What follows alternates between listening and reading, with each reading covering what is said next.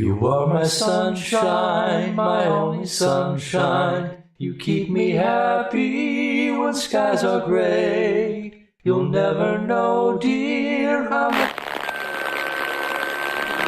Welcome to an evening of old-time radio.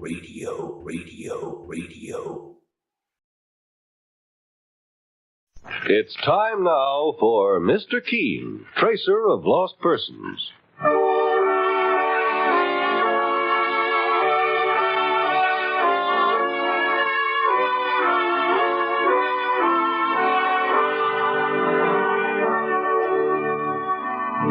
Ladies and gentlemen, Anison and Colonos present Mr. Keen, tracer of lost persons, one of the most famous characters of American fiction in one of radio's most thrilling dramas. Tonight and every Thursday at this same time, the famous old investigator takes from his file and brings to us one of his most celebrated missing persons cases. Tonight's case is entitled The Case of Murder and the Blood-Stained Necklace.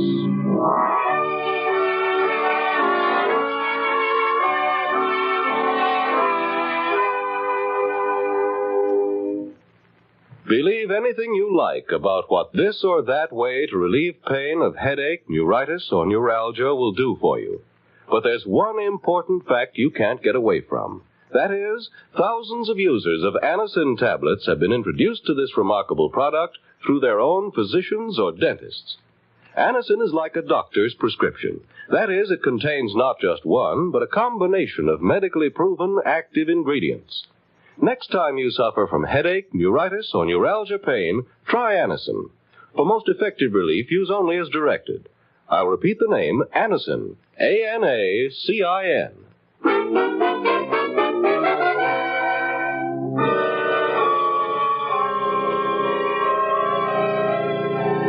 Now for Mr. Keen and the case of murder and the blood-stained necklace. Our scene opens in a corridor of a metropolitan hotel. A man with a briefcase in his hand has been knocking impatiently at one of the room doors. As a bellboy approaches with a pitcher of ice water and some glasses...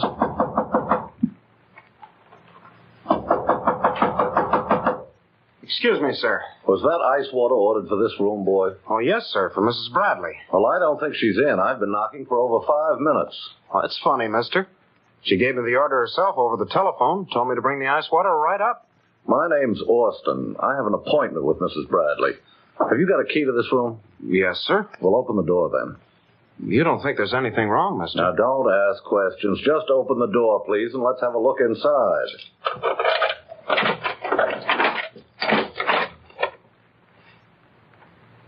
There's nobody here, Mr. Austin. Mrs. Bradley must have gone out right after I talked to her on the phone. Put that tray down and get hold of the police, quickly. Why? What's the matter, Mr. Austin? Look, behind that screen. Holy smoke. It's Mrs. Bradley. Yes, with a bullet through her throat. She's been murdered.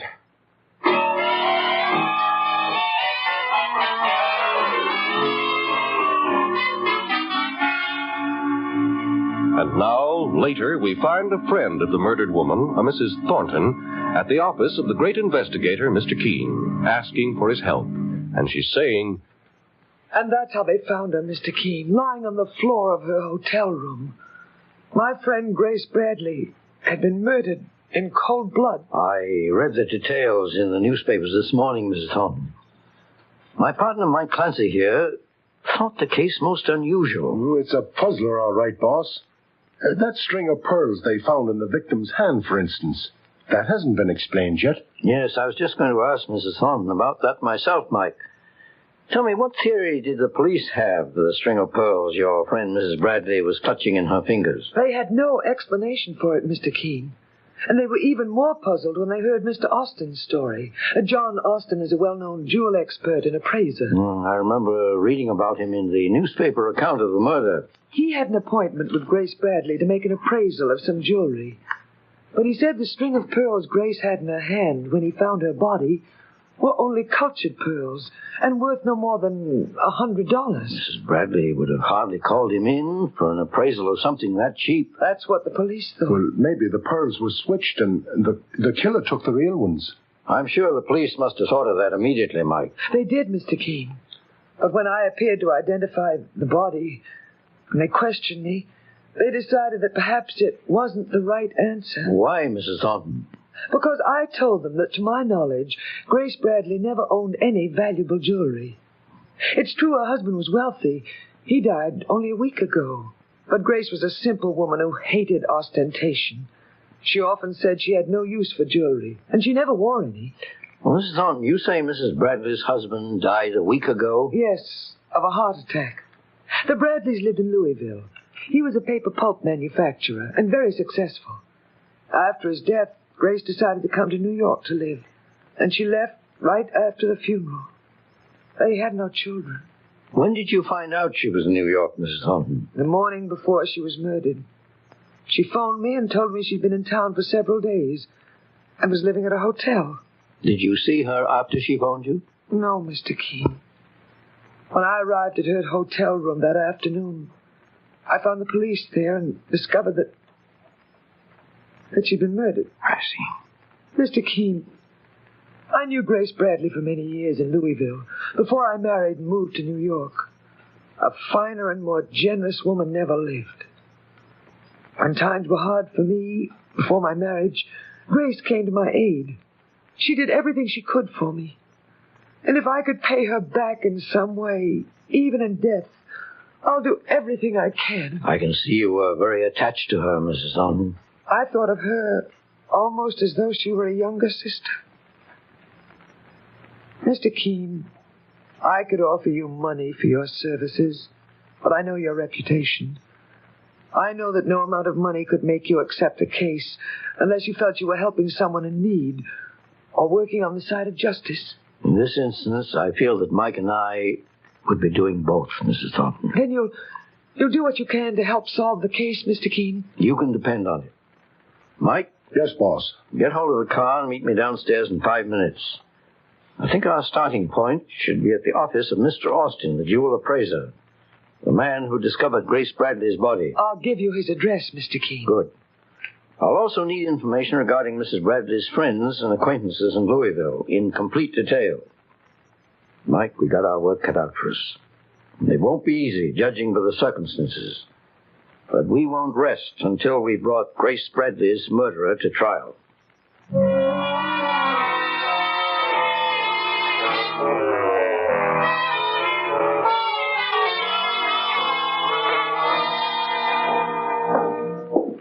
Well, here's the office, Mr. Keene.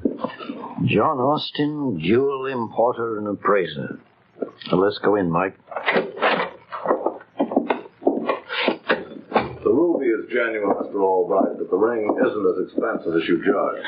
Oh? I'd say it was worth no more than $500. Oh, excuse me for a moment, please. Yes, of course. Yes, gentlemen, what can I do for you? Are you Mr. Austin? At your service. My name is Keene. This is my partner, Mike Clancy. Mr. Keene, the great investigator? I'm very glad to know you, sir. And you, Mr. Clancy. Likewise, Mr. Austin.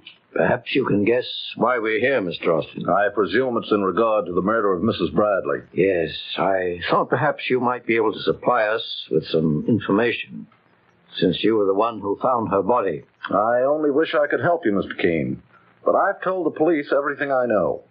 I was called on the telephone by Mrs. Bradley and asked to come up to a hotel suite to appraise some jewelry. Did she specify what the jewelry was? No, she didn't. As you undoubtedly know, a string of cultured pearls was found clutched in her hand. But it doesn't seem possible that she'd called me up to appraise them, Mr. Keene. Well, they weren't very valuable, I take it. For cultured pearls, they were good, but they weren't worth more than $100. Well, would you say it was possible that Mrs. Bradley thought her pearls were real pearls? I wouldn't know, Mr. Keene. Isn't it true that cultured pearls do look like real ones? That is, to people who don't make a profession of handling them? Yes, that's true, Mr. Keene. But if Mrs. Bradley originally bought those pearls herself, she certainly would have known their value. There's no question about that. Excuse me, gentlemen, but I couldn't help overhearing your conversation. My name's Albright, Harlow Albright, and I knew the late Mrs. Bradley. You did? Oh, we weren't close friends, but I was stunned by the news of her death. Have you been questioned by the police, Mr. Albright? Yes, Mr. Keene, but I had very little to tell them. I only met Mrs. Bradley about a week ago, when she sold me this man's ring I just had appraised by Mr. Austin. Unfortunately, I was overcharged, but I'm certain Mrs. Bradley didn't do it deliberately. Did she try to sell you anything else, Mr. Albright? No, just the ring. She said it was her late husband's. Apparently she needed some money very badly, or she would never have parted with it. The police have all those details, however. It was all perfectly above board, I assure you, and Mrs. Bradley's brother-in-law, Ralph Bradley, was a witness to the transaction. Her brother-in-law? I never read anything about him being in the case, Mr. Keene. Neither did I, Mike. You mean he hasn't even spoken to the police yet? Not as far as we know. Well, that's very odd. Do you know where this man can be located, Mr. Albright? Oh, I believe he was living in the same hotel with his sister-in-law, Mrs. Bradley. But that guest list has been checked 4 times by the boys downtown, boss. Sure, if they'd have found another Bradley, they'd have talked to him, sure. There's no question about it, Mike. It's a mystery to me why he didn't appear of his own free will after the murder, Mr. Keene. If I'd had any idea that he was deliberately keeping himself out of this, I certainly would have mentioned his name to the police. Well, Mr. Albright, you say that as if you're quite certain Mrs. Bradley's brother-in-law had a hand in her murder. Oh, perhaps you'll feel the same way when I tell you why, Mr. Keene. I don't know whether or not he was registered in the hotel under an assumed name, or whether the room was someone else's. But when I first met Grace Bradley's brother-in-law, Ralph, he was apparently occupying the hotel room next to the one in which she was murdered.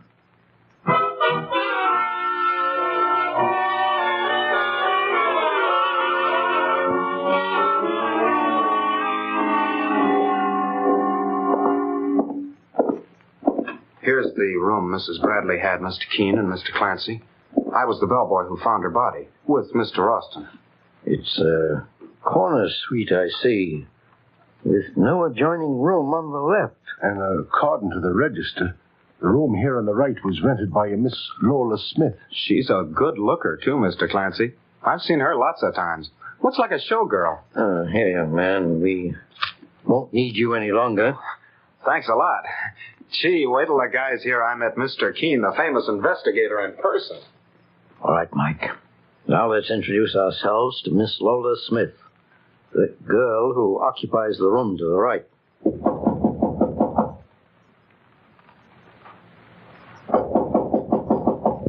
Who's there? Miss Smith certainly got a deep voice, boss. Well? I'm looking for Miss Lola Smith. Who wants her? Tell her... Let me talk to him, Ralph. I told you to keep quiet and stay inside. You're acting like a fool. I have nothing to hide. Who are you two? What do you want here? My name is Keene. This is Mike Clancy. Keene? The investigator? Well, I knew you'd drag the cops into this sooner or later.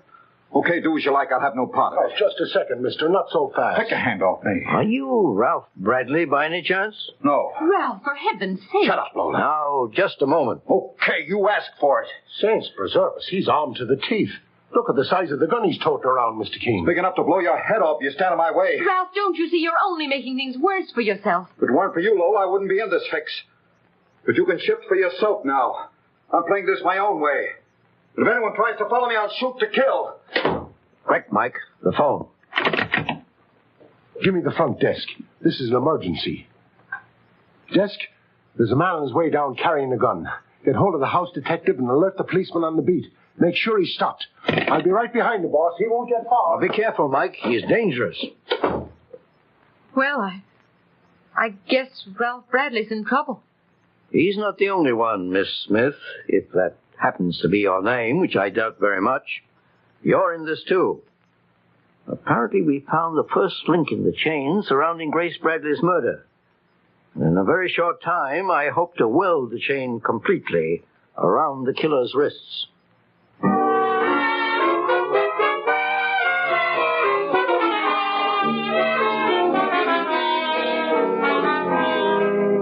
In just a moment, we'll return to Mr. Keene and the case of murder and the blood-stained necklace. Meanwhile, beware of unpleasing breath that breathes between teeth. Get Colonos toothpaste with amazing dental floss action for a clean mouth and a pleasing breath. Most unpleasing breath breathes between the teeth in the deep recesses where food particles can collect and decay. These are the places that must be reached to have a really clean mouth, a pleasant breath. Your dentist knows this to be true. Now, Colonos toothpaste gives you dental floss action. That is, sends thousands of active cleansing bubbles to penetrate hard-to-reach dental areas. Helps dislodge bits of food that can cause unpleasing breath and tooth decay. What's more, Colonos has high polishing action. Brightens dingy teeth by removing ordinary yellow surface stains. Colonos is gentle, safe for even children's teeth and tender gums. Enjoy its cool, clean, minty flavor. Most refreshing toothpaste ever. Test Colonos in your own way. Keeps your teeth bright, your breath right. Colonos toothpaste is dentist approved, dentist recommended. Get the Colonos with dental floss action today. Save 31 cents on the giant economy size. Now back to Mr. Keene and the case of murder and the bloodstained necklace. Mr. Keene, the famous investigator, and his partner, Mike Clancy, are investigating the strange circumstances surrounding the murder of Grace Bradley, an attractive widow whose wealthy husband had recently died. In the hotel where Mrs. Bradley's body was found, with a string of inexpensive cultured pearls clutched in her lifeless hand, Mr. Keene has been questioning Ralph Bradley, the murdered woman's brother-in-law, who has just attempted to make his escape from the hotel room occupied by a girl named Lola Smith. Now, a few minutes later... Inside, Bradley, and behave yourself. And he never even got as far as the hotel lobby, Mr. Keene. I cornered him on the third floor as he was trying to open a fire escape window in the back. I see you put a pair of handcuffs on him, Mike. He asked for him, boss, when he tried to get away. I'm not a criminal. I haven't done anything. Why don't you leave me alone? Bradley, your actions certainly place you in a suspicious light. Why did you try to get away, Ralph? Don't you see? Never mind the lectures, Lola. You're in this as deeply as I am, and don't forget it. I suggest you both tell the entire truth. Well, there's nothing to say, Mr. Keene. I met Ralph Bradley a week ago when he came to New York. And what about his sister-in-law, Grace Bradley? Did you meet her, too? Only casually. She was murdered in the room next to this, Miss Smith. And you checked in this one the same day Mrs. Bradley occupied hers. That was just a coincidence, that's all. And is this a coincidence, too? How dare you open my purse? What have you found, Mike? Well, you were right about her name, boss. According to these cards in her pocketbook, her name isn't Smith any more than mine is. It's Cook. That's not the first time she changed it either. I wouldn't talk too much if I were you, Ralph. That's what I said to you, Lola. But since you've decided to leave me holding the bag, I'm going in for a little self-protection of my own. And what have you got to say, Bradley? I advise you to be honest. If I detect any trickery in your story, I'll have my partner, Mike Clancy, escort you to headquarters at once. All right. I followed my sister-in-law, Grace Bradley, to New York after my brother died. Why? Because I thought she cheated me out of my rightful share in his estate. Had his will been read yet? No. For all I know, she destroyed my brother's will and claimed his money and property as his closest survivor. What did you expect to gain by following her here? Information, maybe. I met Lola here and introduced her to Grace. I thought Lola might be able to get her to talk. But there was nothing criminal in what I did. We'll decide that later, Lola Smith. Bradley, were you present when your sister-in-law, Grace Bradley, sold a small ruby ring to a man named Harlow Albright? Yes. I was there, Mr. Keene. The ring was my brother's. And you still believed your sister-in-law came into a fortune when she had to sell something like that to get a little money? It was a trick. She only did it to put me off the track. She wanted to make me think my brother died broke. I doubt if it was a trick. But we'll settle the question of your brother's estate in a very few minutes. Do you happen to know the name of his attorney? Barton and Nesbitt in Louisville. Mike, put through a phone call to that law firm and inquire about the will of Grace Bradley's husband. Okay, boss. In any case, Mr. Keene, you've got nothing on me. Ralph's story proves that. On the contrary, it might make you an accessory to a murder, Lola. What? If Grace Bradley's husband did leave a large estate, her brother-in-law would probably inherit it after her death. And you were working with him in one way or another. But that's ridiculous. Do you think I'd do anything as obvious as outright murder, Mr. Keene? It's been done before, Bradley. Let go of me! What are you up to, young man? Nothing! Let go, I tell you! Why, it's Harlow Albright. Inside, young fella. Mr. Keene may be interested in talking to you.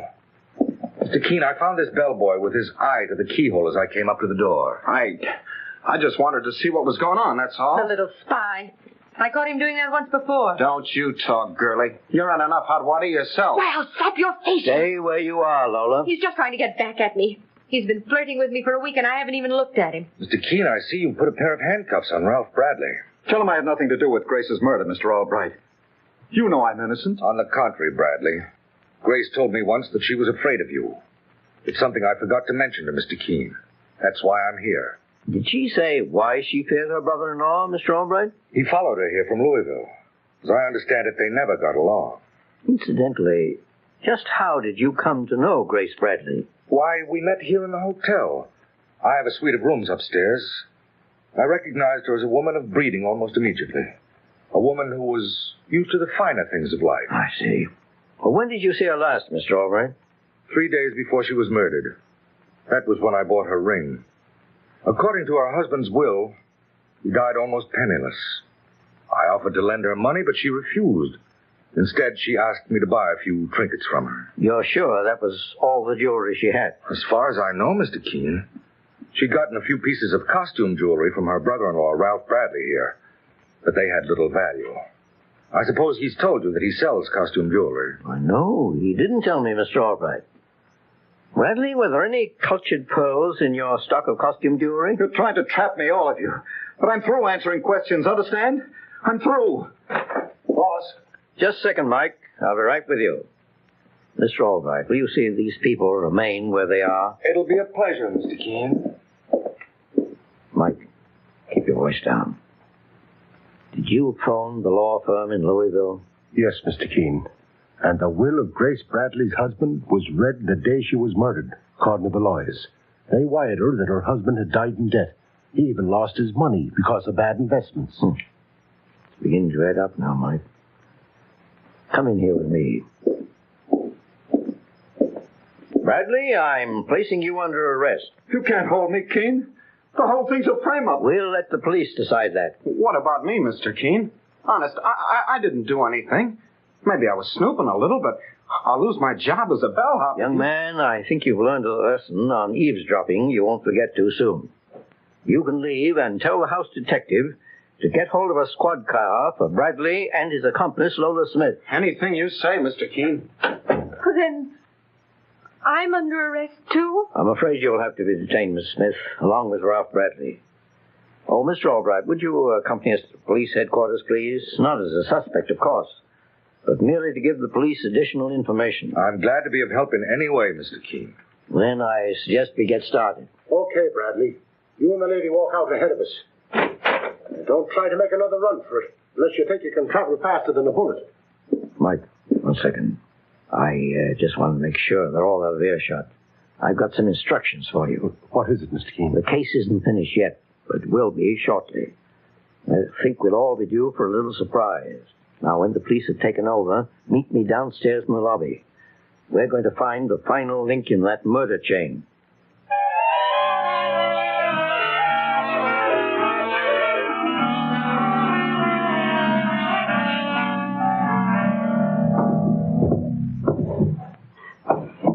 Have you tried that bureau yet, Mike? Yes, Mr. Keene, I went all through it. We've practically gone through the entire suite.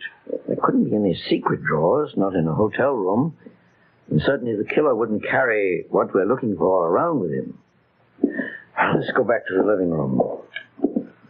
Oh, we've gone through everything in the place, Mr. Keene. Looks as though this time we're stymied.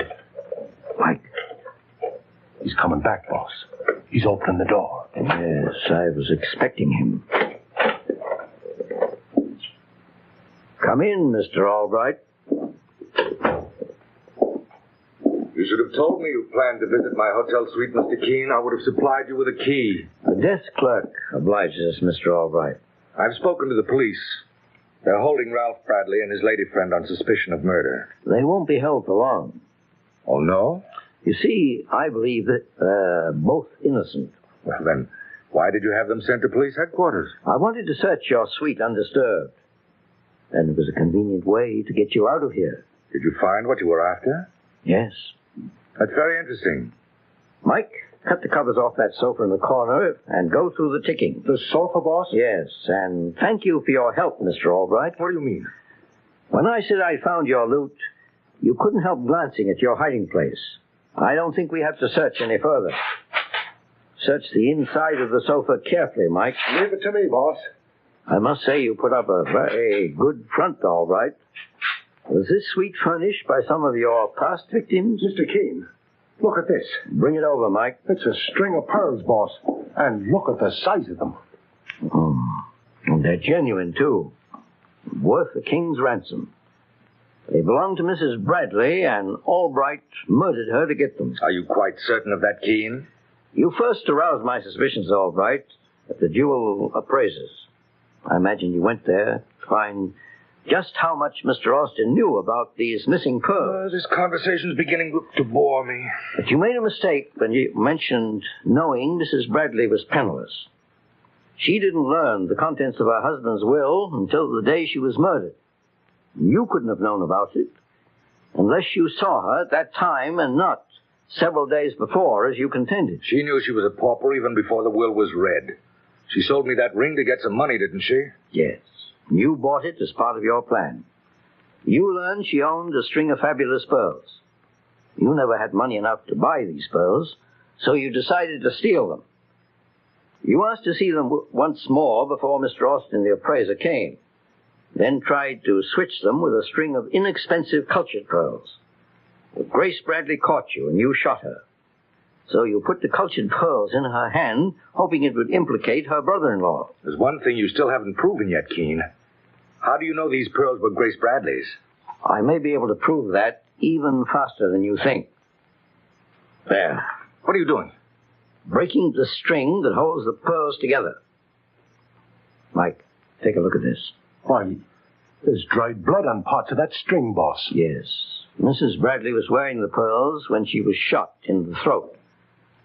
Harlow Albright wiped off the obvious bloodstains from the pearls, but he neglected a bit of string between each pearl. Is that proof enough, Albright? I'll kill you. No, you won't, mister. Not unless you want a taste of what your victim got. Keene, listen to me. Those pearls are priceless. We can share them and both be rich. They were collected in the South Seas in a shark-infested lagoon. Grace Bradley told you that? It was all her husband left her. She never even knew he owned them until the day before he died. He told her he was dying broke, but he'd kept the pearls for just such a time. We can sell them for $1 million, and no one would be the wiser. Where you're going, Albright, even $1 million wouldn't do you any good. Take him away, Mike. From here, Harlow Albright goes to trial for murder.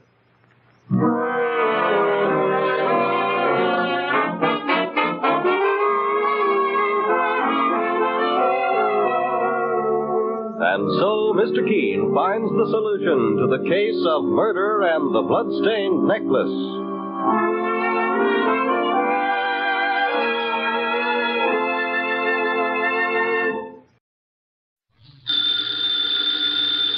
Ladies and gentlemen, the ringing of that phone bell means mystery, adventure.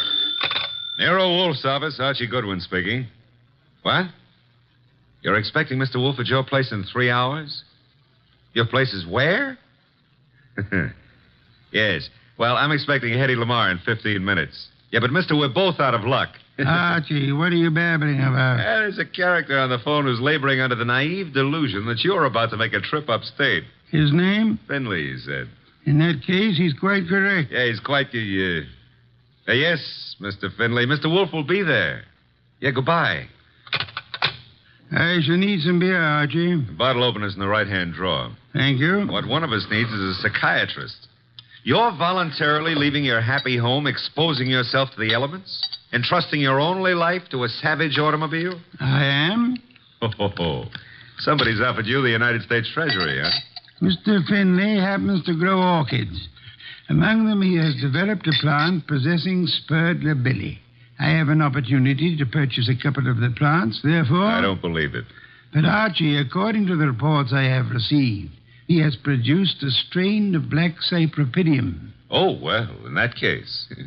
But, Mr. Wolf, while it's true that black may be the color of your true love's hair, it is also true that black is the color of funerals.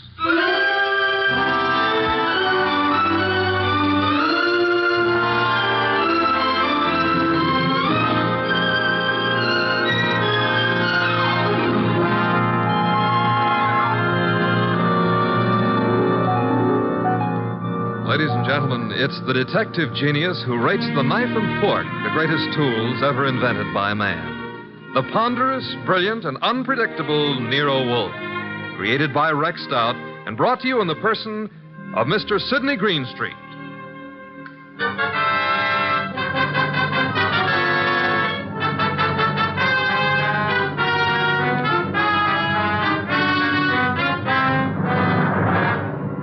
Beginning of the case of the Phantom Fingers actually had nothing to do with black orchids.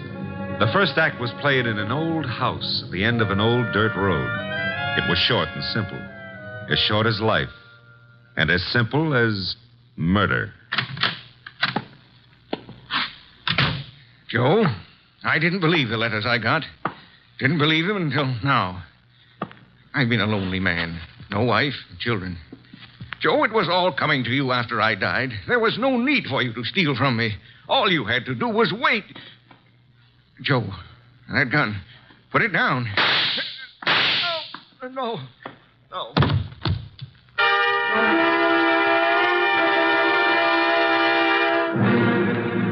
Archie. Yes, Mr. Wolfe. How much longer? Oh, an hour, maybe. Why? I'm a fool. Yeah, well, payday's tomorrow. I refuse to agree with you. Besides, the trip's been fine so far, huh? So there's snow on the road, but, Phooey. Well, it's nice snow.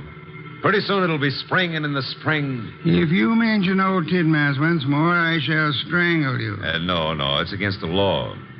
But you know, if that snow melts much faster, the trees won't look so pretty.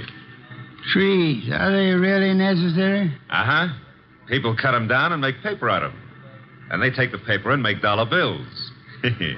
Mr. Wolfe, we're surrounded by future thieves. I prefer the finished product. What on earth is that? Sounds like a river. Indeed. Except there aren't any rivers around here. Hey! Yeah? Up ahead. What? Huh? It's a river. Only it isn't a river. It's wet. It's wet and it's got waves on it. Had to start raining, too. Nature. Phooey. The road behind us is covered with water. We just have to keep going onward and upward. Would you like to recite Excelsior to me? Why, sure. Shades of night were falling fast when through an alpine village passed... An idiot of your caliber, no doubt. Oh. That infernal engine has died. No, the road dips up ahead. And where it dips, there's a junior Mississippi growing up. Splendid. Not so splendid. We can't go back and we can't go forward. Why not? They didn't build this model to swim. No foresight.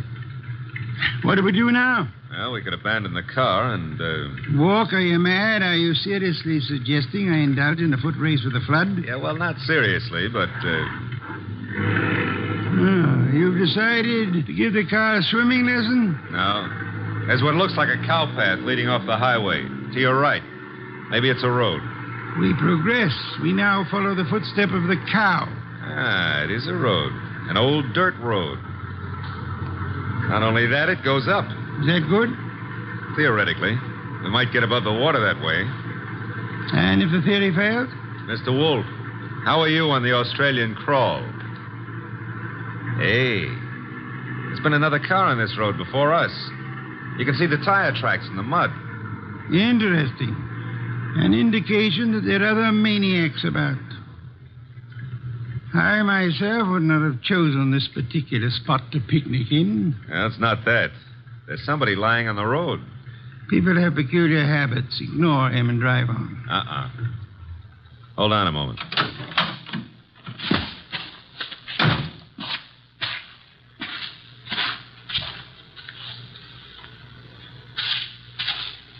Mr. Wolfe, you better come out here. My madness has its limits. The answer is no. Serious, Archie? Very serious. Oh, very well.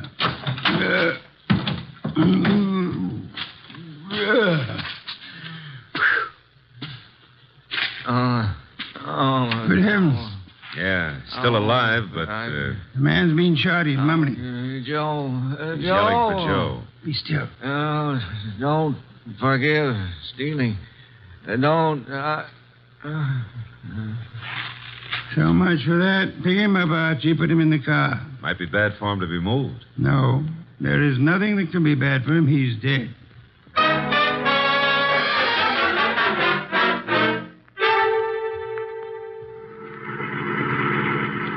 Is this blasted road leading anywhere, Archie? Well, seems to be a clearing up ahead. Maybe. Hey, it's a house. Splendid. I'm not so sure.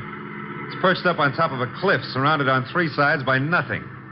On the side facing us, there's a deep ravine and a small wooden bridge. An island in the air. Yeah. High enough to keep above water, maybe, but... Now, that bridge doesn't look too good. Rain may have weakened it. I have no choice, Archie. I have no intention of being drowned in these barbaric surroundings. The bridge, Archie. Okay, hold on. No, the thing's collapsing under us.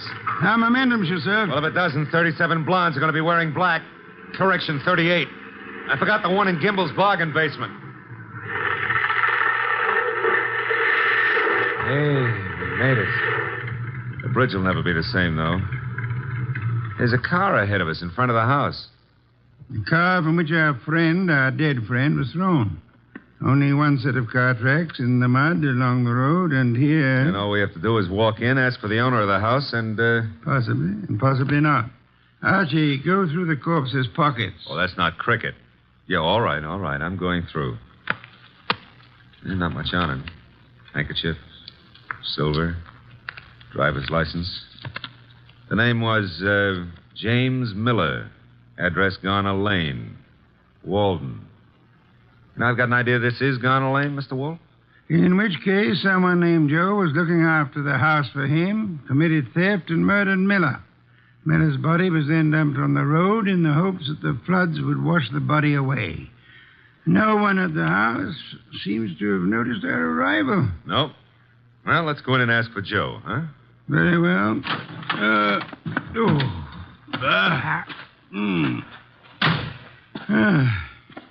Hard. With the bridge down, there's absolutely no way of getting on or off this place. Except for a mountain goat. I don't know any mountain goats. I used to know a plain goat once, though. Indeed. He ran at the 5th at Jamaica. Stop maundering. I never maundered. Also, I never win bets on horse races. That's why I continue to work for you. That is also why you had better ring the doorbell. Okay. Nobody's going to break a leg rushing to open the door. I suppose you try it. I have had more than enough of the weather. Is that polite? Besides, the killer may have some more bullets in that gun. Are you afraid? Sure. Fooey, the door, Archie. But old Dr. Tidmouse would say... Well, never mind.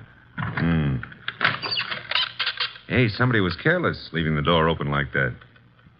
On the other hand, has a spider ever shut its web? The answer is no. Are we flies? Yes. Out of my way, Archie.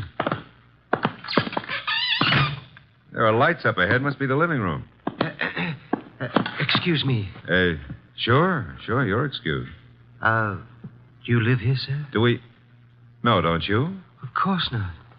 This is very strange. I came out to see the people who live here, or the person. I found the door open and no one about. I've been sitting in this corner now for a long time. Well, it's a pity no one offered you a plum pie. Then you could have stuck in your thumb. You saw no one enter, sir? No one at all. I didn't want to go any further. It would have seemed like prying. Perhaps you had better come along with us. Well, all right. You know, this place, it has an evil atmosphere. Certainly has. What it needs is fresh air. Fooey. This would be the living room door. Ajar a bit. It is. Looks as pretty as a picture. Oh. Hello. Well, just think of it. 5 minutes ago, you know, I didn't know you existed. And you didn't know I existed. And now... Archie, your existence would have a sudden end unless you keep quiet. Excuse us for intruding, Miss... Intruding? Oh, but I really should ask you to excuse me. You do not live here? I wish I did, but... You see, I've been out walking. I live maybe a mile from here, and then when the flood began, I thought I'd come in here and stay for a while. And you found? An empty house. That's not what I found. As old Dr. Tidmouse has often said... Go through the rest of the house, Archie. Go through the... Well, never mind. I'll, Shh. That sound? Somebody's walking. Coming downstairs. I'll go and see. Hey, you! Come on into the living room. Meet your guests in one or several pieces, as you prefer. What? Oh. Hiya, folks. Ah, a host at last. That's very funny. I think I'll laugh. Ha, ha. May I ask why? Because this here ain't my dump. I was just casing the joint. I mean, I was just taking a stroll. Through the house? I'm eccentric. Oh, clever. However, I think you'd better stay. Why? Because you may turn out to be the owner of this house after all. I rather think introductions are in order. Well, I'm Peg Shirley. My name is Wagner. Joseph Wagner? Lewis. How about you, Stroller? Cregan. Sam Cregan. Peg, Louis, Sam. Mr. Cregan, while you were strolling upstairs, did you notice anyone else about? No. There was no one outside when Archie and I entered. The bridge is down, effectively cutting us off from further visitors. We may assume, therefore, that we are the only people in or about this house. Yeah, it's cozy, ain't it? Which further means that one of you three is a murderer. What's it you say? The murderer is the person who owns or lives in this house. All three of you denied being that person. Conclusion, one of you is a liar. I hardly expected a full immediate confession. However, we are absolutely isolated here. No one is going to come or leave until we have our killer. You know, you can't really keep us here. The flood can and will. Remember, the bridge is no longer. So you see, just the five of us alone. No one else inside the house, no one outside. Therefore... Correction, Mr. Wolf. Maybe it's a branch or something tapping against the door. Unlikely. Archie. Okay, I'll go see who or what it is. Hey. Who in the world is that? What? I got him. Somebody shut the door. Yeah, all right, I get it. A disreputable and unwashed gentleman, head badly hurt. Is he conscious, Archie? I don't know. He's mumbling something. Legs pushed off. Fell from the ledge. He's passed out. I guess he was trying to say that somebody pushed him out on a ledge. On the side of the cliff, maybe. He must have regained consciousness and crawled to the house. Where'll I put him, Mr. Wolf? Bedroom, I suppose. We'll need first aid. We can't get a doctor. Cregan, where are the bedrooms? Yeah, one right up at the head of the stairs. And don't ask me how I happen to know. Which on Archie? Okay. I'll need somebody to help me carry him up without shaking him too badly. Cregan? Okay. Let's go. As for the rest of you, Mr. Wagner, Miss Shirley, I suggest we return to the living room. But I don't see any reason why we should take orders from you. One of you is a murderer. I include Mr. Cregan, of course. Oh, but that poor man wasn't dead. Not for lack of trying. However, I was not referring to him. You mean someone else has been killed? Precisely. That is why I hope we shall not hear another knocking at the door. It could only be a corpse.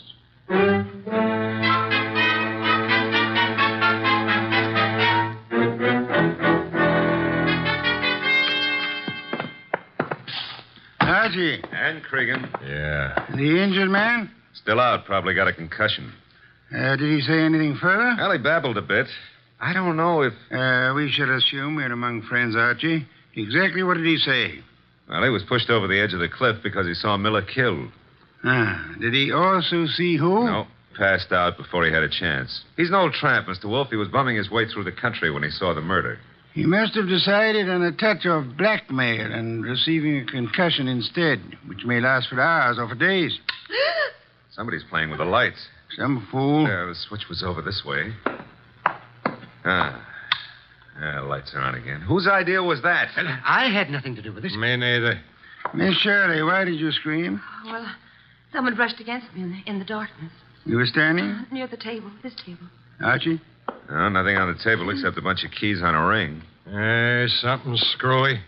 Why should a guy put the lights out just to deposit a bunch of keys on a table? Obvious. Without doubt, those are the keys of this house. Possession of them would have disclosed which of you lives here and which of you therefore killed Miller. It's late. I shall sleep down here, lacking an elevator to transport me upstairs. The elevator's lacking. Yes, the rest of you should be able to find bedrooms upstairs. Good night. Archie. Yeah? Follow them upstairs. Spend the night awake. Okay.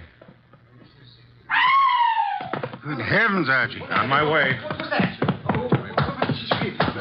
I don't know. What's cooking up here? Somebody's playing with the lights up Strike here, a match. You don't have to. I got a flashlight. Oh, here it is. Light switch.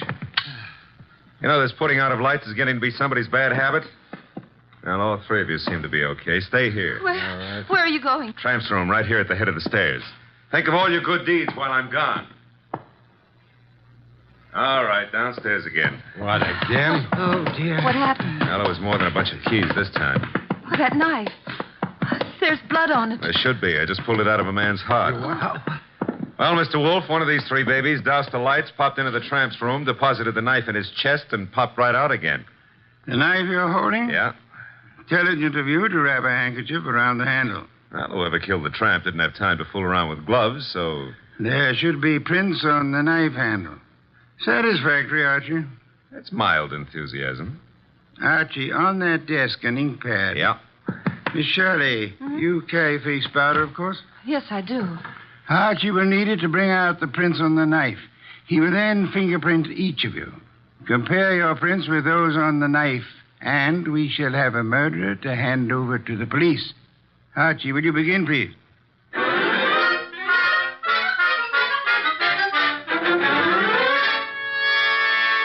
Here they are, Mr. Wolf.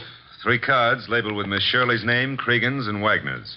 Their respective prints are on each card. Good. I have the knife here. Several quite distinct prints on it. It should be child's play to, Archie. Yeah? Take your own prints and mine. What? Do as I say quickly. Yes, sir. All right, give me your thumb. Thank you. That's it. Now mine. Thank me. That's it. There's something wrong. Something wrong and deadly loose in this house tonight. Well, there's a card with your prints and mine. Thank you. Now you got 5 cards altogether. So I have. Archie. What now? Take the ink pad and a fresh card with you. Where am I going with them? Upstairs? But, Mr. Wolf, there's nobody upstairs except the corpse. Precisely. It is his prints I want.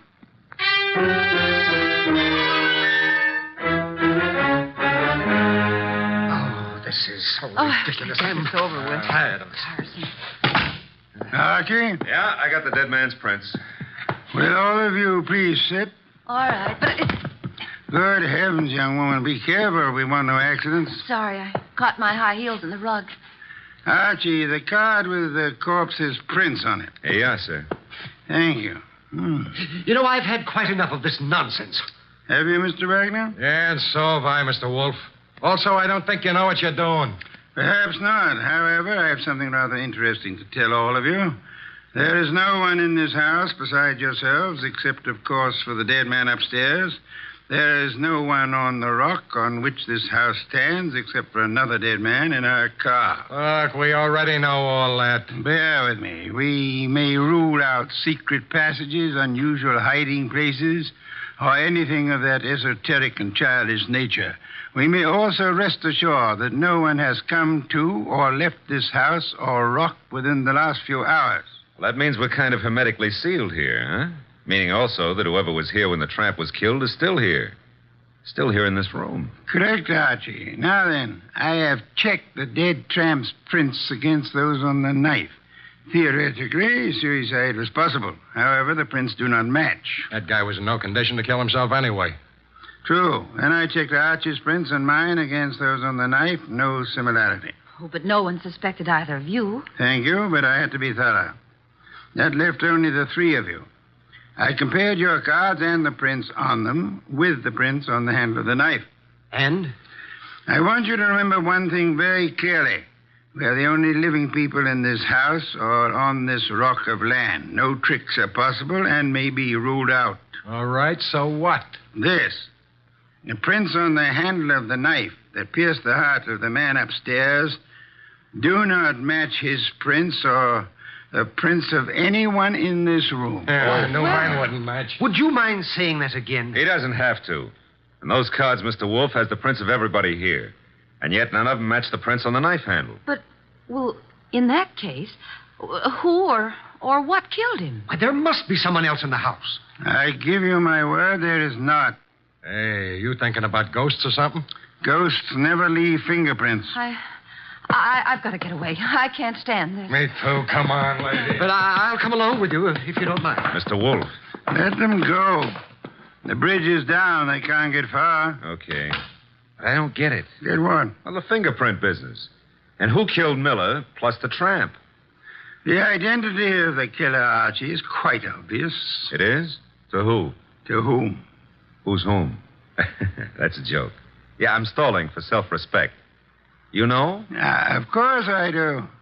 I have no conclusive proof, however. I had hoped the fingerprints would be of assistance there, but they proved to be phantoms. I'm still smarting about the other thing. You know, it's at times like this that I almost agree with you about my intelligence.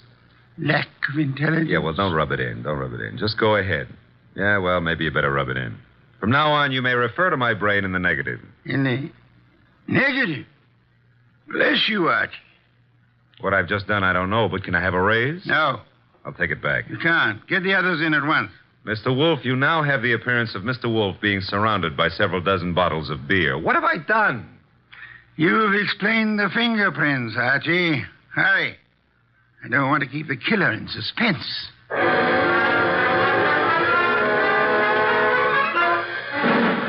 I don't care. No, I'm very nervous. I don't like this. Archie. They're all here. Yes, but they're all making a noise. Stop them. Miss Shirley, Mr. Cregan, Mr. Wagner, will you please shut... Mr. Wolf, they have. Thank you, Archie.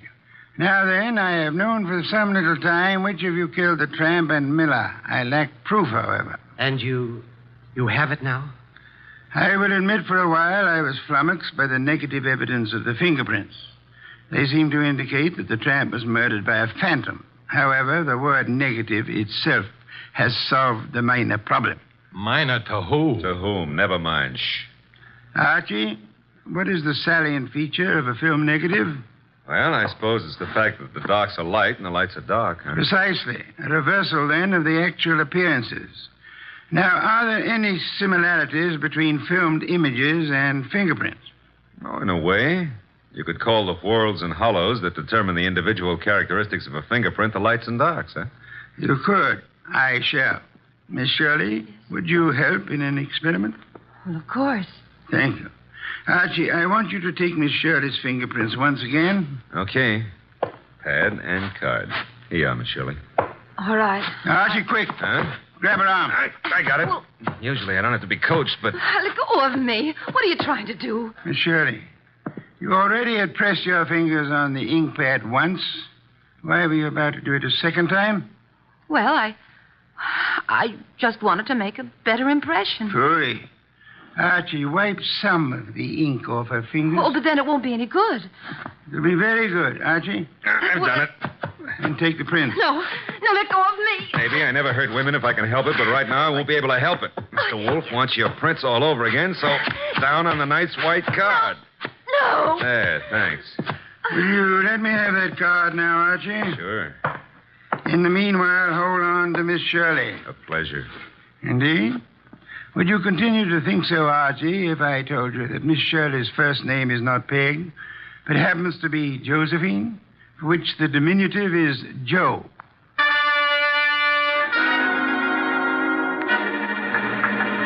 Glad they're fixing the bridge.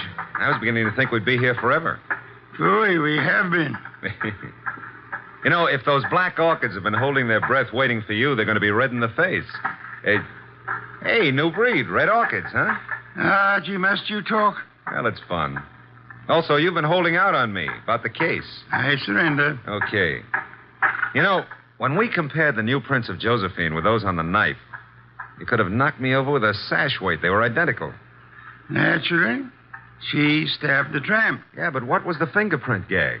She merely loaded her fingers so heavily with ink that she falsified the markings. She filled up the hollows and walls with ink. The result was that ridges became hollows and vice versa, in the same fashion that a photographic negative falsifies lights and darks. You got that when I mentioned the word negative. It works, huh? Try it sometime. Yeah, the very next bank I robbed. But you said you knew who killed Miller and the tramp even before you exposed the fingerprint gimmick. How? We knew Miller's murderer lived in this house. Had been stealing from him and so on. Stealing what? Cash, of course. He, as the girl admitted, was an eccentric, kept his money on the property. Cregan had probably heard of it, hence his casing of the house.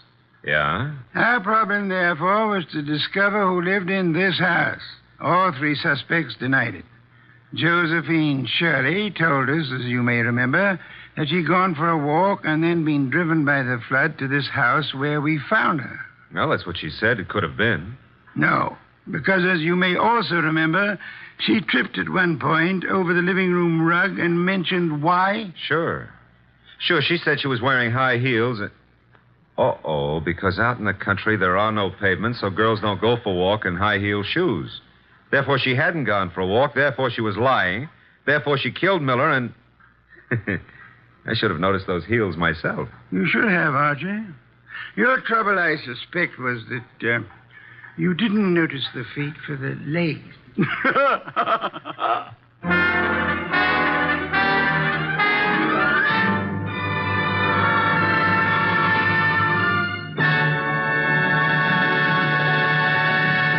You have been listening to The New Adventures of Nero Wolfe, starring Sidney Greenstreet.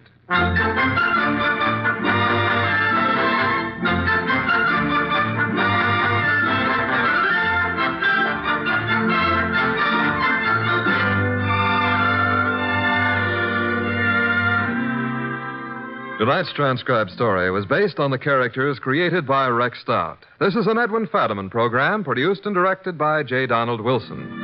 In the cast were Gerald Moore as Archie Goodwin and G.G. Pearson, Howard McNear, Tim Graham, and Eddie Fields. Next week at this same time, Nero Wolfe and Archie will bring you The Case of the Vanishing Shells. Don Stanley speaking. After all, if your husband is chasing a murderer, well, it doesn't look very nice for him to have his face smeared with lipstick, now does it? Especially if it's another woman's lipstick.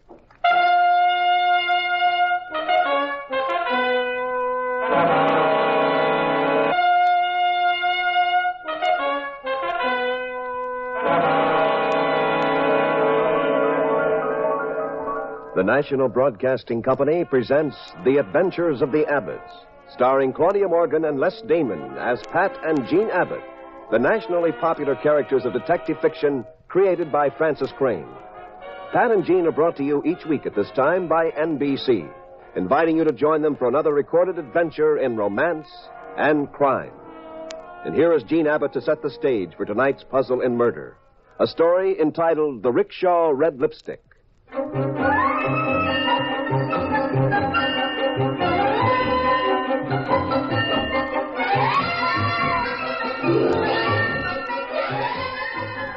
Very much against Pat's wishes, I went down to the San Francisco waterfront with him.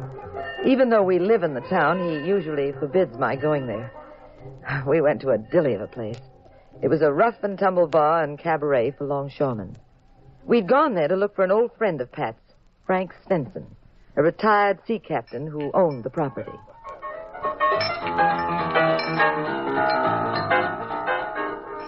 You see Mr. Svensson anywhere, Pat? No. I can't understand what's become of him, Jean. Last week when he phoned me, he sounded very worried. Sell the lady's fortune? Would the lady want to know the secrets that lie in the card? No, thank you. Yes, thank you. Jean, darling, in case you haven't heard, fortune-telling is a lot of malarkey. Oh, but that's where you're wrong, sir. If Madame will try, you shall see how accurate my predictions are. It is only $1. It's a fake, Jean. The whole thing is a fake. But, sir... Now, look, never mind the fortune. Just tell me something. Is Frank Svensson around? Swenson? Yes, he owns the property here. I am sorry. I've never heard of him. Oh, Madame. Very interesting. Ilona sees you have a fascinating palm. Now, if Madame would like... What do you see, Ilona? I see many handsome men. Oh. You do? Of course, they are dim in the past. Maybe you'd better skip the past, Ilona. I should say not. Let's hear about it. I didn't know you had a lot of men in your past, dear. Oh, there's one in particular. A continental type. Oh, there is? Oh, you was very important in your past, Madame. Well, just skip it, will you? A lot of this fortune-telling is malarkey. Oh, it is, isn't it? Well, I'll have you know that these fortune tellers are very accurate sometimes. Now, go ahead, Ilona. Madame was dancing with this man, some years ago. Ilona, maybe you'd better tell my fortune from the cards, Never mind the past? Oh, not on your life. A continental type, huh? With oil in his hair, maybe? And a little mustache? Pat, I did know a few men before I met you. But what of it? Aha! This line in the palm, the love line. It turns toward this man in your past. You saw him many times, and then That one night... will do, Ilona. Thank you. That's all. The end. Cut. No. Go on, Ilona. Take a real good look at her hand, and then tell me. Yes, Mr... Abbott. Pat Abbott. This is my wife, Jean. Now, tell me... yes? What happened that one night with that broken-down Romeo? He was not broken down, and he was not a Romeo. Well, that night, the palm tells me that they... Thank you, Ilona. That's fine. I'm so sorry you finished. Pay her, Pat. Oh. Pat, please. Okay. Here you are, Ilona. $5? Yes, it was worth it. Oh, you are so sweet. For that, Ilona kissed you. Hey, Thank you. Muchas gracias. But I have suddenly developed a violent dislike for that woman. Oh, why? I think she was very interesting. The palm is so fascinating. Wipe that lipstick off your face and stop grinning. She couldn't help kissing me, Jean. I affect women that way. Hey, look at my handkerchief. What color is that lipstick she has? Oh, it's a new shade, Pat. It has purple in it. That's why it looks so funny. Hmm? It's called rickshaw red. Makes me seasick. Pat, there's a fight over at the bar. Well, sit tight, dear. Be prepared to duck. One of them's awfully young, Pat, isn't he? Looks like he's about 19. Well, he shouldn't start anything with that big fellow who's talking to him. He'll get his jaw broken. Don't worry, Jean. That kid can handle himself. Well, he doesn't look that way to me. Bring a chair. Keep behind this table, Jean. Pat, the big fellow will kill that young boy. Pat, they have guns. Stop them. No, it's too late. Keep down, Jean.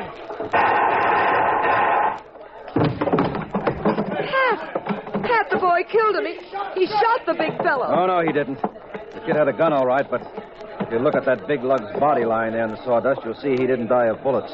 There's a knife in his back, Jean. While they were making fireworks with the gun, somebody in this place tossed a knife into that big boy on the floor. The boy, Pat, he's coming over here. Please, help me. I gotta get out of here. Huh? They'll hold me for the cops. Look, I didn't kill him. Someone threw a knife. That's what killed him.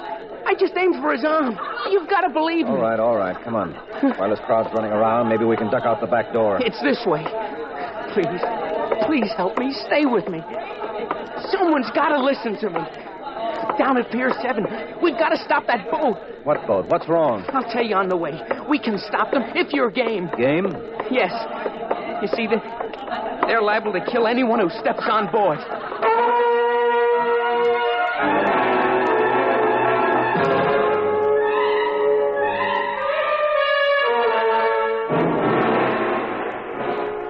The young boy stood there in the smoky barroom with the crowd milling around. Blood was streaming from his mouth where the big fellow smashed him with his fist. He was hysterical. Pat grabbed him with one arm and me with the other. Then he practically carried us out of there past the dead body lying in the sawdust, through the back door and into a cobblestone alley. As we ran toward the docks, the boy calmed down. Pier 7 is this way, Mr. Abbott. You know my name. I don't know yours. It's Lee. Lee Reynolds. Hurry, we haven't much time. All right. And what boat are you taking us? What's this all about? The boat's the Anna Marie. I signed up to sail with her last week. She leaves tonight. She's commissioned to carry food to Europe, registered for a special United Nations cargo. All right, go on. Listen, if we're going on board, your wife better wait here. On this ship, they play for keeps. He's right, Jean. Well, if you make me stay here on dock, I'll only follow you once you've gone. Sorry, Lee. She's the stubborn type. Keep talking. Well, the boat's across the street here, and you... Oh, look out for that trap! Pat, look out! Pat, are you all right? Yeah. It was awfully close, though. These dark streets. I'm surprised they don't have more accidents. That wasn't an accident. Huh? Somebody wants to keep us off that boat. What's on that ship? I don't know exactly. That's why I haven't told the police. It'd take too long to convince them. By that time, they'd sail. But there's something in that hold. There must be something in the hold of that baby. Something very hot. From the minute I got on board, Mr. Abbott, everybody acted kind of screwy. The captain, the steward, everybody. And they won't let me go near the hold. By the way, who's the big fellow you got into the brawl with? He was in the crew. I told him that I knew it was a phony cargo of some kind. I threatened to talk. I'm no crook. Well, he blew his top. But I didn't kill him. My shots went wild. Whoever threw that knife killed him. All right. Where'd you get the gun? In a hock shop in Chinatown. I knew I'd need one just as soon as I got mixed up in this deal. Well, you better give it to me. You'll get into more trouble with it. No. Hmm? I want to keep it. All right, Lee, you can keep it. There's the ship. Supposed to be loaded with food packages for European relief. Well, they haven't got steam up yet. We have some time anyway. All right, what's the setup, Lee? Want to sneak down into the hold? No, that won't work. They have it watched. I found that out. I think it'd be smarter to go right in and talk to the captain. Look, Mr. Abbott, you're a private detective. You might get an angle. It'd fool them, too. Walking in right to the captain's quarters. They won't suspect us. Well, that makes sense. Here's the gangway. What'll you tell the captain, Lee? Well, I'll say you're friends of mine. Visiting. I wish you'd go home, Mrs. Abbott. I don't think this is going to be a very pleasant visit. I wish you'd be quiet, Mr. Abbott. I wouldn't go home now for anything in the world. There are the captain's quarters. Come in. Excuse me, Captain. What is it, Lee? This is Mr. and Mrs. Abbott, friends of mine. I invited them on board for a visit. I thought I made it clear to you that we don't allow any visitors. Oh, Captain, I've heard a skipper's usually very proud of his boat. You've a wonderful ship here. Never mind the charm, Mrs. Abbott. I'd appreciate it if you and your husband would get off the boat. You have a cargo of food for Europe, they told me, Captain. Do they? Yes, Lee was telling me how glad he was to be on an assignment like this. You talk too much, Lee. You talk about everything but yourself. Did he tell you he's a jailbird? No, he didn't. Well, you should be more careful of the friends you select, Mr. Abbott. Now, if you leave... I told you I won't stand for no visitors. Or shall I have the crew escort you off? Okay, Captain. Coming, Gene? Lee? Oh, thanks for your hospitality, Captain. Get off this ship! The deck's this way. You want to sneak into the hole now, Mr. Abbott? No, not now, Lee. I have another problem on my mind. I'm going back to that bar. To the bar, Pat? Yes, I want to know what became of Svensson. Who's he? A friend of mine. He owned the property where the bar is. Well, what's that got to do with this boat? Plenty. If they're working some kind of a racket on this ship, they need a headquarters. A spot near the water. And Svensson, who owned that bar just a block or so from here, has disappeared. Now, that's interesting. I'm going back there and play hide and seek. Now, you wait here, Lee. But... You come with me, Gene. But the ship, it'll sail. And if we could get down into the hole and find out what they've got there, we might be able to stop them. Well, we'll have to take that chance. Now, you stay on board, Lee. When I come back, I'll stand on the dock and whistle. Like this. You got it? Right. And I'll whistle the same thing back to you. That means it's okay to come on board. Good luck, Mr. Abbott. Bye, Lee. Careful, Gene. Watch the gangway going down. Uh-huh. Pat, do you trust Lee? Why do you say that? Well, he insisted on keeping his gun. And the captain said he was a jailbird. Might mean something, yes. How about the captain himself? Well, we can't do anything until we find Svensson, darling. He'll clear this up. If he's alive.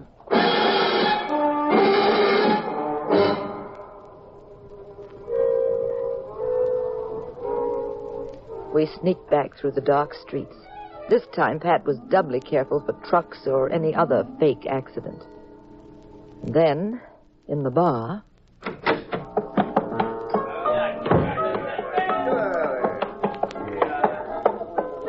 a waiter came over to us. All right, what do you have? Just a beer, thanks. Nothing for me. Okay, one beer. Just a minute, chum. You seen Frank Svensson around? I never heard of him.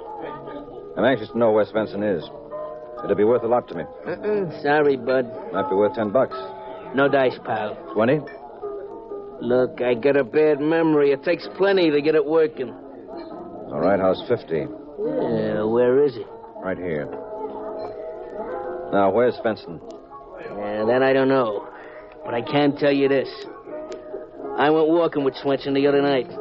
Down by 23rd and Canal. It was very dark, and somebody walloped me over the head. Yeah. I didn't see who it was. I went out cold. When I come to, Swenson was gone. I ain't seen him since. And the new head waiter here told me to stop asking about him if I didn't want to get my head handed to me. Oh, thanks. Now, look, I'm telling you this because I like the guy, you understand? It ain't the door, no. I'm the sentimental type. Yeah, sure. There's one more question. Yeah? Where's the telephone? Yeah, by the front door. To the left, you see it? Okay. Well, who are you going to call, Pat? The harbor police. What? I want to invite them to go fishing. Oh, Pat, stop clowning. I'm serious, Jean. I want them to come fishing with me for a corpse.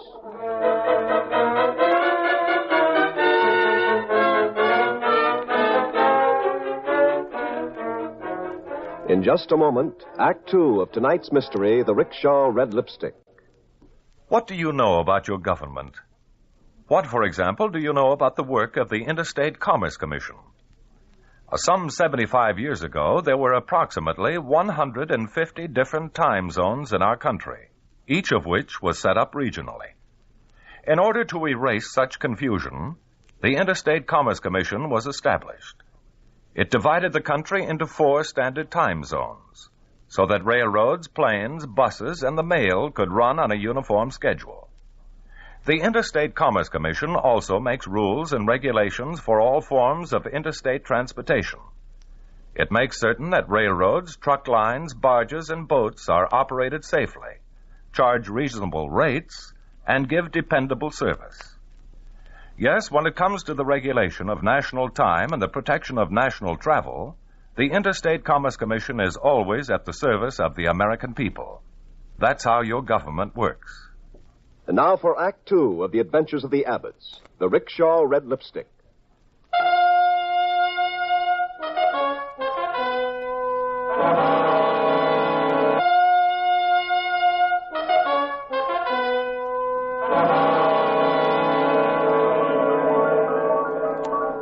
At Pat's request, the harbor police met him at 23rd and Canal with dredging equipment. Their spotlights searched the water, while Pat and I stood on a police boat, idling at the wharf, watching.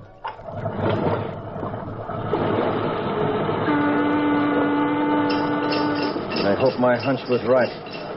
It's got to be right. They haven't found a thing, Pat. Well, they will, Jean. Just be patient. Well, that does it. There he is. That body in the net? That's Svensson, Jean. Not very presentable, is he? Oh, it's horrible. Well, after a dead body's been in the water for some time, it's not a pretty picture. Say, boys, could you put him down over here? I don't want to break up your routine. I just want to get a quick look at him. Oh. You take a look, Pat. I've seen enough. It's all right, darling. Turn around. Don't look. Thanks, boys. It's okay. I just want to give my old friend Svensson the once-over. Well, looks like he got the usual treatment. Somebody broke his neck and put big rocks in his pockets and tossed him into the drink. Well, this is interesting, these papers. Tell me what you found, Pat. Oh, there are letters here, Jean, unsigned, telling Svensson he'd better sell his property or else. At least that's about all I can read. They're soaked. Now, come on, I've got another phone call to make. Who is it this time? Will you stop talking in riddles? I'm going to call the license bureau. I want to know who owns that bar now. Who took it over from Svensson? Gee, it's hot here, isn't it? Take my handkerchief, darling, and wipe your brow. No, thanks. I've got my own. Ah, that's better. Oh. Yes, Jean, I'm going to phone and ask who owns the bar. Got any theories about who it is? Lee or the captain? I think I know who it is, Jean. Thanks to the fact that it's very warm tonight.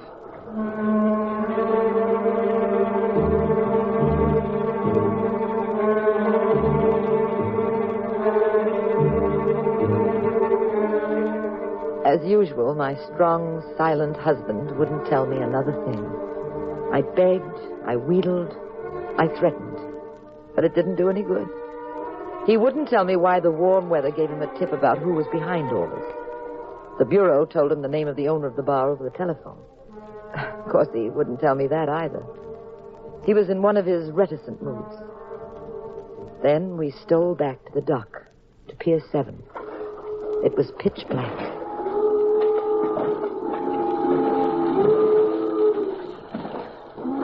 The boat was silhouetted against an enormous yellow moon. The ship seemed deserted. Pat stood on the dock and gave the signal he'd agreed upon with Lee. Well, here goes, Gene. I hope Lee is all right.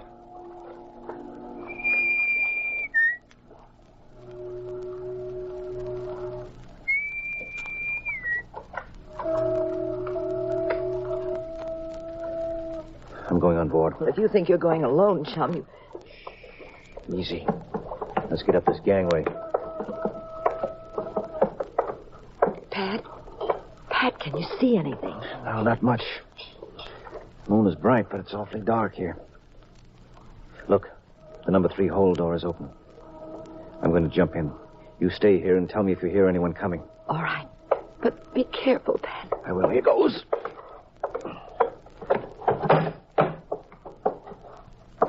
What's in there, Pat? Boxes. Food. Marked by the UN Relief Board. They all look like... Wait, I gotta light a match. I can see better.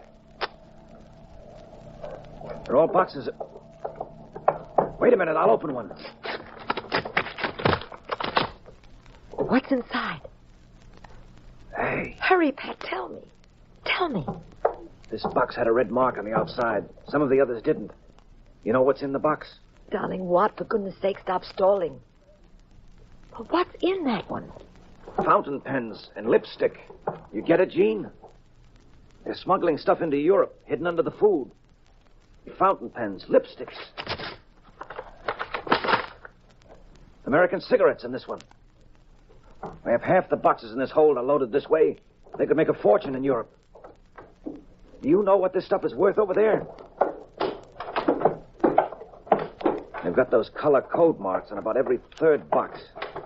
The new customs wouldn't inspect every single one. Especially if they had a UN stamp on them, which they probably faked. Come on, Pat. We'll get the harbor police of all the rackets. No, don't go, Gene. Well, why not? Because if we yell now, we'll never find out who is back of this. But, Pat, you can't just... Shh. Huh? Someone's coming. Can you see who it is? It's the captain. Good. I'm coming back on deck. Okay. Now duck behind this barrel with me. Well, what are you going to do? Take a shot at the captain. I borrowed this .38 from the harbor police. Pat, are you crazy? You're going to shoot the captain in cold blood? Just like that? You'll see. Squat down here with me and don't make a sound. What the devil? Who's there? Who's there? He's gone, Pat. To the other end of the deck. It's fine. Now the next step. You missed, Pat. I'm ashamed of you. You wanted to wing him, didn't you? No. I wanted to miss. Can you see what he's doing now? Just his silhouette. He's gone into his cabin, I think. And that's just where I'm going. Captain and I are going to have a little chat, Gene, about murder.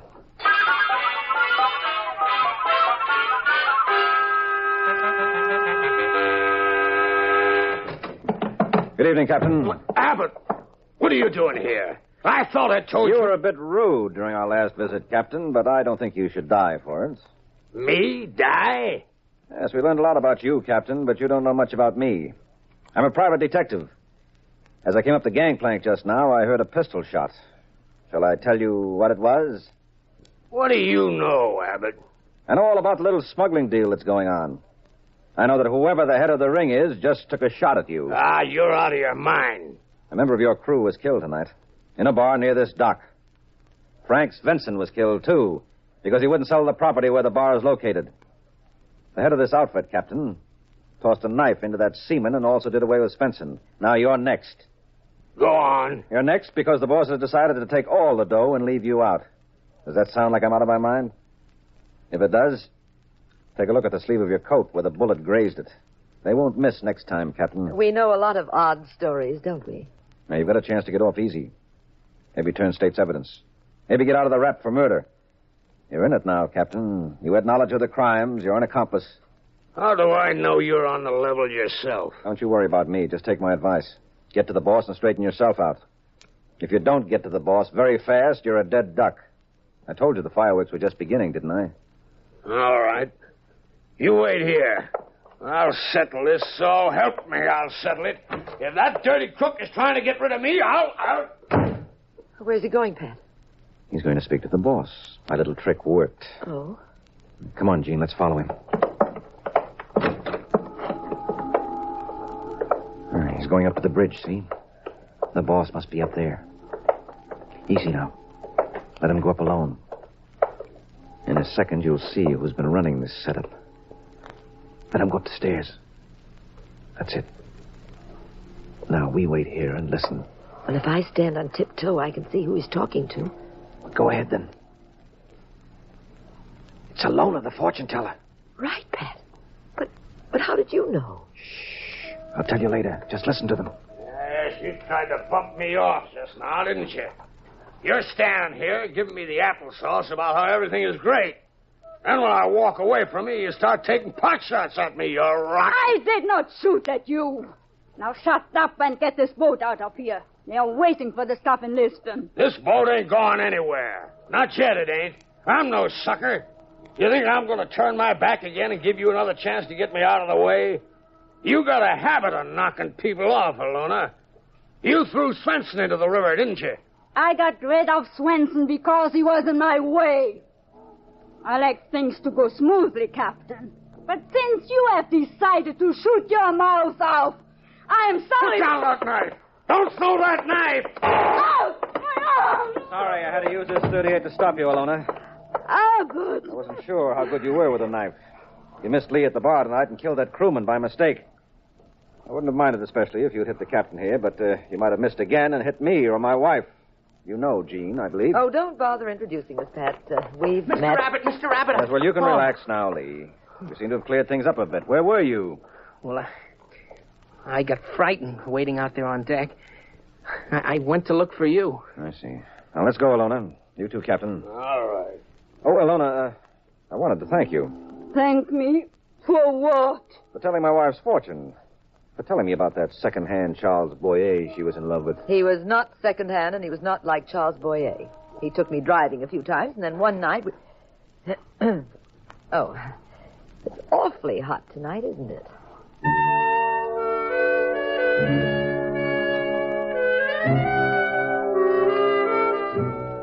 Pat, darling. Before you go to sleep, tell me something. Right. Oh, when they found Svenson's body in the river, you said you knew who was the head of the ring. You said you knew it because it was warm tonight. What did you mean? Well, it was warm, and I was perspiring, and you offered me your handkerchief. But I used mine instead, remember? And when I did, I saw lipstick on it. Rickshaw red lipstick. From the time Alona kissed me after I gave her that $5 tip. Now, that rang the bell. The lipsticks placed in the cases on the ship were Rickshaw red. And who was the only person in the whole picture we'd forgotten about? Alona. Of course, I wasn't sure, but then I called headquarters and asked for the name of the new owner of Svenson's bar, and, well, that confirmed it. So, you see, lipstick does have great value. Well, Alona should have worn the kiss-proof kind, like mine. Oh, is your lipstick kiss-proof? Mm-hmm. Really kiss-proof? Doesn't any of it come off when you kiss me? It's guaranteed. Jean, darling. Yes, Pat. Let's try it and see. Oh, there. Convinced now? No, that isn't scientific. Any scientist will tell you the test isn't valid unless it's tried at least 100 times. Oh, but that would take all night. Wouldn't it?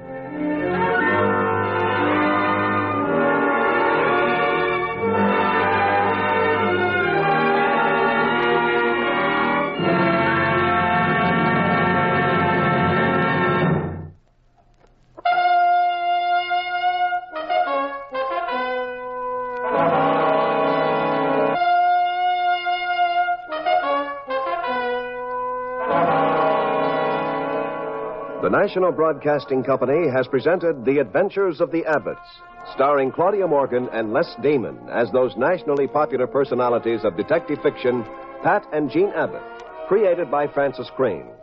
The cast included Everett Sloan, Lottie Stavisky, and Bob Hastings. The Adventures of the Abbotts was written by Howard Merrill.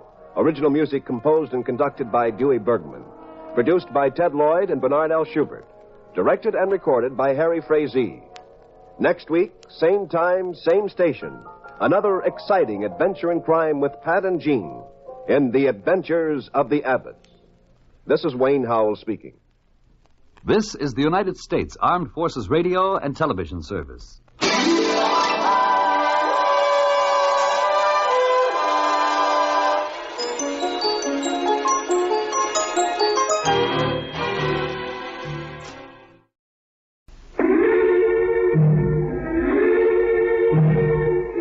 It's a crime, Mr. Collins. It surely is. After all, if your husband was a famous private detective, wouldn't you expect him to take a case where you were the client? Yes, it's Gail Collins here. I'll be back in a moment to set the stage for our puzzling crime.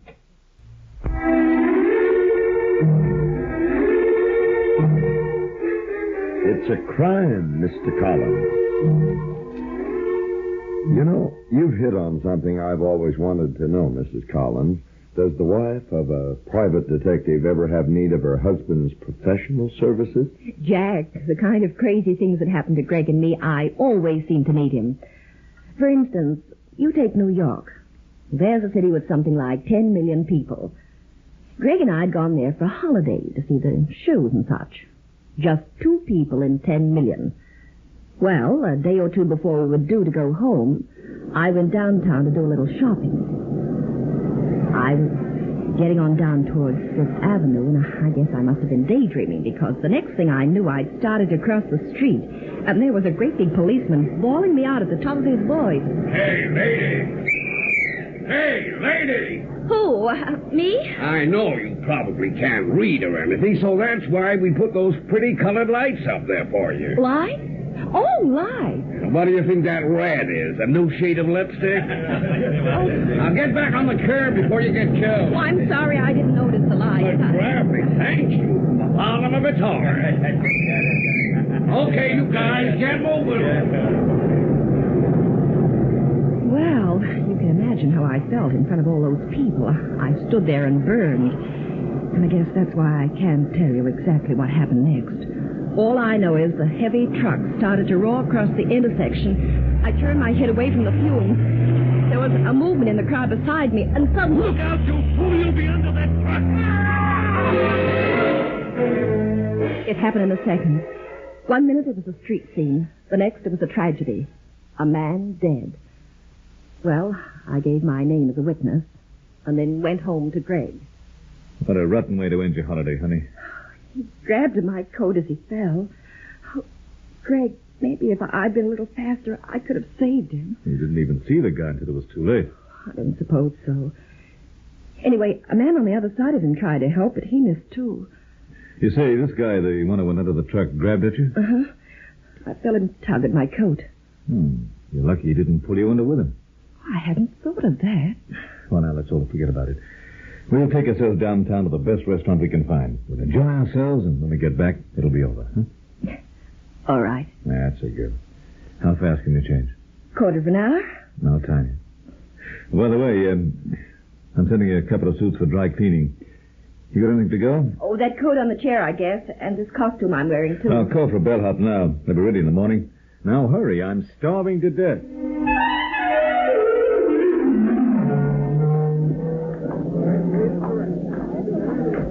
Got any ideas where you want to go, Gail? Oh, not a one.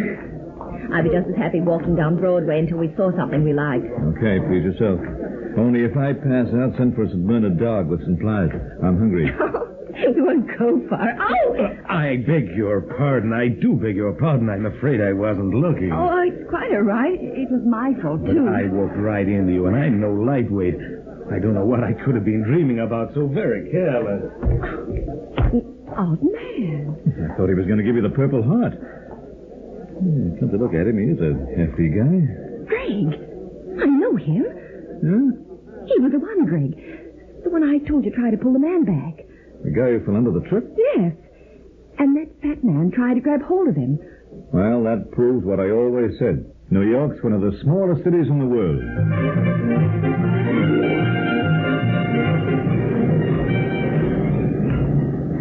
This is your Broadway and it's my Broadway, but I wouldn't care if you gave it back to the Indians. It surely is crowded tonight. Oh, it's exciting, though. All those theater advertisements. Take a look at that one up there. Marilyn Monroe with a 30-foot waist, etc. Greg Collins, you just keep your eye... Oh! I beg your pardon, miss. I'm sorry, very sorry. What were you saying, honey? Greg, it was him. Who? What's the matter? The man who was at the accident. The man at the hotel. He just bumped into me again.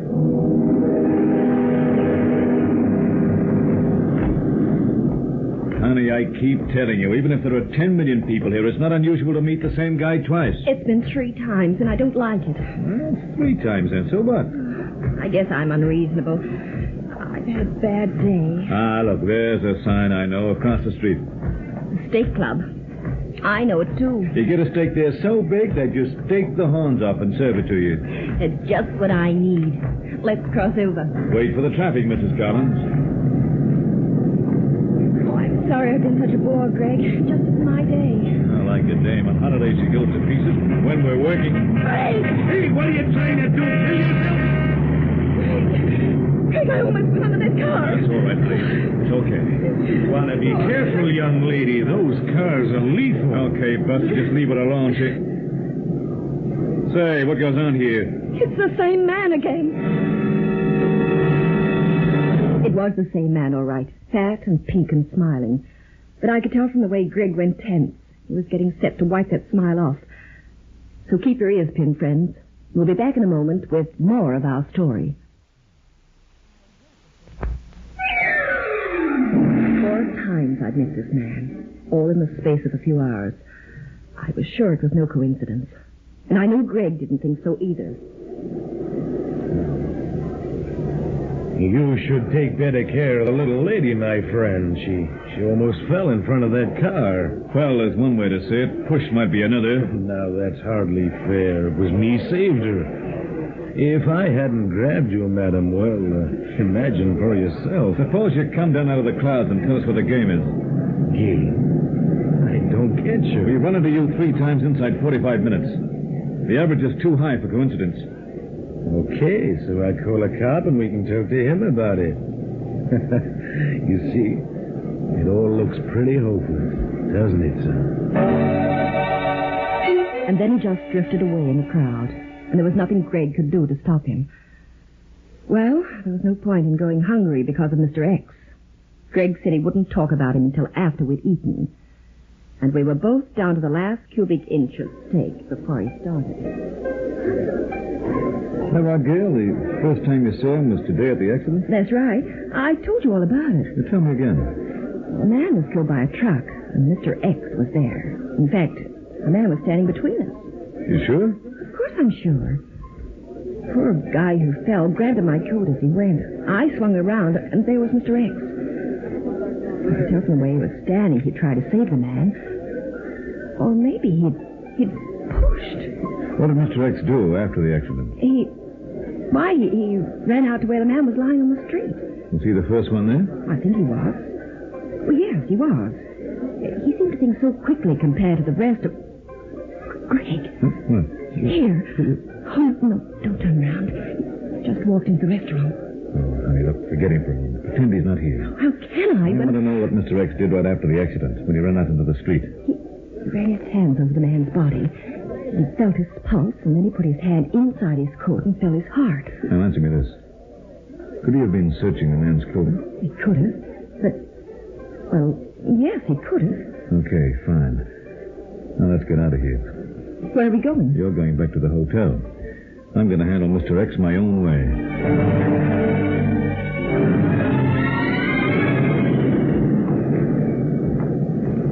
And there's a car waiting right at the door. Hi, detective. Greg, I don't want to go. I want to come with you. Now, be a good girl and let's not fight, huh? Want this cap up? I want you to take this lady to the Ambassador Hotel. But where are you going? I'm going to wander around New York. Oh, Greg Collins. Mr. X can't follow both of us, right? I guess not. So I'm going to give him the chance to follow me. And when I've given him enough rope to hang himself, I'm going to pull the knot. Now, will you get in the cab, honey? He's coming. Greg, phone me soon. And don't take any risks. Risks? Me? If anyone says I take risks, it's a frame, Mrs. Collins. So Greg started to walk Broadway, that great white way they write songs about. And always, a couple of steps behind him, was Mr. X. He'd given up any pretense of disguising the fact that he was following Greg. The question was, what was he after? Greg figured he'd find out in Mr. X's own good time. So he walked up and down for hours, waiting for Mr. X to tell him what was on his mind. Then, about 11 o'clock, he decided to call me as he'd promised.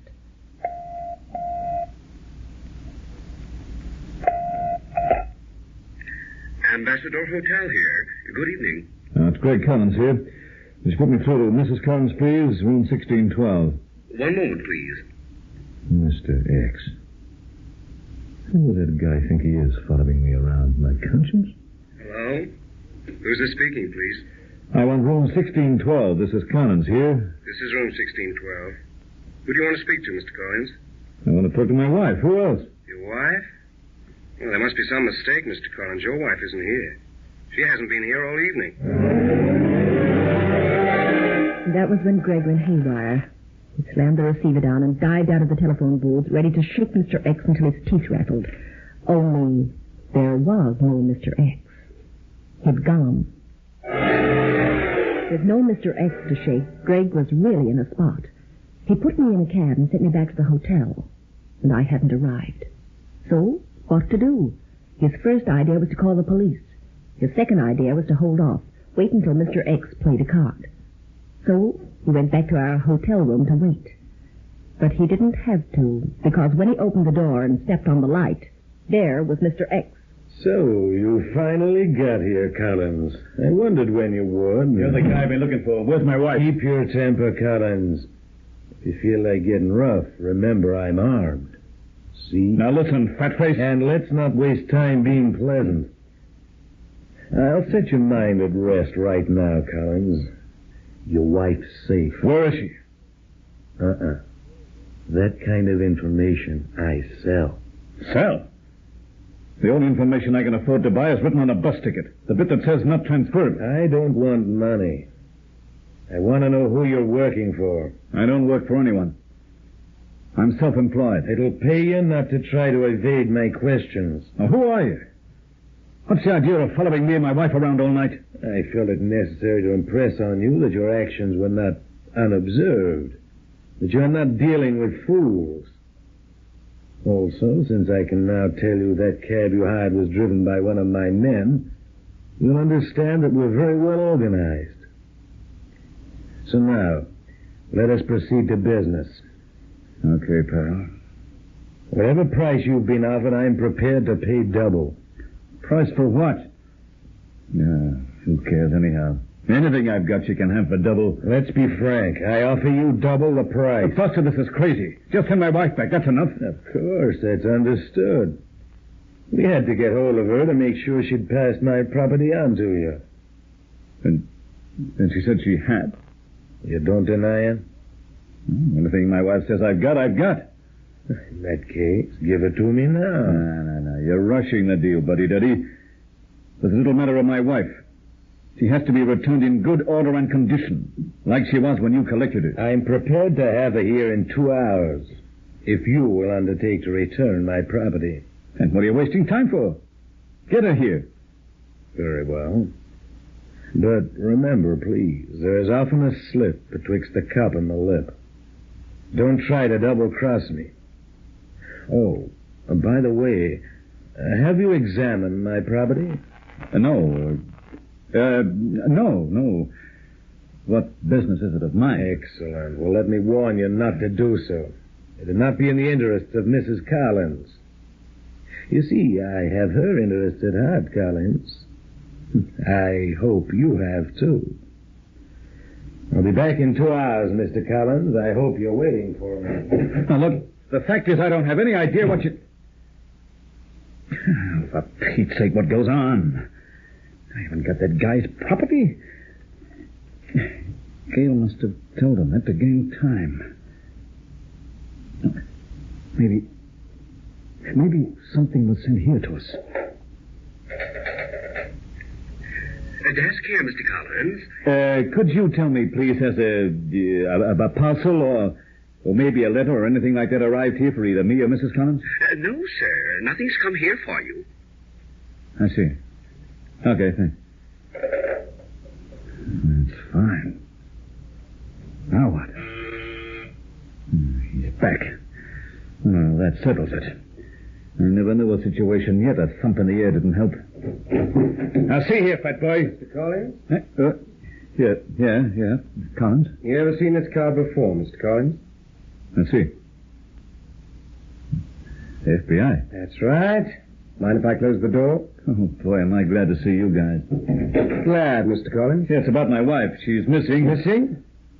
How missing, Mr. Collins? What do you mean, how? I'm not talking about her engine. I'm talking about her whole chassis. It's missing. Isn't that plain? You reported this to the local police? No. I haven't, not yet. Explain to me if I'm wrong, but I find it rather interesting. I mean, the fact that your wife's missing just when I want to talk to her. What's wrong?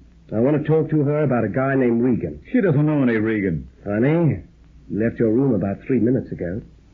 His name was Regan? And you didn't know it, huh? Now, that is strange.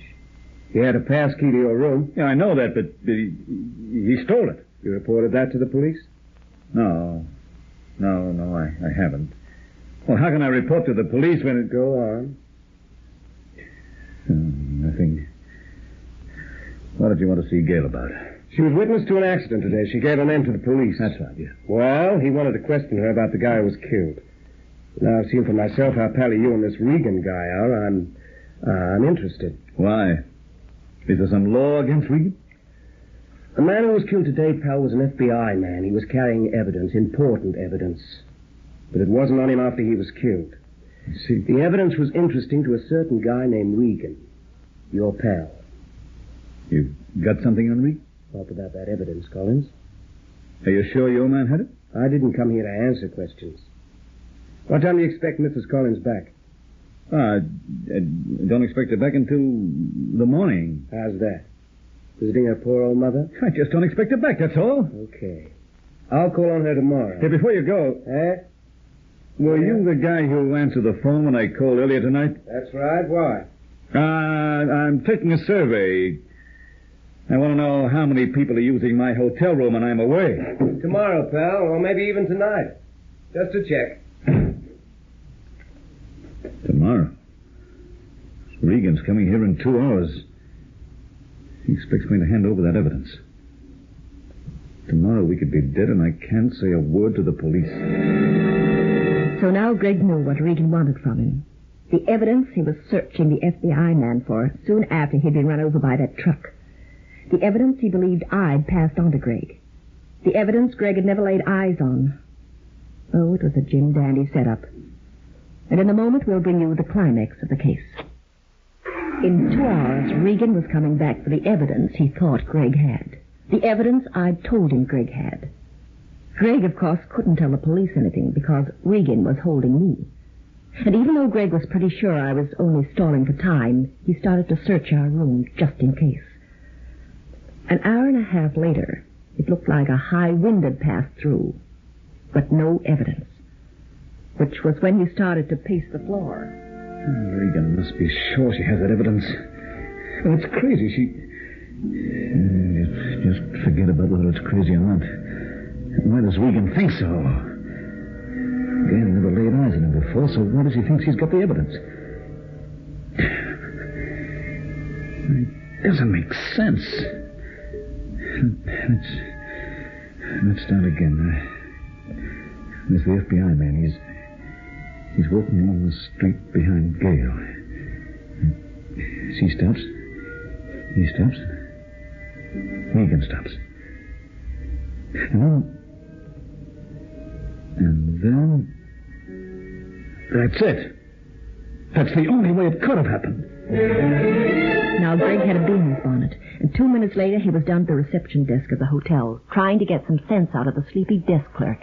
My name's Collins. I'm in room 1612. Yes, Mr. Collins, I know you. Earlier this evening, sometime before dinner, I sent a pile of clothes down to be dry cleaned. Yes, sir. I want them back. I want them back now. Oh, I'm sure they haven't been done yet, sir. The dry cleaning staff went home. I don't care when the dry cleaning staff went home. I want my clothes. Oh, are you checking out or something? I'm not checking out or anything. I want my clothes now. But the dry cleaning room is all locked up. Then open it. Oh, well, sir, I don't know that we can exactly do that. After all, if all our guests came down in the middle of the night wanting to get into the dry cleaning room, where would we be? Well, you'd probably lock them in and rent their rooms to someone else. I can see that you're a man with a sense. Why, what are you doing with that ruler? I'm going to measure your head with it. Oh, don't. Put it down. That's ebony. Do I get that room open? Or do you get this on the head, Bud? I'm in a hurry. The dry cleaning room, sir. Just come this way, sir. We'll have it opened immediately. I really shouldn't be away from my desk. What if someone comes in? I suppose they steal the hotel. Who cares? It'll be no use to them unless they got it across the border. This is the room, and please hurry. Now, the clothes to be cleaned are all thrown on a table in the middle of the room. I'll turn the light on for you.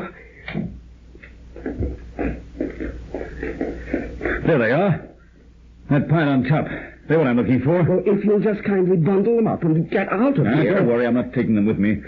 I just want something from one of the pockets. If it's something valuable, sir, it would have been returned to you in the morning. In the morning? Buster, that would have been too late. By morning, you'd have had 2 corpses on your hands. Corpses? As in delicti. Okay. I've got what I came for. Let's get out of here. Another 2 minutes and Greg was in his room again. His watch said he had 10 minutes to wait. But Regan was already there with a so-called cab driver and me. So you're back, Mr. Collins. For one moment, I thought you'd run out on us. Oh, Greg, I've been so frightened. Just stay on this side of the room, Mrs. Collins. You keep away from her, you great mutt. Just as soon as our business is completed, I'll be happy to get out of your lives forever. Until then, Mrs. Collins stays where she is. So you're still toting that gun, huh? A small precaution. Greg, explain to him we haven't the faintest idea. Hold it, Gail. Mister, whatever your name is, we just don't know what it is I'm supposed to have stolen. What's that? Mr. Regan, don't listen to her. She doesn't know what she's talking about. You know my name. Sure, I know your name. And I think I've got what you want. Hand it over. Take it. 1 spool of film. Film? Where did that come from? From you, honey, from you. You're a good actress, Mrs. Collins. Luckily, your husband realizes I'm not a man to be trifled with. Well, thank you for this film, Collins. It means a lot to me. You may now take delivery of your wife. Greg, where are Save it, honey. We're on our way, Collins. Trust we don't meet again.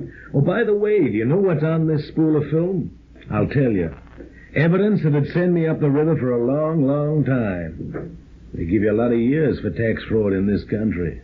So where does the spool of film come in? It's a microfilm of the records of my nightclub business. The records the tax department doesn't see. In that case, maybe I better take it, Regan. What? Greg, it's the police. Watch him, he's got a gun. That's all there was in it. 1 shot and 1 scream. Mr. Regan's shooting hand gave him trouble for a couple of months, where the bullet hit him. Otherwise, no one was hurt. The FBI men took possession of Regan, the spool of film, and the thorny cab driver. And after the shouting and the fuss from the desk clerk had quietened down, there was Greg, grinning like an alligator. So what do you say about your husband now, huh? Is he bright enough? Greg Collins, I'm so mad I could spit chips.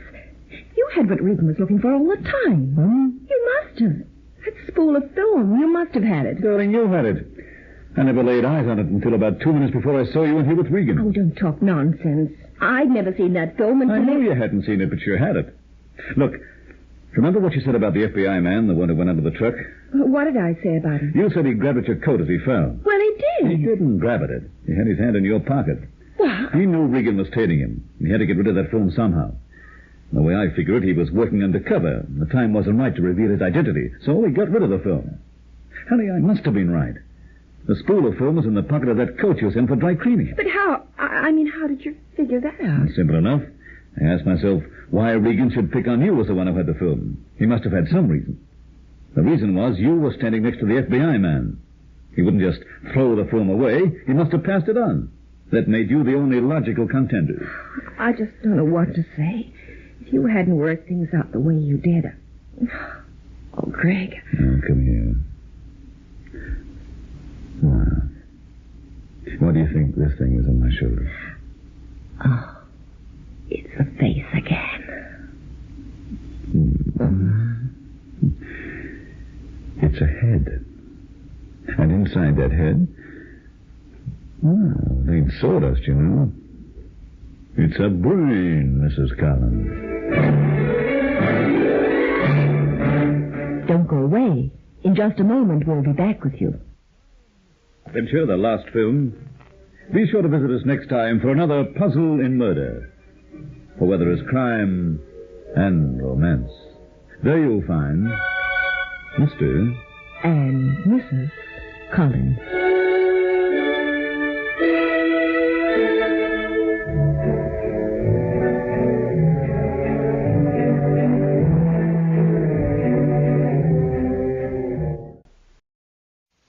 The Cases of Mr. Ace, starring George Raft.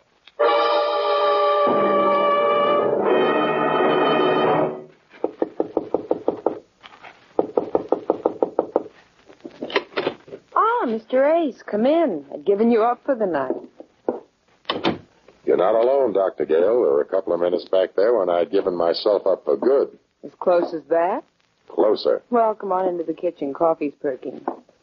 Can't you find a less dangerous way to make a living than being a private detective?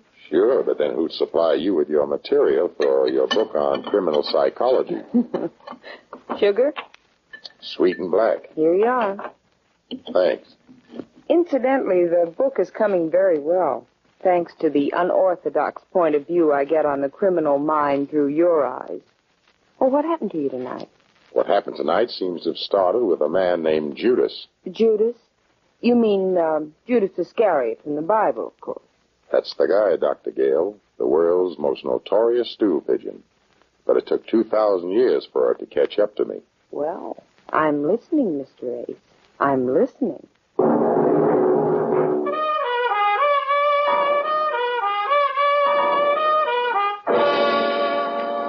The Cases of Mr. Ace, starring George Raft, and produced and directed by Jason James.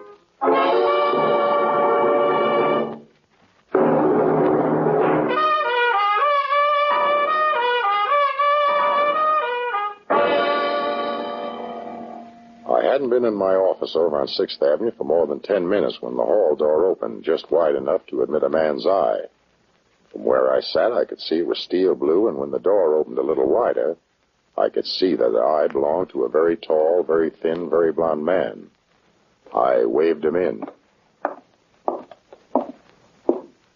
My name, sir, is Doran. Richard Doran of Doran and Stanton, 5th Avenue Importers. Dealers in objects of art, curios, and such. What can I do for you? I want you to deliver a package to a gentleman in Chicago. Go on. That's all there is to it. I see. My name is Ace, Edward Ace, sole owner of Ace Investigations, 6th Avenue, New York. Dealer in homicide, matricide, and patricide, and also in the gentler forms of crime. What you want is a worthy boy working his way through reform school. Now, I know just such a lad who would... This is no ordinary package, Mr. Ace. I'm willing to pay a fee of, say, $1,500 for its safe delivery. What you want is a man named Ace. That the package under your arm? Yes. What's in it? An atom bomb? Not quite, but something perhaps equally as explosive. Go on. It contains the most priceless item ever to come into the possession of Doran and Stanton. You still haven't told me what it is. I didn't intend to. I don't like working in the dark. What's it worth? In dollars and cents, I mean. I have consented to sell it to a British gentleman named Colonel Amherst for $150,000. You could get a lot of explosion out of that kind of scratch. Is the dingus insured? Unfortunately, Mr. Ace, it is not possible to apply for insurance. I see what you mean. Yes, the dingus, as you call it, has had a most checkered and colorful career. Mostly blood red, I suppose. You put things so obliquely, Mr. Ace, but you're quite right. For many years, Doran and Stanton have kept it hidden away.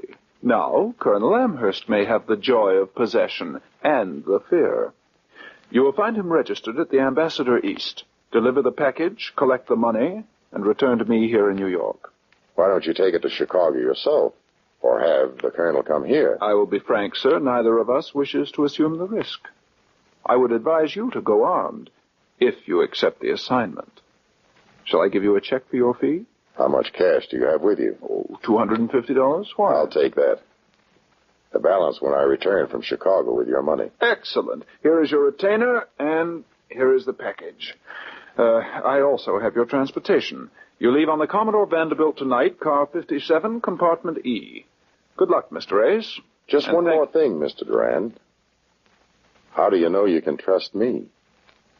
If you are wise, Mr. Ace, you will give me no reason to regret my trust. The package he left in my care was no larger than a pound box of candy. That evening, box under my arm pressed close to the gun in my shoulder holster, I boarded the Commodore Vanderbilt.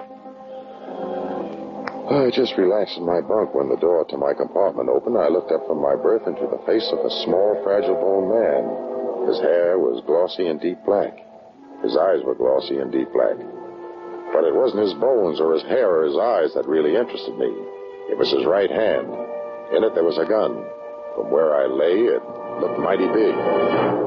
You will please clasp your hands together at the back of your neck. Now, wait a minute.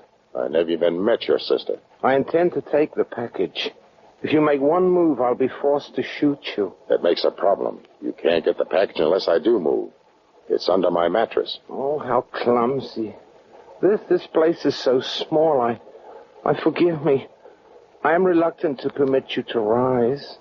Of course, I could shoot you and kill you now and then roll you over and take the package. But you won't, because you're not sure it is under the mattress.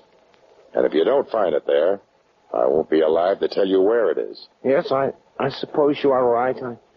I can never think these things through clearly. Very well, I have no alternative. You will follow my instructions very closely, sir. Now you put your right leg on the floor, Mr. Ace. Slowly, slowly. That's it. Now, sir, roll over very gently on the floor with your side, so. Slowly keep your hands on that. All right, get up. I won't shoot. Oh, what an idiot I am. A stupid, imbecile bungler. I knew it. I had the premonition you would grab at my leg. And there I stand and permit you to do it. The stupid, idiotic bungler. Don't break me up. Get going. Outside. Where are you taking me? For a little fresh air. You will not, please do not be angry with me, Mr. Ace. Get out on the platform. I beg you, Mr. Ace. I am harmless, impotent, incompetent. Yes, that's what I am. All right, who sent you? No one, Mr. Ace. No. Who sent you? Please do not hit me again. Who sent you? I cannot bear it. I'm alone, all alone. I'm a coward, Mr. Ace. I have no one. Okay. Over you go. No. Put me down, please. Who sent you? I swear it. No one. Okay, Flat Tap. Relax. Oh, thank you, sir. Thank you. Stay out of my way. Next time we meet, I'll toss you overboard. Yes, quite right. Excellent. Thank you, sir. Thank you very much. I left the little man shivering out on the platform and went back to my compartment. And just as I walked into the room, that's when I really got it. I don't know how long I was out. When I opened my eyes, the small room looked as though it had been searched. It had. And the package was gone. The train was just pulling into some jerkwater stop. I got off. Had my skull patched up by the local druggist and hired a hack to drive me back all the way to New York. 2 hours later, I got out in front of the Duran Stanton shop on Fifth Avenue. There was a small light burning inside. I opened the door and went in. There was quite a crowd in there. All of them were cops. Detective Lieutenant Walsh of Homicide came forward. He had been talking to the sultriest-looking doll I had seen since Minsky closed his door. Well, hello, Ace. Going in for imported art now? I want to talk to Duran. Yeah, you can talk to Duran if you like, but he won't answer you. He's dead. What did he die of? A hole in the head. 2 bullets went through it. Got a smear on it yet? Dull case of burglary. They jimmied the back door. Duran was upstairs with his wife here. They heard the noise. He came down to investigate. Bang, bang. A very dead Mr. Duran. Well, I'm sorry to hear that, Mrs. Duran. Thank you, Mr. Ace. Eddie Ace. You said you wanted to see my... Nothing important, Mrs. Duran. I won't bother you now. You suffered a bad shock. You're very understanding, Mr. Ace. I tried to stop my husband from going down. He wouldn't listen. But is there something I can do for you, Mr. Ace? Well, not right now. I mean, Mr. Duran was just going to show me a Chinese ring. May I come to see you in a few days, Mrs. Duran? Please do. Oh, by the way, have you heard from Colonel Amherst? Colonel Amherst. I don't know the gentleman. All right, watch it, Eddie. Mrs. Duran, I think you'd better go upstairs now. The boys are going to bring the I mean, we have to take the... Yes, I understand. Thank you for your thoughtfulness. Goodbye, Mr. Ace. Please call again. And if I should hear from a Colonel Amherst, I'll tell him to call you. Mrs. Duran left the shop. She hesitated briefly at the door, glanced over her shoulder at me once, and then was gone. Walsh's boys brought the stiff out of the back room. I took a quick gander at it, then a longer one. It was a very, very dead Mr. Duran, all right. But it wasn't the man who had come to my office that morning. I guess I'll hit the road, Walsh. Stick around. Take your hat off. Respect for the dead? I'd like to see the rest of that adhesive patch. Don't be morbid. Yeah, maybe ask you a few questions, like what you really came here for at this hour, where you were an hour ago. Look, Walsh, just between us. An hour ago, I cracked the back door of the shop and threw a couple of slugs into Duran when he got in my way. I came back to see if I dropped any clues that might lead to me. If you find any, I'll be at my office. Bring 'em up and we'll split 'em 50-50.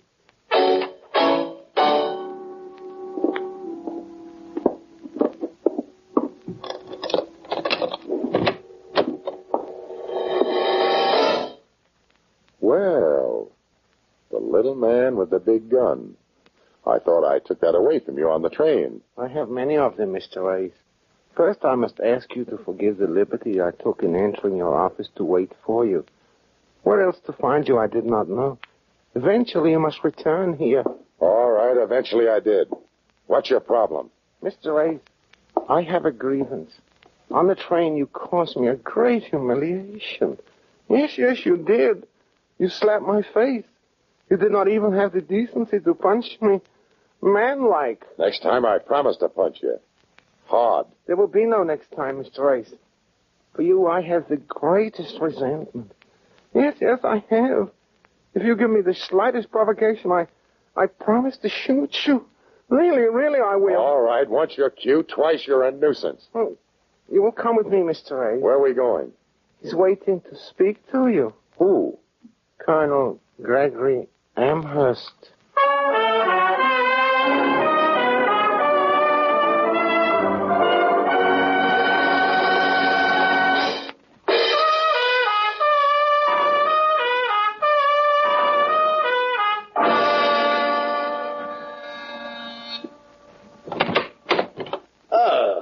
Come in, Mr. Ace. Come in, sir.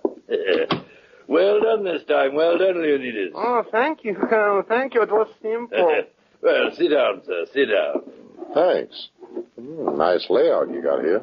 You like it? You really like it, sir? It's so difficult to get proper accommodations these days. And now, sir, To the point. Where is the coin? The coin. Precisely. You mean, the coin that was in the package? Oh, please, sir, I beg of you, do not blame me for the simpleton. You know full well to which coin I have reference. Now, where is it? Suppose you tell me. Then we'll both know. You see, I told you he was uncooperative. I told you. Gently, Leonidas. We must discuss this calmly. But don't you see, he's a terrible person, a liar, a thug. If you don't take this monkey away, Colonel, I'll break his leg. Now, do be quiet, Leonidas, or I shall let him break your leg. A bizarre thought indeed. Now, sir, I shall put it bluntly, concisely, and simply. I believe you have the coin. I believe that you and Stanton, Duran's partner, are working together. And you both mean to hoodwink Duran, simulate a theft on the train, and then dispose of the coin, sharing the proceeds between you and Stanton. So you got a phony coin when you slugged me on the train. You know full well I did, sir. You see how he twits us? Be quiet, Leonidas. I thought you were supposed to be in Chicago waiting for the coin. That was the business arrangement. But you cannot blame me for coming here before the coin was delivered in an effort to save a little money. And you even knew which train and compartment I'd be occupying. In my business, I must know many things. I even know when I'm beaten and forced to pay. And that time has come. I shall pay. How much? $50,000. The price was $150,000. That was when I planned on taking it by storm. Now I am willing to tender wealth to the realm. A quantitative and relative difference. If you can say that again, you've got a deal. On one condition. Yes? That first you tell me what this coin is all about. Tell you what? You mean you don't? That Stanton hasn't told you what? It's a trick. He's slippery. He's lying. Oh, my soul. This is priceless. Priceless. Here I sit and bargain with you for you. Oh, this is indeed priceless. Go ahead. Have your fun. You know what the coin is. I don't. But I know where it is. You don't. I'm still in the driver's seat. Indeed you are, sir. Oh, forgive me. I must dry my eyes. Very well, sir. I shall show my good faith. Please, Colonel, I beg you, be careful what you say. He's a thug, a liar, a scoundrel, and everything. He struck me again. Yes, and it served you well. Now do be quiet. I hate him. You were saying, Colonel? The coin. Yes, tell me, sir. What do you think it is? Come to the point. To the point. Tell me, sir, how much do you know of your Bible? I told you I'm in no mood for... I do not ask idly, sir. It is very much to the point. You know, of course, of one Judas Iscariot, the great betrayer? Yes. And for his betrayal, he received from the Roman authorities his promised wage, 30 pieces of silver. Now then, that was 2,000 years ago. Mark well what I am about to say, sir. There are in the collections of numismatists certain coins of antiquity, dating back to the days of the pharaohs, 2,000 years before the day of the great betrayal. Now, sir, you begin to comprehend. I'm still listening. Very well. To the point. Of all the 30 pieces of silver paid to Judas Iscariot, only one, I say, has been unearthed. The rest, for all we know, have gone into the dust of the bones of the Judas. But that one coin, sir, with the imperial head and arms of Caesar stamped upon it, has been sought for, fought for, killed for, and died for through bloody century after century. Now, what do you say to that, sir? I say you're nuts. But my $50,000 says otherwise, Mr. Ace. And now, sir, the coin, if you please. I'll have to see Stanton first. You see, he cannot be trusted. Is Leonidas correct in his analysis of your character, sir? Sure, but I still have to see Stanton first. Very well. There's nothing for it, I suppose. As added inducement, sir, a bonus of $10,000 for yourself. We needn't advise Mr. Stanton of it. If you deliver the coin to me here before dawn. I sail with the tide for Montevideo. I'll try to earn the 10G.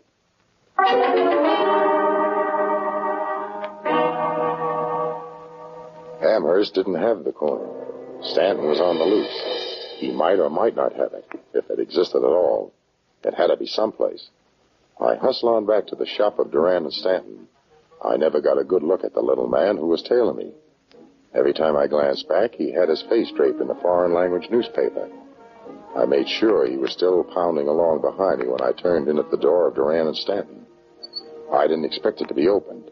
I was wrong. I didn't expect to find anyone there. I was wrong again. What do you want? I walked slowly to the kid at the far end of the shop. She was no more than 16 or 17, and her face was white. Her eyes loaded with fear. She stood in front of the safe under a small yellowish light. I looked carefully for her gun in her right hand. Why? It's always these frightened, white-faced kids who really let you have it. She was unarmed. I let my breath out and closed in on her. Scream! I'll call the police. I'm the police. Who are you? What are you doing here? Oh, I'm Elsie Duran, You mean Mrs. Duran is your mother? my stepmother. I was up at school when I heard that my father had been... I came here at once. What were you looking for in the safe? The safe? Or were you putting something in it? Like what? Look, infant, no time for guessing games now. Give me a small package. There, that'll do it. You stay here. Put out that light now. Don't leave till I get back. Keep the door locked. But why? I don't understand. Take this gun. If anybody breaks in, use it.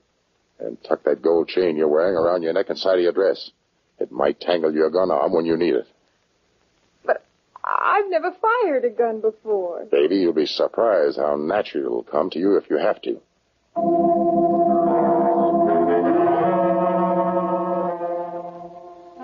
I left the kid in the shop, strolled down 5th across 34th to my office on 6th. The little man on my tail had dusted. I took my time. I figured there'd be somebody waiting for me at my office. There was. I figured he'd be holding a gun on the door. He was. I figured it would be the little man. It wasn't. All right, Mr. Ace. I'll take that package. What name are you wearing now, Stanton? Give me that package. You're sure you want it? Your life is a mighty high price to pay for it. You forget. I'm holding the gun. Okay. Be headstrong. Here's the package. That's better, Mr. Ace. All the time I was talking to Stanton, I watched the little man across the street, the foreign language paper still covering his face. After Stanton left my office, I watched for him through the window. He came out of my building. I didn't hear the shot, but I saw the gun flash as it fired. Stanton slumped to the pavement. By the time I made it downstairs, the little man was far away, and so was Stanton. His body was still lying where it had fallen. The street was deserted. His wallet had been frisked to make it look like a clumsy holdup. The package, of course, was gone. I picked up the wallet, cased the contents. Among the usual stuff, there was a small clipping on glossy paper. It was a crude picture of a coin. The caption under it read, "Coin of Judas." I didn't have to rack my brain to figure out where I'd seen it before.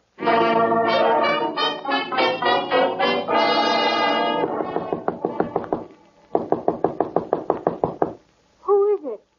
Ace, open up, and don't shoot. Oh, Mr. Ace, I've been so frightened. Give me that gold chain from your neck. My chain? Stop playing simple. You can keep the chain after I've taken the coin from the end of it. So you know I have it. I must have been blind not to knowing it before. Did your father give you the coin? Yes. He told me to keep it at school. It was the safest place. But after I'd heard he'd been killed, Mr. Ace, look out! No need for alarm, my dear. You see, Colonel, I told you he was... Gently, Leonidas. Well, Mr. Ace, I must say I'm disappointed in you. I did consider you a man of some peculiar honor. That was your idea. I sent Leonidas with $50,000, coin of the realm, sir, to purchase from you open and above board the coin. And what am I given for this honorable gesture? This, sir, 2 tortoiseshell combs. They'll look cute on Leonidas. This time, sir, I mean business. This gun will underscore my intention. Now, the coin, Mr. Ace, and my $50,000. You're not even amusing, you fat clown. Leonidas never gave me 50 cents. He knocked off Stanton for those combs. Leonidas? Why, that was most headstrong of you, most headstrong. Coming to me with his package and telling me... It was all an error, my dear Colonel. I intended to return the money to you. But in my distress over learning that I had failed in my mission, it just slipped my mind. A mind like a ski run. Then before it slips your mind again, my dear fellow, I suggest... Yes. Here it is, Colonel. I shall deal with you later, Leonidas. Well, Mr. Ace? I've got the coin. Excellent. But I can't sell it to you. You'll have to deal with Mrs. Duran and her stepdaughter. It belongs to them. Oh, my dear Ace, you are indeed the soul of honor. But the fact of the matter is that Marlene Duran called me after you talked with her. Oh, come in, Marlene. I was just telling Which one of you killed Stanton? Marlene, put that ridiculous pistol away. Which one of you? It was quite unintentional, Mrs. Duran. A regrettable and melancholy accident. I assure you, I never meant to. Oh. Here now. I say, Marlene. And you sent him to do it. No. Yes, you did. I'm going to kill you, too. Hey, for heaven's sake, she's mad. How stupid. How incredibly stupid. Shot down my... You see, I killed him. I loved Stanton. So I killed his killers. Yeah. Just like you and Stanton killed your husband. He got wise of the fact that you and Stanton were going to run out on him. So he sent Stanton to deliver the phony package. He knew that Amherst was in New York. He tipped Amherst off, figuring that Leonidas would be sent to kill Stanton for the package. But Stanton was wise to it. He sent me instead. And when he saw that I was attacked, he came back here and killed your husband. Yes, my husband. And he deserved it. All right, Marlene. Come along with me. I'm not going with you, Mr. Race. Because you and Elsie are going to the morgue.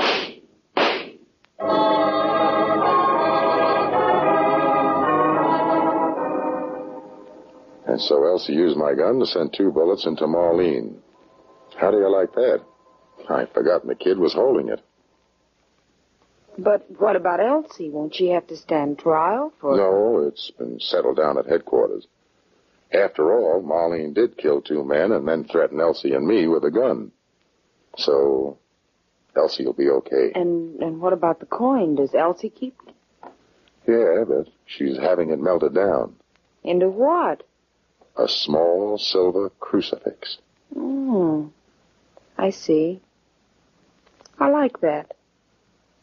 Good night, Mr. Ace. Good night, Dr. Gale.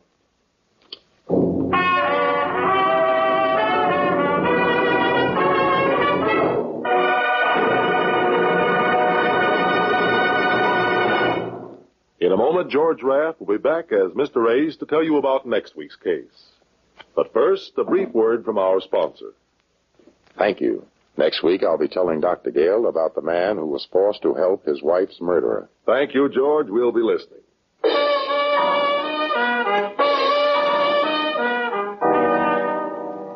Tonight's supporting cast included Francis Heflin, Joseph Kearns, Ted Von Eltz, Charlie Lung, Elliot Reed, Mary Jane Croft, and Lorraine Beaumont. The music was composed and conducted by Del Castillo. This is Carlton Cadell speaking and inviting you to listen again next week to George Raff in the cases of Mr. Ace.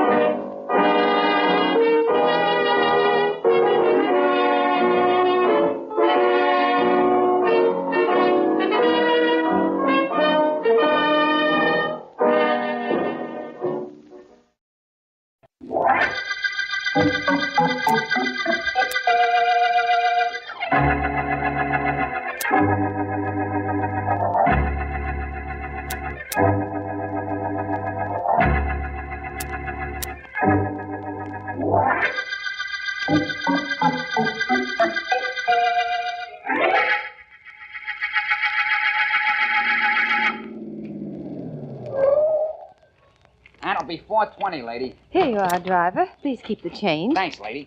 You're quite welcome, I'm sure. Grace! Oh, Grace! David! What in the world are you doing here at this hour? Rather early, isn't it? You see, I have an appointment to interview your husband for my magazine this morning.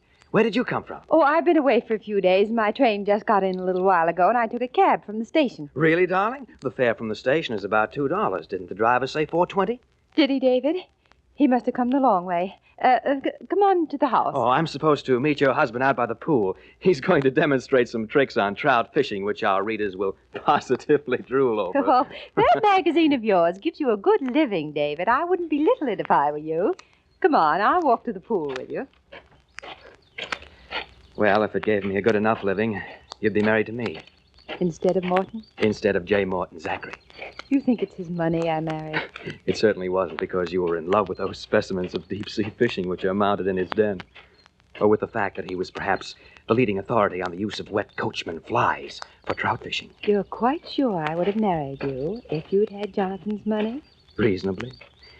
You know, Grace, I don't think I'll ever change about you. I think I've loved you from the first moment I saw you. Thank you. Well, here's the pool. You know, it's a sort of symbol of this whole place, all white and large. David! I see it, Grace. There's a body floating in the middle of the pool. Come on.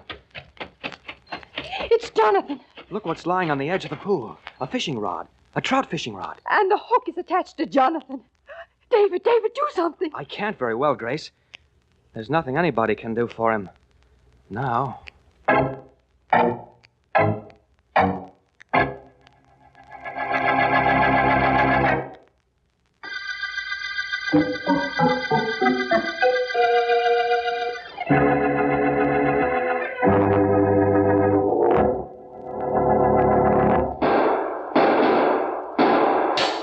Did you get him, Chief? Did you? I don't think so. Maybe winged him, but he got away through that window. Casey will pick him up downstairs. I put him under the fire escape. If I remember Casey, it's more likely the killer got him. Well, Morrison, we almost had our hands on him. Almost caught the phantom killer. Now, let's go downstairs and either grab our killer or revive Casey. Pretty corny, isn't it, Vance? I don't know, Ellen. Plays like this are relaxing. That they are. They practically put me to sleep.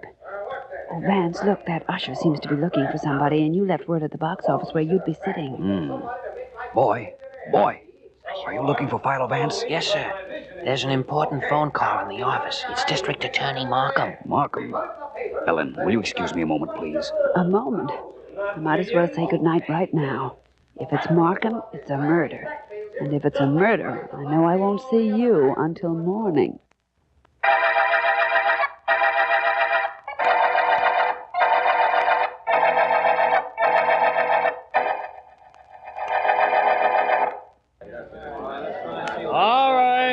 All right now. I want you men to go over every inch of the grounds. Somebody got in here early this morning and murdered Mr. Zachary and left some kind of a clue before he scrammed. Okay, now go out and find something for me. Rather excellent performance, Sergeant Heath. Resourceful homicide detective orders his men to bring him a clue. What do you expect they'll find? Nothing, D.A. Absolutely nothing. But I can't have him hanging around here at the pool either, can I? Oh, hello, Vance. Hello, Sergeant. District Attorney Markham and I just had a look at the late J. Morton Zachary. Pretty ugly knife he had in his chest. Any knife in any chest ain't pretty, Vance. Well, all I know so far is his wife and that magazine editor, David Douglas, found him. What about that fishing rod that was on the edge of the pool with the hook in Zachary's clothing? Yes, please, Heath, something about that. A prominent fisherman found dead in a pool with a rod and reel as accessories before the fact. Rod, reel, and hook, complete with coachman fly as bait. Intriguing. I don't know about it being intriguing. All I know is I'm working on my day off. Well, the hook was attached to him, all right, and the rod lying on the edge of the pool. Why, I don't know. Or who killed him, I don't know. Glad you came, Vance. Certainly, Markham.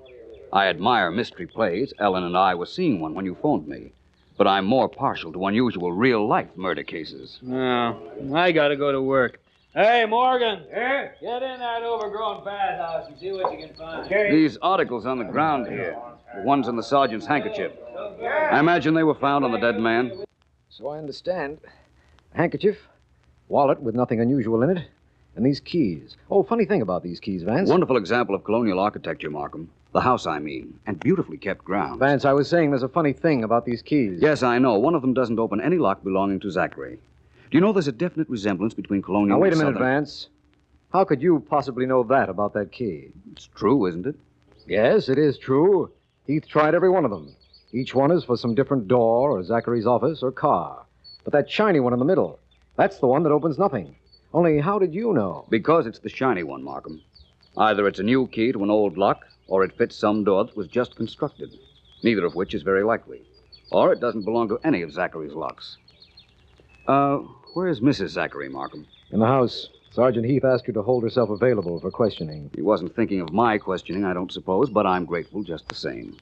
If you don't mind, Markham, I think I'll join the lady.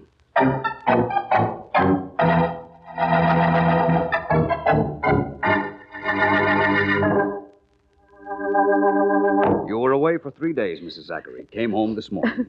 Took a cab from the station, found Mr. Douglas here on your arrival, and the two of you discovered your husband's body? Yes. Yes, Mr. Vance. How long had Mr. Douglas been here? I don't know. He said he'd just arrived. Then it's possible that he might have killed your husband. Oh, no. Not David. He couldn't do anything so brutal. Oh, it's David, is it? Know him pretty well, Mrs. Zachary? Yes. Yes, I know him quite well. I was engaged to him once. Well, that's quite interesting. What time did you arrive here this morning? About 9 o'clock. 9:15, maybe. What time did your train get in? At 8:50. Well, it's about a 20-minute cab run from the station. That would bring you here at about 9:15, as you said. Mrs. Zachary, you inherit all your husband's estate? Yes, I suppose so. It will be considerable, judging from this house. Was he retired? No. He was the head of a number of corporations, something to do with the manufacture of rayon. You can find out all about that at his office. I'm not particularly interested at the moment, Mrs. Zachary. Where can I find David Douglas?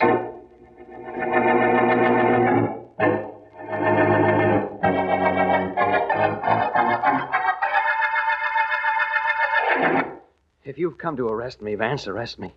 Only don't just sit there staring at me. I'm not a police officer, Mr. Douglas. All I want to know is, did you kill Zachary? No, I didn't kill him. I told you I had just driven up to his house a moment before Mrs. Zachary arrived. I was there, standing there, when she got out of the cab. I paid the driver. How much did she pay the driver? She gave him a bill, a $5 bill. Told him to keep the change. That's quite a sizable tip. I rode out to the house from the station, and the meter only read $2. What's the difference how big a tip it was? Besides, the fare wasn't $2. It was $4 something. I heard that. Get through with me, Mr. Vance. Please get through with me. You're awfully nervous, Mr. Douglas. I won't be too long now. Coincidentally, I know that you were once engaged to Mrs. Zachary. Yes, I was. Vance, listen, I know the police let me go, but that they're watching me, waiting for me to make a false move and daring me to make one. I can't stand this anymore. I can't, I tell you. I'm going to If you kill yourself, Douglas, it's practically confession that you murdered Zachary. Do you want that? Oh, no, I don't want that. I don't know what I do want, but it's not that. Here. Take the gun, Vance. Take it and go away. Please go away. Please leave me alone.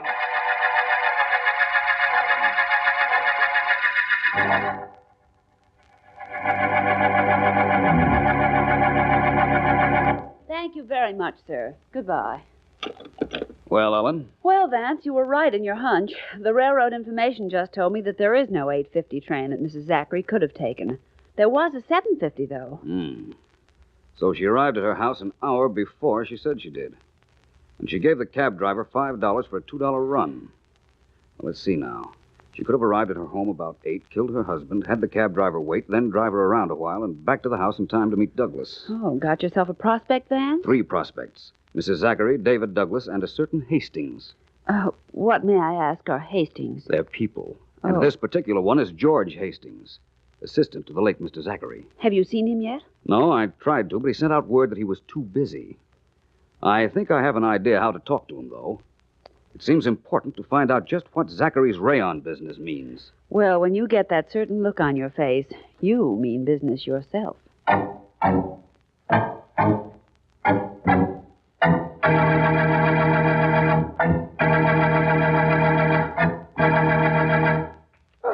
little bit higher, Frankie. Up around the shoulders. That's better. Nothing like a massage to keep you fit, is there? There certainly isn't. Oh, waiting for Frankie to get finished with me? Yes, but there's no hurry. Always said I would know what I'd do if I couldn't run over to the gym a couple of times a week to get a workout and a rub down. Oh, I haven't seen you in here before. It's my first visit. Well, you'll like it here. Okay, Frankie. You can hold it up. I'll just lie here and relax a minute. You can think better when your body's in top condition, I've always thought. Oh, you sure can. And I've got to be able to think. Think fast. I'm in Rayon's. Hastings, the name. How do you do, sir? I'm Robert Williams. Rayons, did you say? Right. Read about that fellow named Zachary who was murdered? Mm-hmm. Well, I was his assistant. I'm taking over the firm now. Oh, is that so? Oh, yes, yes. That murder ruined the biggest merger ever attempted. Secret merger. Zachary representing the East and a fellow named William Bartlett the West. Wow. What that would have done to the industry. We'd have monopolized it. Had to keep it secret. Didn't want anyone to know. It doesn't matter now anymore, I gather. Nope. The deal was dead when Mr. Zachary got killed. Really? Mr. Hastings, I'm not Robert Williams, as I said. My name is Philo Vance. Oh, I see. I tried to make an appointment with you, but you wouldn't see me. So I followed you here to the gymnasium. You did? What for? To find out what you might know about Mr. Zachary's death. It seems to me that you know a great deal about Mr. Zachary's business. Why shouldn't I know about it? Mr. Zachary never did anything without my help. No, Mr. Hastings? Not even die?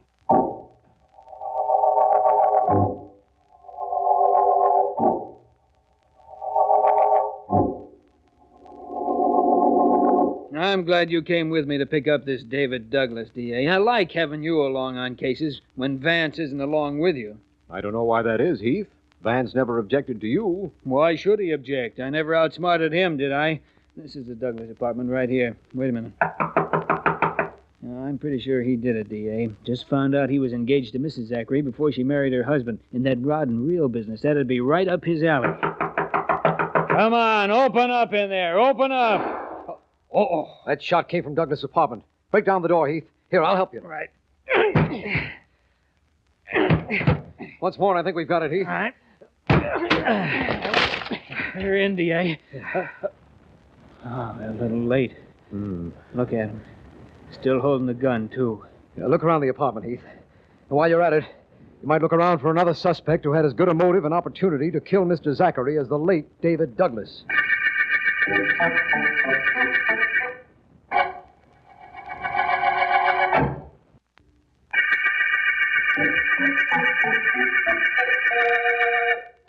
This is District Attorney Markham. The Coachman murder case opened when millionaire sportsman J. Morton Zachary was found dead in his swimming pool, a fishing knife in his heart, and a rod and reel and hook complete with coachman fly attached to him. Philo Vance has been to see both Zachary's widow and a Mr. Hastings, who has taken over the murdered man's business interests, and who told Vance of an impending merger between Zachary and one William Bartlett, whom Zachary had never met.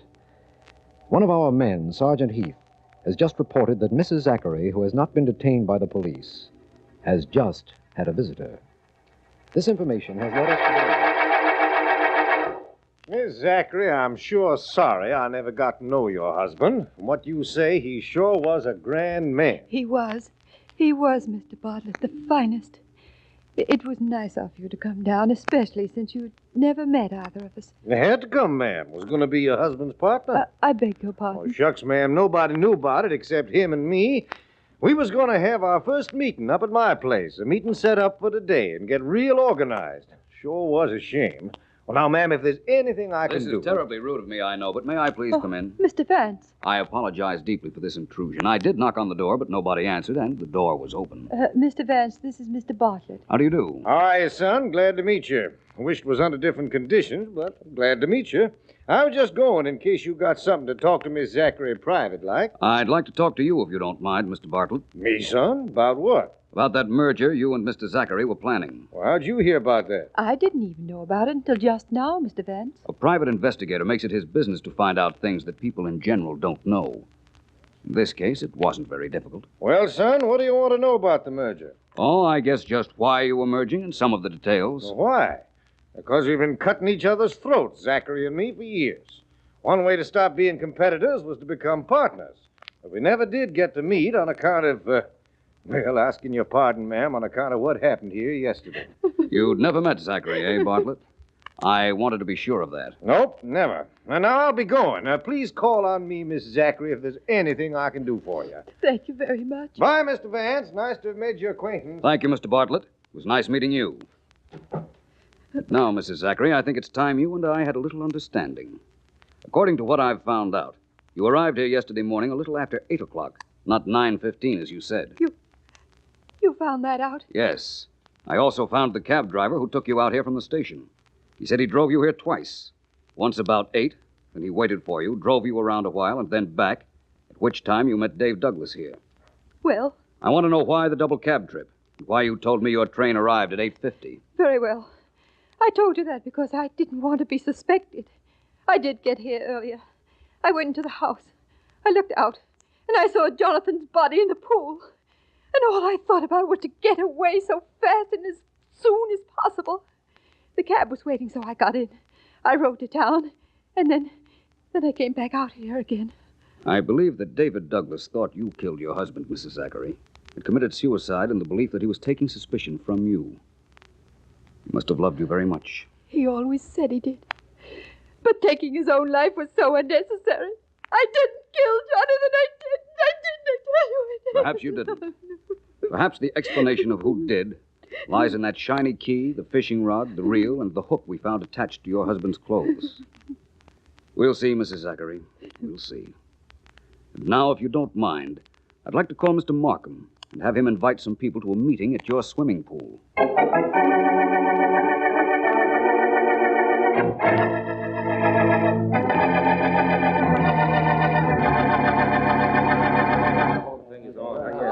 Please, everyone, may I have your attention? Want me to keep him quiet, Vance? No, Sergeant Heath, thank you just the same.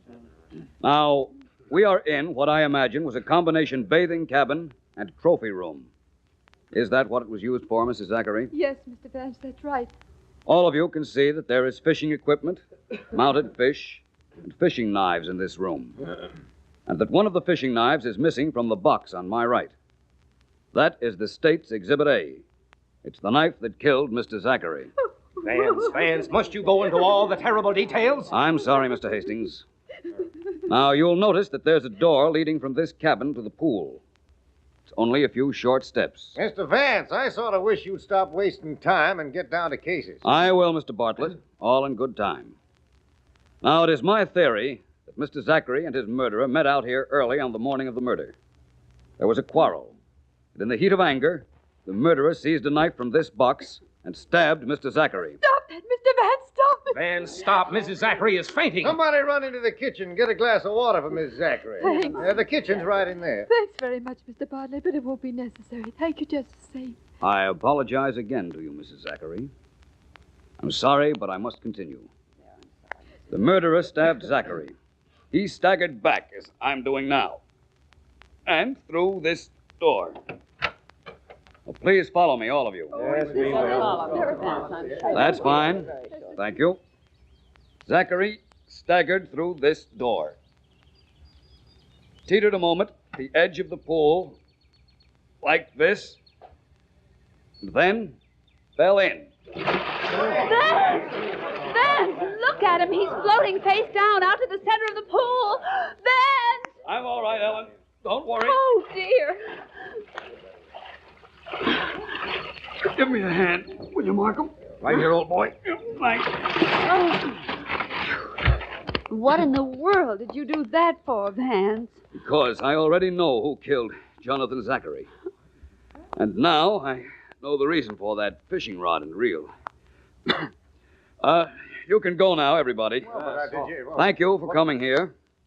And the murderer, well, I want to thank him for giving himself away.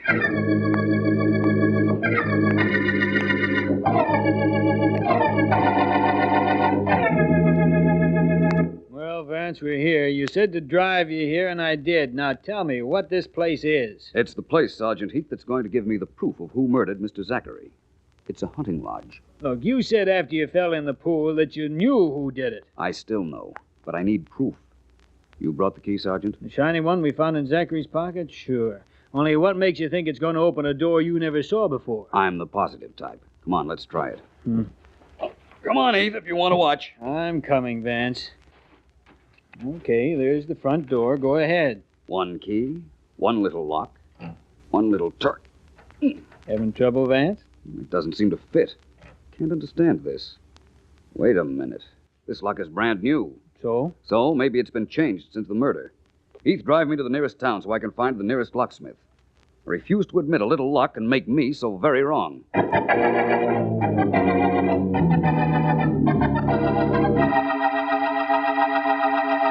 Yes, sir. He did put a new lock on that front door. Did it yesterday. Why'd you want to know? Why? Well, I can't tell you, but I can tell you this, that I am completely indebted to you. Please accept this $5. Yeah, sure, I'll take it. Tell you what, I'll give you the lock I took off that door. Got it right here someplace. That'll be very nice. Thank you very much. I assure you, I'll never forget you for this. And I'm equally certain a certain Mr. William Bartlett will never forgive you for it.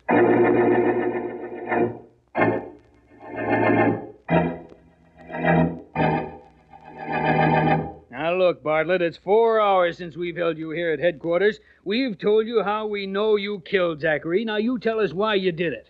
I don't see why the why is bothering you so much, Sergeant Heath. Bothering me? Of course it's bothering me. We know you got down to Zachary's early on the morning you murdered him. You do, eh? Sure. And after you stabbed him and the body fell into the pool, you remembered that the key to your hunting lodge was in Zachary's clothes. So you grabbed the rod and reel. It was only a trout fishing rod, but you figured it'd be strong enough, and you threw the line out toward the body. Did I? Yeah, you did. The hook caught on Zachary's clothes. You started to reel in the line when you heard Mrs. Zachary arrive, so you dropped everything and ran. Why would I go through all that procedure, Sergeant Heath, just to get back a key? Why shouldn't Mr. Zachary have a key to my hunting lodge? Because, according to your own story, you were never supposed to even have known him. That's why. And that key tied you up to the corpse, but good. That little description I gave you just now, that's the way it happened, wasn't it? Who saw me? I can't tell you that. Why did you kill him, Bartlett? He tried to trick me with a frame contract. I wasn't to be a partner, just an employee. We fought about it, and that's how it happened. He had the key to my hunting lodge because we had to have a secret place to meet before anybody in the industry thought we even knew each other.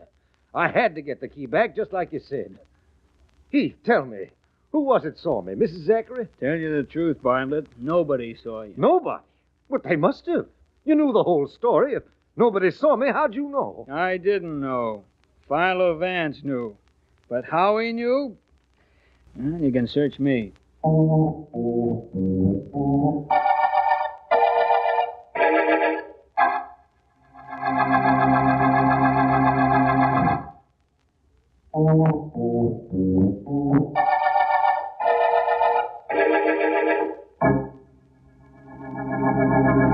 Vance, please, can we play 20 questions? You need 20, Ellen? I'm not sure yet. Let me start with 1.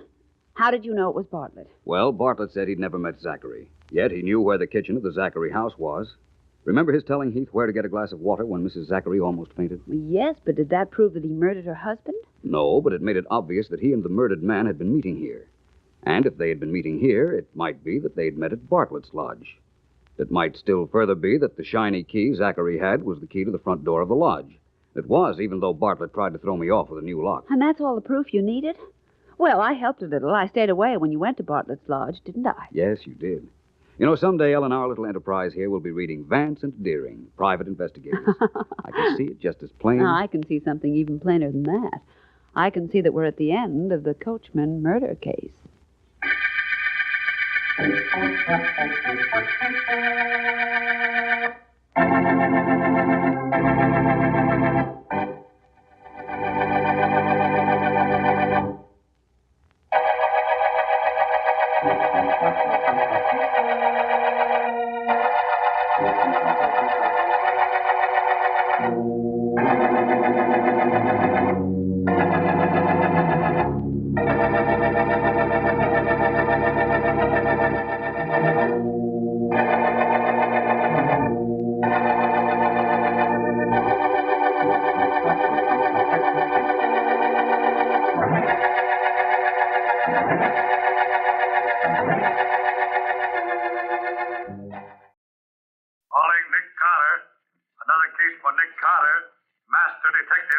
Yes, it's another case for that most famous of all manhunters, the detective whose ability at solving crime is unequaled in the history of detective fiction.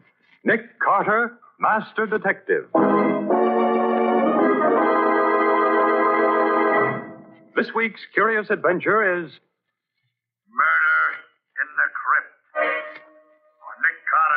the jackal god.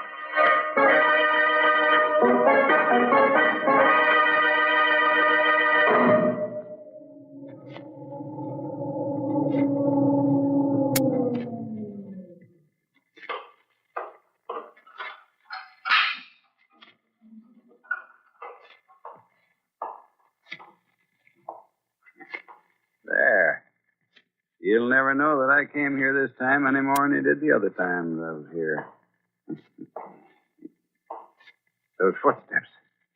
Coming this way. It's Anubis. Anubis. Oh, it can't be. I am Anubis, guardian of the dead. No. I must be dreaming. I am Anubis, the jackal god. But you're not. No. No.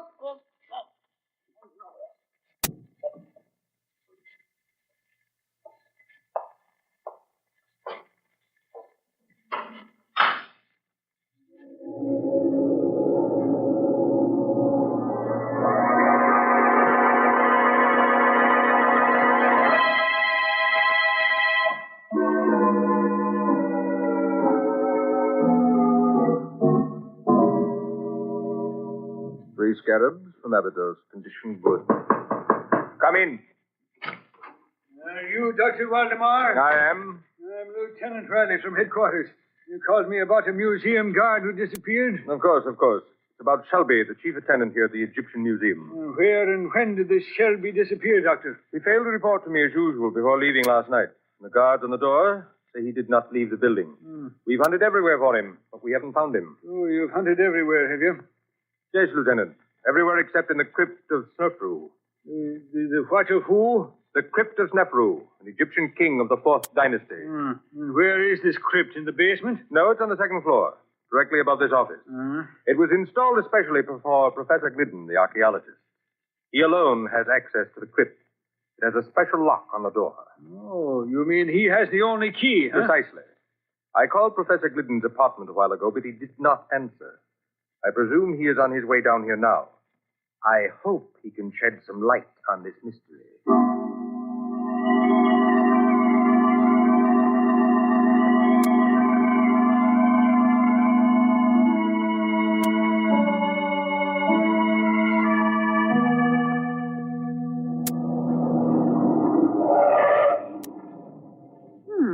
Nick, isn't this the Egyptian Museum across the road? Yes, Patsy, it is. Never been in it. Looks too much like a mausoleum for me. Are we going in to look at the mummies? That, Patsy, depends entirely upon Professor Glidden. Who's he? That bearded man who is beckoning to us from the doorway of the museum. Oh, I see him. Is he a client of yours? Yes.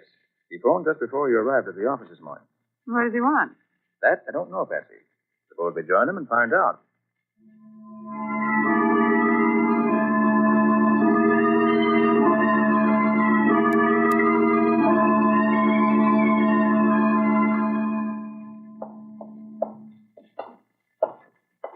And you say, Professor, that the Archaeological Society gave Dr. Waldemar the money to complete the museum. Yes, Mr. Carter. Provided that he would install a special crypt where I could place the relics from the tomb of King Snefru for examination and classification. So the crypt is officially your property. For the present, yes. When my work is finished, it will be open to the public. I see. And just where do I come in? I want you, Mr. Carter, to be present when we search the crypt, so there will be no question that Shelby is not there. This is Dr. Waldemar's office? It is. Oh, good morning, Glidden. This is Lieutenant Riley from headquarters. Hello there, Lieutenant Riley. Nicholas Carter and Patsy, too. We haven't seen each other for a long while. Now, don't tell me that you're looking for this man Shelby, too, Nick. I am, Riley. At the request of Professor Glidden. Oh. So since Dr. Waldemar has asked you to perform the same service, Riley, why don't we work together? Glad to, Nick. Fine. So you wouldn't object if Lieutenant Riley helped search the crypt, would you, Professor? Not at all. Well, Riley, shall we adjourn to the crypt? Right, Nick. The crypt is on the 2nd floor, right over this office.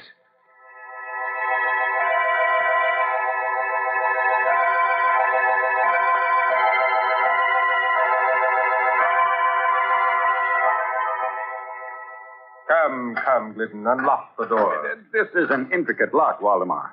It takes careful handling of the key. There.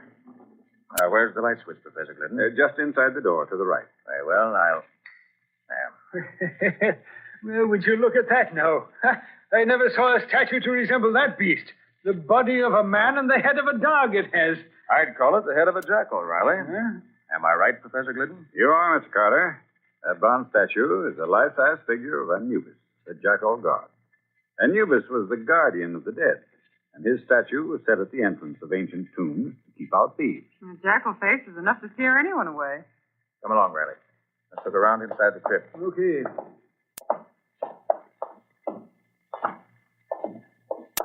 Well, here's a mummy case, which I suppose contains old King Snefru in person. Quite right, Mr. Carter. Yeah, now here's the old boy's throne. It looks like the original Morris chair. Let's see. There's nobody hiding under it, Riley. Okay, Nick. See, now look over there. In the alcove over behind the statue. Now, what is it? An ancient Egyptian bathtub? That, Riley, is a sarcophagus. A stone coffin. The one that once contained the mummy case we just saw. Gosh, now, it's a big thing now, ain't it? What's all this crazy writing on the front of it? Those are hieroglyphics, Riley. Inscriptions about old King Snefru. Oh. What's inside this thing, Nick? Oh, probably nothing now, Riley. Just the big open. What is it, Nick? This sarcophagus is not empty, Riley. Huh? Shelby's in it. Oh. And he's dead.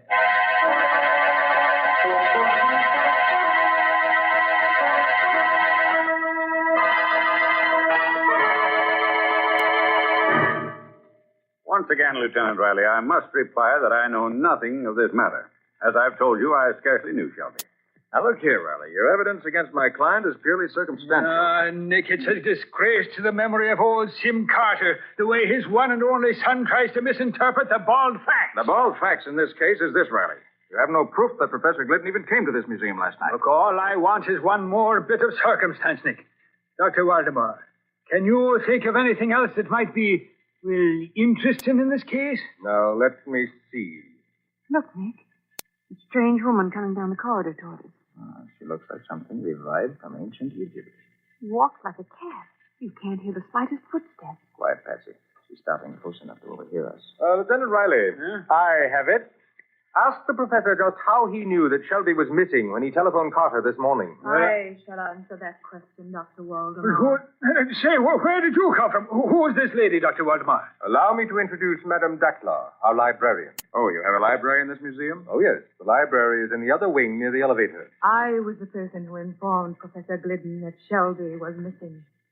I telephoned him this morning, after the search began. And Professor Glidden telephoned me, Riley, asking me to come here to protect his interests, which I have so far tried to do. Madame Dackler comes from Cairo. She's an Egyptian, well-versed in ancient lore and legend. Madame Dackler, do you really believe those old Egyptian legends? I must believe them. With my own eyes, I have seen the living Anubis walk through the corridors of this museum. But that statue couldn't possibly get out of a lost crypt. To Anubis, anything is possible. It is his duty to guard the treasure in the crypt. What treasure, Madame Dackler? Treasure that is found in the tomb of every Egyptian king. Anubis, the avenging jackal god, knew that the museum god Shelby sought the treasure. So Anubis sought Shelby and killed him and put his body in the crypt as a warning. Anubis is all-powerful. You mean you've actually seen this jackal god walking around this museum recently? Anubis, the guardian of the dead, leaves the crypt of King Snefru and prowls these corridors every night. I have seen him do it. Gosh. That will be all, Madame Dackler. Thank you very much for coming. Nick, suppose we go through that crypt again and see what we can learn. An excellent suggestion, Riley. Patsy, suppose you go around and wait in the library with Madame Dackler. We'll join you there later.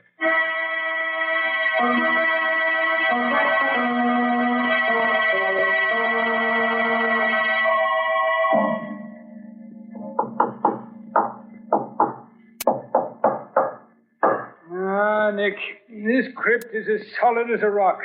We've tested every inch of floor and walls and ceiling here. Yes, Riley, every spot we've tapped seems to be solid stone or concrete. Nick, suppose we check those measurements again, eh? Oh, no use in that, Riley. The room's 30 by 30, with 4 feet out for the door on one side and 8 feet out for the alcove on the other. How big did you say that sarcophagus was, Nick? It's 8 feet long and 6 feet wide. Practically the same size as the alcove it's standing in. And it's 4 feet 6 inches high. Why? And I was just thinking, Nick, that's an awful big chunk of rock there. Well, Professor Glidden says this one weighs over 1,100 pounds. It's over half a ton. This goes to show that the floor in this crypt must be solid to support such a weight day in and day out. There's an answer to this case somewhere, Riley. Even if I don't know yet where it is. Come on. Let's get back to the office. If I'd followed my better judgment, I'd have locked Professor Glidden in a jail cell first. It wouldn't be wise just yet, Riley. You're wrong there, Nick. And I'll tell you why. This door here is the only way in and out of that crypt. And this key, the only key there is now, belonged to Professor Glidden. Riley, I want to learn the motive behind Shelby's murder. There were some strange things going on around this museum.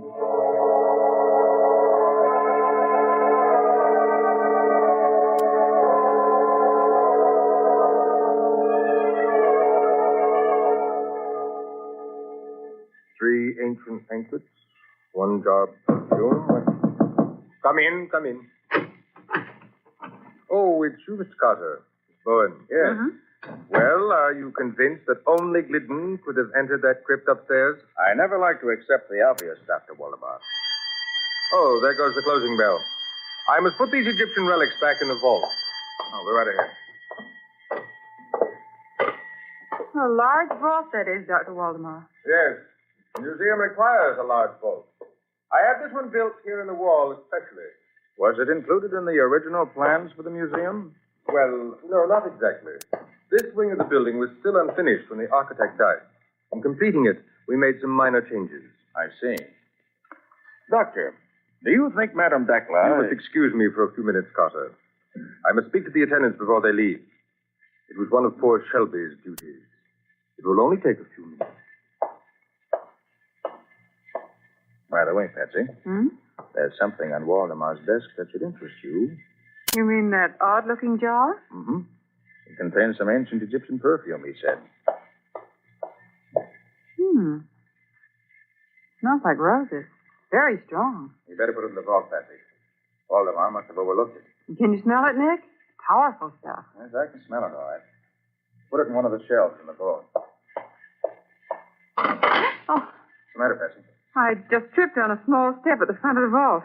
You didn't spill any of that priceless perfume, did you? Oh, I'm afraid...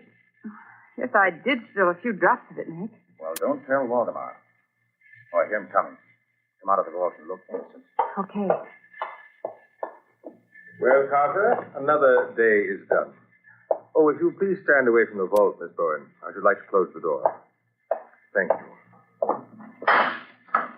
By the way, Doctor, was there any treasure buried with King Snefru? Probably. It was the custom. But it is also probable that such treasure was stolen centuries ago. Well, isn't Glidden interested in the matter of treasure? Possibly. But he's more interested in translating the hieroglyphics on the sarcophagus. Well, Patsy, I must be going. You must be going. You mean you're going to leave me here in the museum? Only for a little while. I want you to go back to the library and have a talk with Madame Dakla, Patsy. Talk about what? I'll tell you that while we're walking to the other wing. Good night, Dr. Waldemar. Good night, Mr. Carter.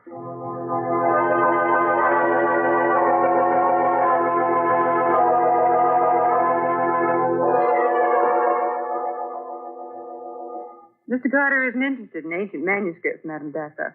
He wants to see the architect's plans for this museum. Oh, but he should ask Dr. Waldemar for those. I don't think Dr. Waldemar has them. Mr. Carter wants the original plan. I shall be glad to see if I can find them for you. I shall try the file cabinet by the door.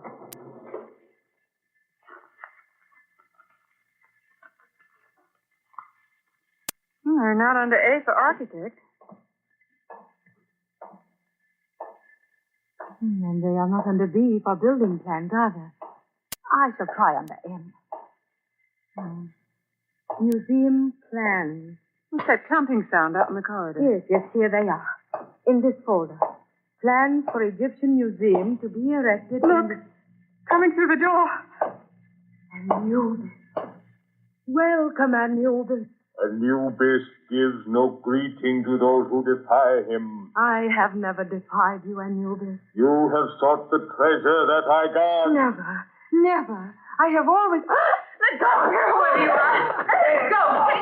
Away, you Hey, now, what new mischief is going on here, Nick? O'Reilly, you're just in time. Huh? Patsy was just going to tell me. Who was it took Madame Dacla away, Patsy?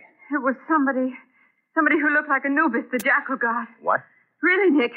Madame Dacla had the plans of the museum in her hand. And they're gone, too. Nick, this time we're going to look in that crypt upstairs first. Come on.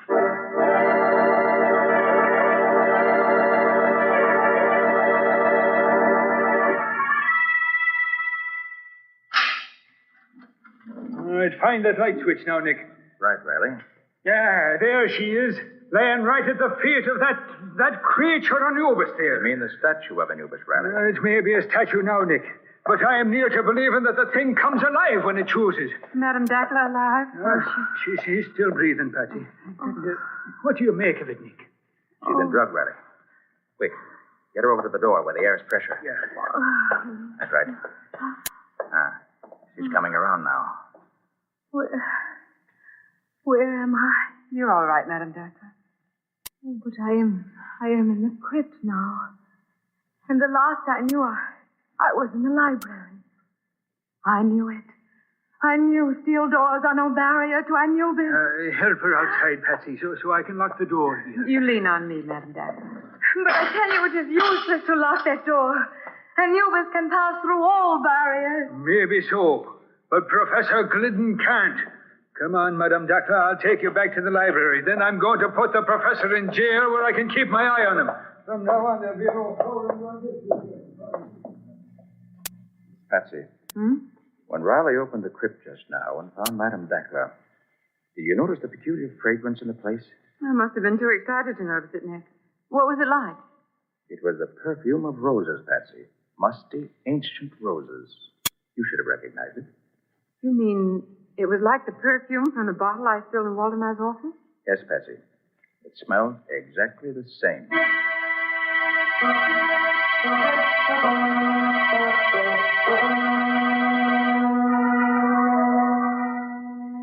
I admit nothing, Lieutenant Riley.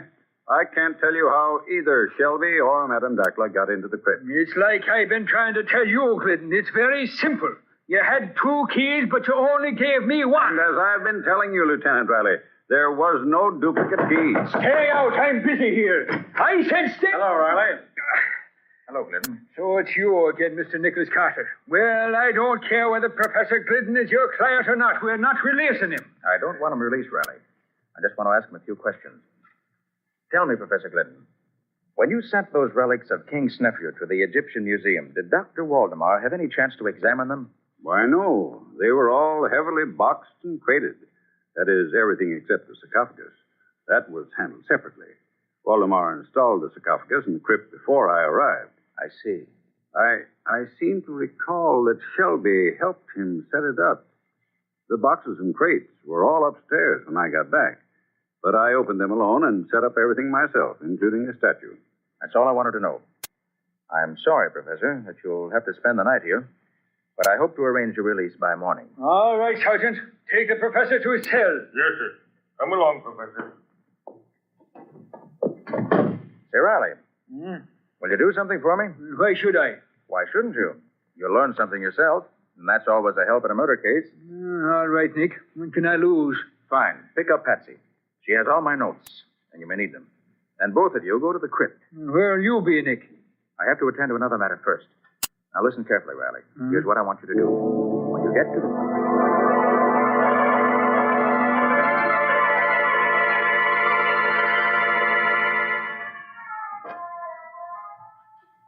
How long have we been in this crypt, Lieutenant Riley? Oh, it's about 15 minutes, Patsy. If you didn't have a luminous dial on your watch, I'd say it was hours. Why did Nick say that we should stay here in the dark?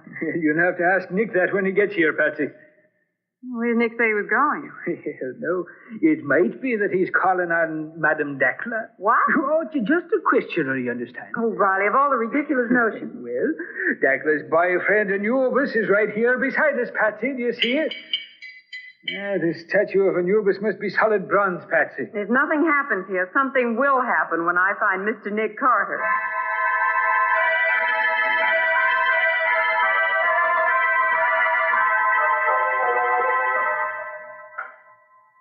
Only 10 minutes more, Patsy. I'm getting so used to this darkness, I can see the sarcophagus plainly. Looks so big. Yeah, it is big. It's almost... What's that? I don't know. Sounds as if something was happening at last. Riley! Hey, what is it, Patsy? You're not getting hysterical now, are you? Riley, I smell something. The perfume of roses. And it's getting stronger. Now, what has the perfume of roses to do with all this here? Riley, look. Look at that sarcophagus. Patsy, what we're looking at can't be happening here. But it is. That sarcophagus is rising straight up in the air. I've always said that seeing was believing. Look. I see what's doing it, Riley. You can't tell me that anything that will make a stone coffin weighing half a ton go floating up in the air 5 feet on the floor, Patsy. It's on top of an elevator, Riley. An elevator? Sure, that's what's lifting it. Well, glory be. You're right, Patsy. That's what that rumbling sound was. Riley. Yeah. The man coming out of the elevator with a flashlight. Wait till I draw my gun, Patsy. I'll fix it. You're too late, Riley. I have you covered. It's Dr. Waldemar. Why, Riley, that elevator is the vault from Waldemar's office. Quite right, Miss Bowen. I have you both covered. Don't try anything, either of you. Well, what would you be trying, Waldemar? There will be 2 new victims in this vault, Lieutenant Riley. 2 fools who, like Shelby, found out too much. But I'm sorry it isn't 3. Nick Carter would be a welcome addition. You really mean that, Waldemar? Nick, where are you? Carter, how did you get here? I've been waiting for you in King Snefru's sarcophagus. And now if you... I'll kill you first, Carter. I doubt that. Okay, Patsy. Look out, Patsy! He's knocking over that statue! It's falling over!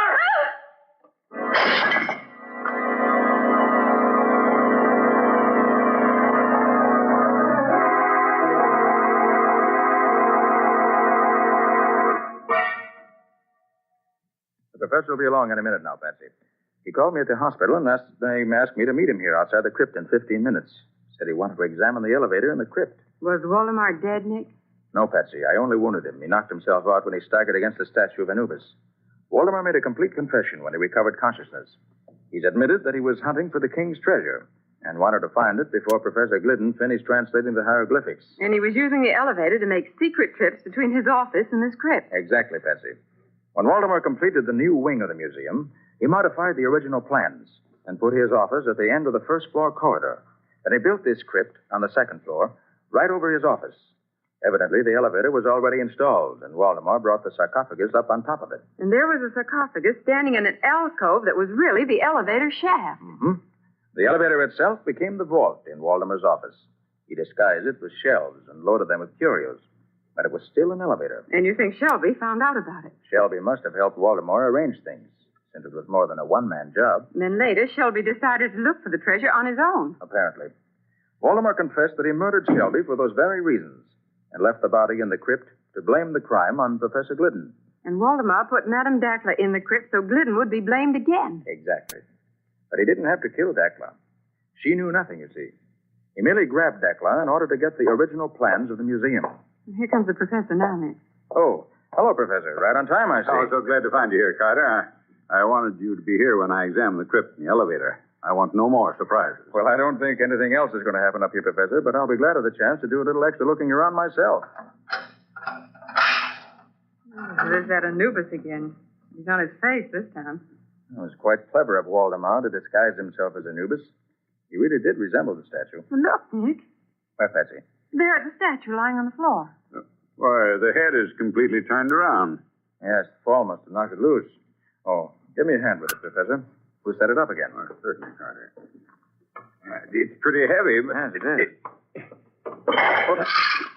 What? Go. Oh, Nick, is it real? I imagine it is, Miss Bowen. Why, this must be the treasure of old King Snefru's. So that's where the royal treasure was hidden. Waldemar must have looked everywhere except in the head of this statue. So Anubis was really the keeper of the treasure. Well, congratulations, Professor. And I hope this discovery makes up for all your troubles. It does indeed, Mr. Carter. I shall now be able to visit Egypt again.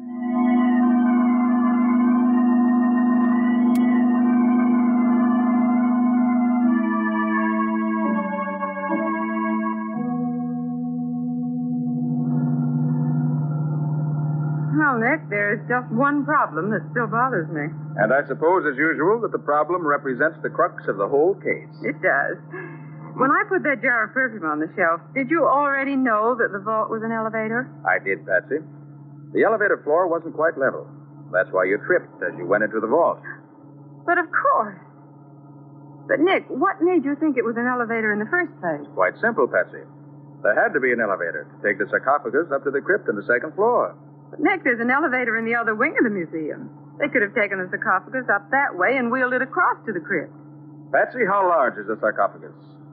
Why, it's 8 feet long and 6 feet wide and 4.5 feet high, didn't you say? Mm-hmm. And how wide is the door to the crypt? 4 feet, according to your measurement. Exactly. Now, Patsy, do you think you could put a sarcophagus 4 feet 6 inches high through a door only 4 feet wide? Of course not, Nick. Of course not, Patsy. Not even Dr. Waldemar could do it. Up through the alcove was the only way. Waldemar probably hoped that no one would think to compare the size of the door to the size of the sarcophagus. And nobody did, except Nick Carter.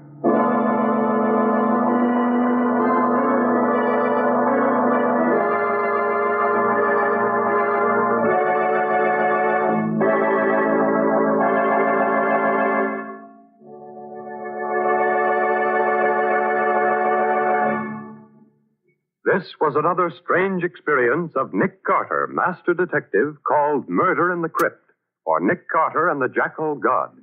Another of the curious adventures of Nick Carter, which are brought to you regularly by WOR Mutual. And now, Nick and Patsy, what about our story for next week? Well, next week's story is full of action, isn't it, Patsy? Action is right. You see, Nick investigated a murder on a lonely place called Skull Island. Yes, and there were only 4 people on the island who could have committed the crime. But it took a model of a clipper ship and a sea serpent to find out who the murderer was. It also took Nick Carter and a smart piece of deduction on his part to work out the answer. But what did a sea serpent have to do with the murder? Well, we'll tell you all about that next week. In the meantime, I'm glad I don't have to say sarcophagus again. So long. So long, everybody. And so long to you, Nick and Patsy. In the strange adventure you have just heard, Nick Carter was impersonated by John Clark, Patsy by Helen Choate. The story was written for Nick Carter by Walter Gibson. Original music was played by Lou White. The entire production was under the direction of Jock McGregor.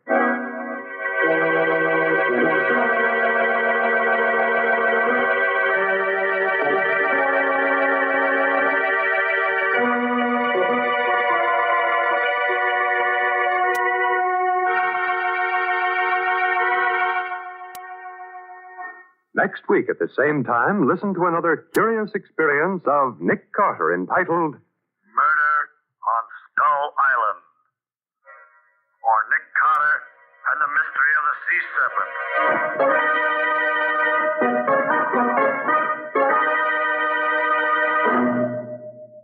This story is a copyrighted feature of Street and Smith Publications, Incorporated. The Return of Nick Carter is produced in the studios of WOR and is broadcast over most of these stations every Monday evening at 9:30 Eastern Wartime. This is Mutual.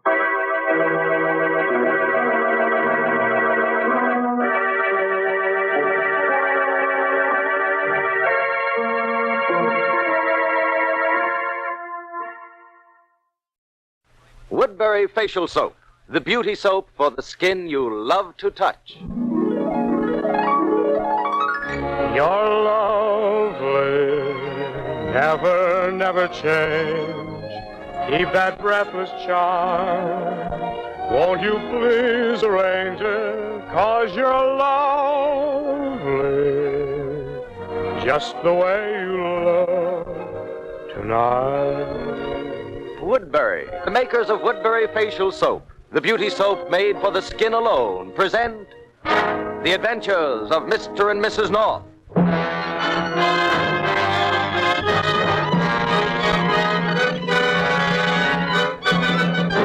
The Norths woke up one morning and discovered it was February.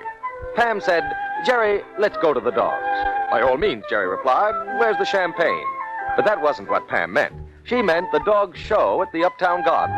And after Jerry had said something about in leap year, woman proposes while man opposes, and after Pam had thrown a pillow at him, they got dressed and went to the dogs. Dogs. Aren't they adorable? Uh-huh. I feel unnatural. On two legs. We're outnumbered. I guess this isn't a good hour for visiting. Oh, the dogs don't mind. Oh, Jerry, what breed is that? Schnauzer. God bless you. What breed? Schnauzer. God bless you. Jerry, you're catching cold. I'm not sneezing. That dog is a Schnauzer. Oh, cute. Oh, look, Jerry, a Great Dane. Isn't he beautiful? Let's move on, dear. Why? I think he thinks I'm a bone. Oh, you're not afraid, are you, darling? No, I just don't want to confuse him, make him neurotic. All right, scaredy cat.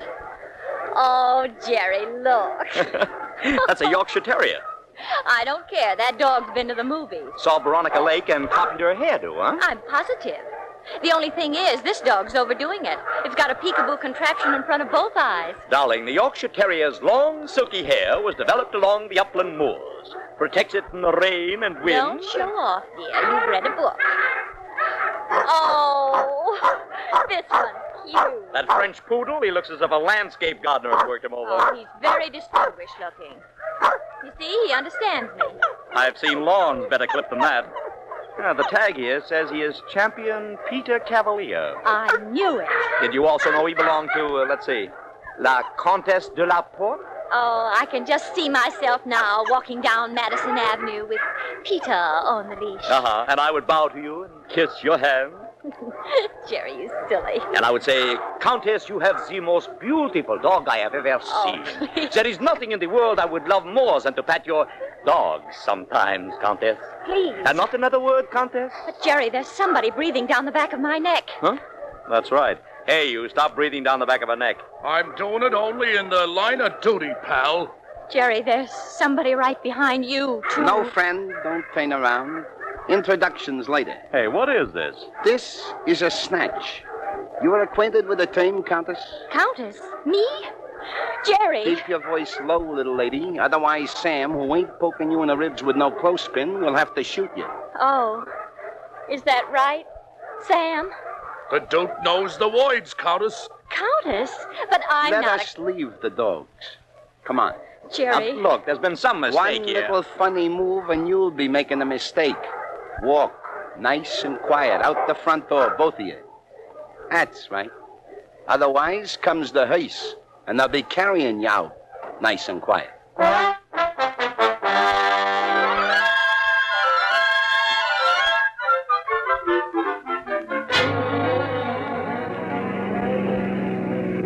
Anyway, it's a nice car. Thank you, Countess. But I am not a countess. Did we or did we not hear that gent sitting next to you call you Countess? You did, but Jerry was only joking. Some joke.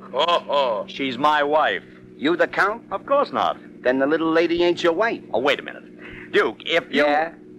Are you really a Duke? Nah, sort of a nickname. All right. That's the way it is with Pam. Sure. Only she's got a couple of million Iron Men in the bank. I ain't. My estate was impoverished. The Duke knows the words. I'm supposed to be French if I'm the countess, but I'm not. How do we know? Well, you can hear me talk, can't you? I speak English, don't I? Just like you. You speak like us? Duke, she sounds like a foreigner to me, she does. If she's the Countess, what am I supposed to be? There is a word for it. The Duke knows... Quiet, Sam. The word is gigolo. Me? Why, you... Relax there, dancing pumps, or I'll give you a revolver full. Jerry, please. Now, we are all men of the world here, ain't we? Excepting, of course, the Countess. Thank you. A mere nothing. As I was saying, the Countess is young. She is beautiful. Why, Duke? She is a babe with plenty of bread pudding. The Count, on the other hand, is broke. He is on the shabby side of gentility. So he collects stamps, while the Countess collects... Gigolos. You are one of them. A very fine specimen. My congratulations, Countess. I am not a gigolo. Listen, mister, don't get so excited.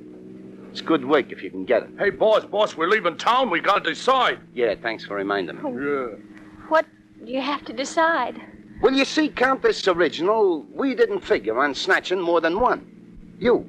Circumstances made us grab off the boyfriend, too. The question is, what do we do with him? You'll just have to take him along with me. Hey, Duke, I think we ought to chill him. I don't know. He looks like a nice guy. Yeah, but Duke, we gotta feed the kidnapped victim. We just ain't got enough of brown stamps for two of them. You got something here.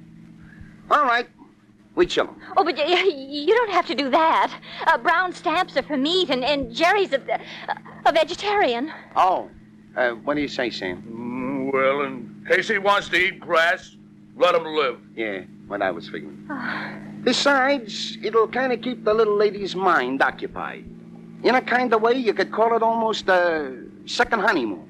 Good grief, where are we going? Niagara Falls?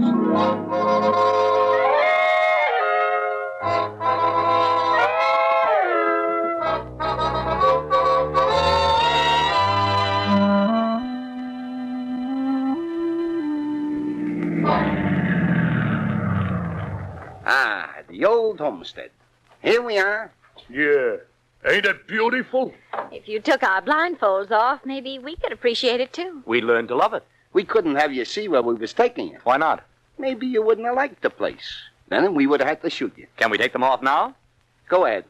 Keep them covered, Sam. Like a tent, Duke. There. That's better. Oh, gollies, it's dark. Who put the lights out? Lady, we are in the country where the only lights is the stars. That Duke. I prefer lampposts. Is that landslide and old stucco the homestead? Lady, maybe the joint looks like a wreck. But I'll tell you, it not only looks like a wreck... Yeah, it is a wreck. Custer must have made his last stand around here. If you don't like the accommodations, Sam will be glad to donate a little lead to you. Never mind, he needs it more than I do. I mean, shall we go in? Proceed. Wait a minute, goon. The Countess goes first. Why? Noblesse oblige. Huh? Why? That, freely translated, means oblige the nobles. Countess, you first. Thank you very, very much. Gee. You know, Duke, that noblesse oblige stuff ain't so bad. No? No. Not when a babe like the Countess leads the parade.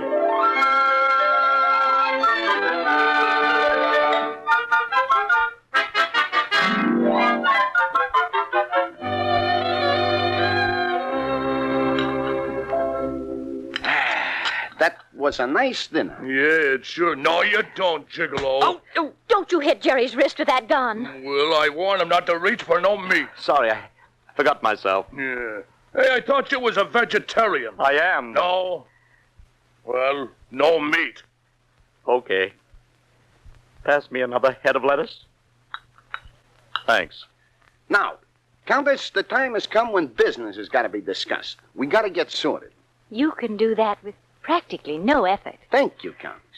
Now, we know the Count ain't got no dough. You got it. So we brung along a check. You sign the check, we force the Count to cash it, and then he bails you out. What could be simpler? You could just let us go. Countess, the time for idle banter is past. But she isn't the Countess.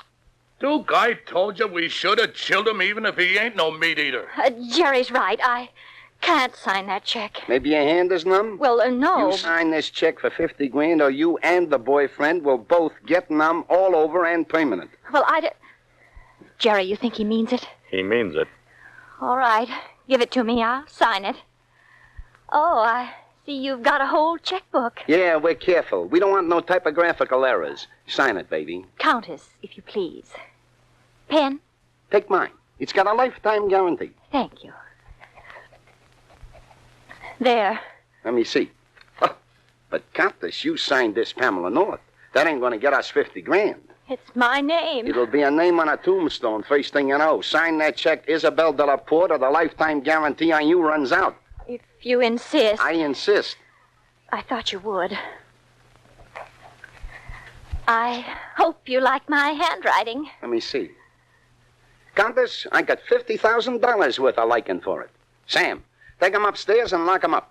I'm going back to contact the Count, inform him about the snatch, and tomorrow morning we begin to live on our income. Good night, Countess. Noblesse oblige. Noblesse oblige to you, too, Duke. That's right, Countess. Noblesse oblige. So please go upstairs peaceful and oblige. Or no more noblesse.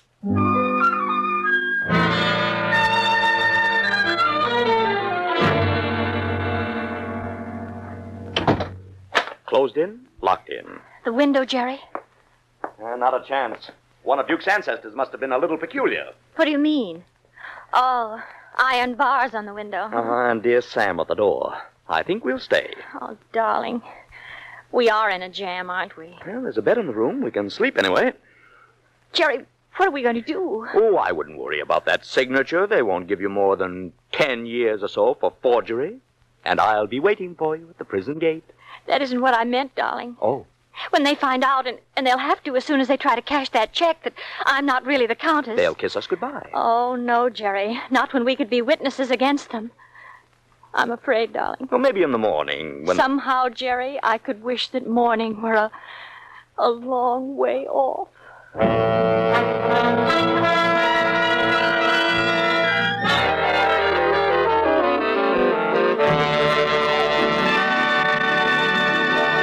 We'll be back with Woodbury's Mr. and Mrs. North in just a moment. Now, this is Ben Grauer changing the subject to Woodbury facial soap and romance, to wedding bells, white satin, and lace, and to another Woodbury Deb who's just said, I do.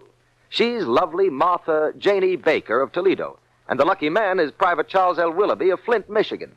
Janie writes, Woodbury facial soap is practically a tradition with the women in our family. So naturally, when Chuck saw Janie, it was a case of love at first sight. For nothing attracts a man's attention faster and holds it longer than a flawlessly lovely complexion. And now that Janie is Mrs. Charles L. Willoughby, a charming Air Force bride, she writes, Woodbury soap really does things for a girl's skin. Romantic things. Let it do the same for you.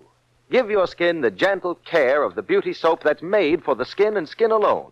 The soap that contains only the finest, purest beauty oils and a special costly ingredient for extra mildness. Yes, Woodbury facial soap is safe even for over-dry skin. Use Woodbury facial soap tonight, and then see even in the morning if your skin isn't brighter, smoother, softer to touch. See if he doesn't soon tell you so. Ask for Woodbury facial soap and follow the marrying Woodbury Debs to romance. Now, back to the Woodbury facial soap program, The Adventures of Mr. and Mrs. North.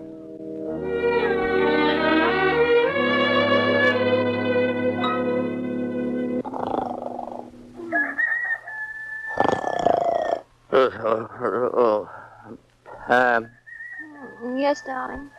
Turn that rooster off. You turn it off. It's on your side of... What did you say? I said turn it... Uh-oh.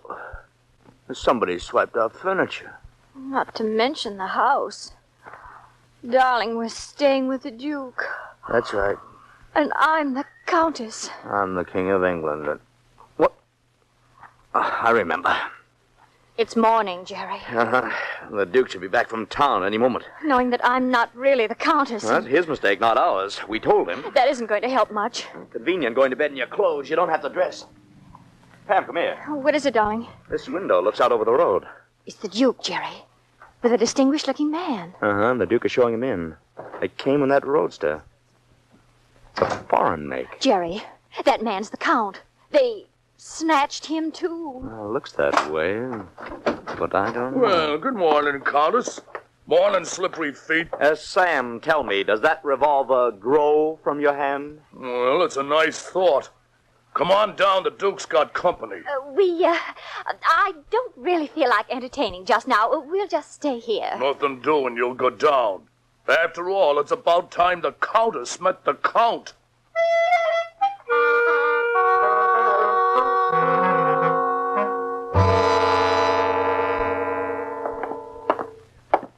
All right, through that door. That's a good girl. Come on, you two, smooth hair. We'll find our way. Sam, somebody maybe followed me out here. Go on outside and keep a lookout. Okay, Duke. Now, Count, is that the Countess or ain't it? My dear lady, may I apologize for this boor stupidity? may I also assure you that if it weren't for the fact that already I am married, nothing would delight me more than to make you my countess. That's very sweet of you. Then but... she ain't the countess. When this ruffian here held me up and asked me to cash this check, I knew at once a mistake had been made.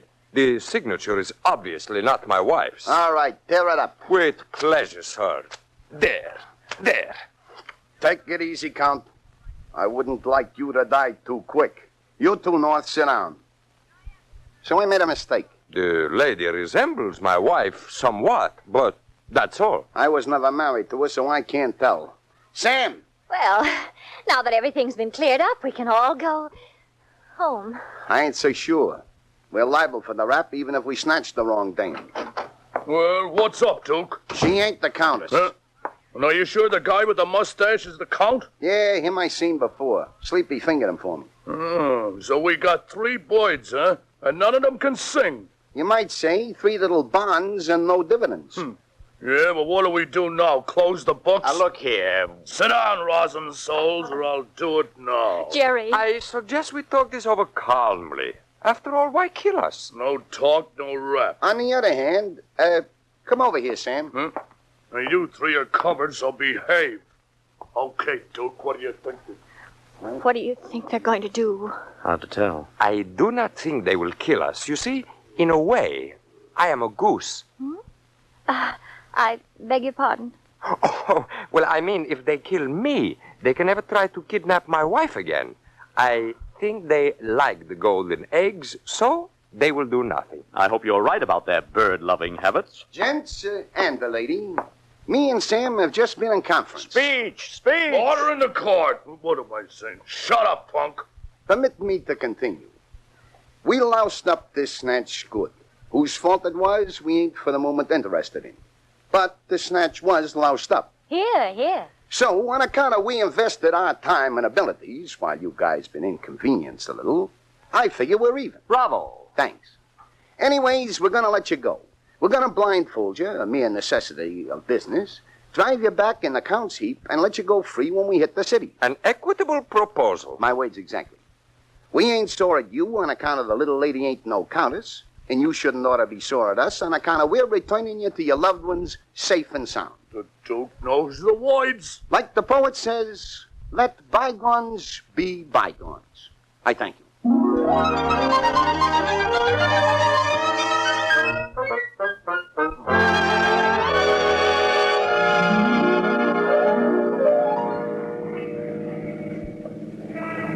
It's pleasant to get these blindfolds off. I dare say that's the last we'll ever see of Sam and the Duke, fading down that suburban road in their own car. I'm just as pleased. But there's something that worries me.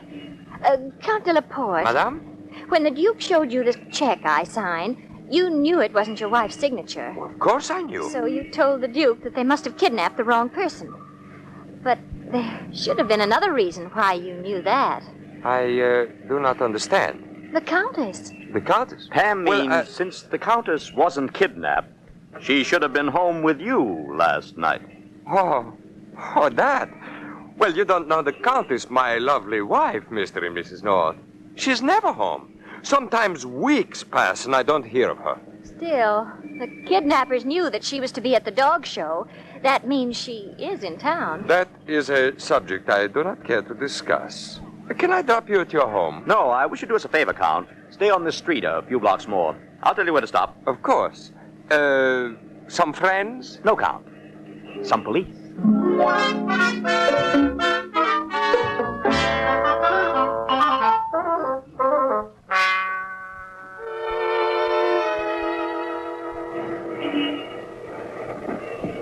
Pam, you and the Count stay in the car. I'll be out in a moment. Your husband is very athletic. He used to play football. Count, I'm worried about your wife. I gave that up years ago. For all we know, those gangsters may be after her this very minute, and... there's Jerry. He's got Sergeant Mullins with him. Well, what do you know about that? Kidnapped you, eh? They should have held on to you. I would have paid him myself regular. Hello, Sergeant Mullins. This is Count de la Porte. What's your name? Count de la Porte. How do you do?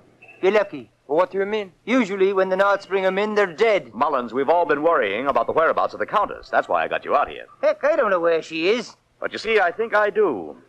Try the rumble seat of this roadster, Mullins. Huh? Oh, he's mad. I don't like this. Any objections?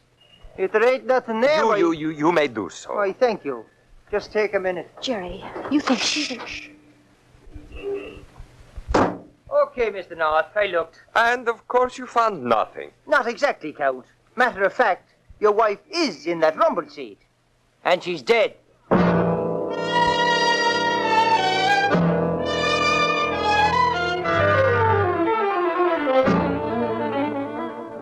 He's as guilty as he can be. There's not one iota of doubt about the whole Please, thing. Mullins, please. I've got something to say. The guy killed his wife and he'll fry for it. I don't think he did. But, darling, it was his car. And... He would have been a fool to hide her there.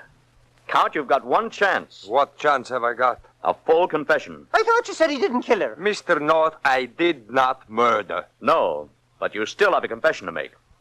You hired Duke and Sam to kidnap your wife. You agreed to split the ransom money with them, didn't you? $25,000 for you, $25,000 for them.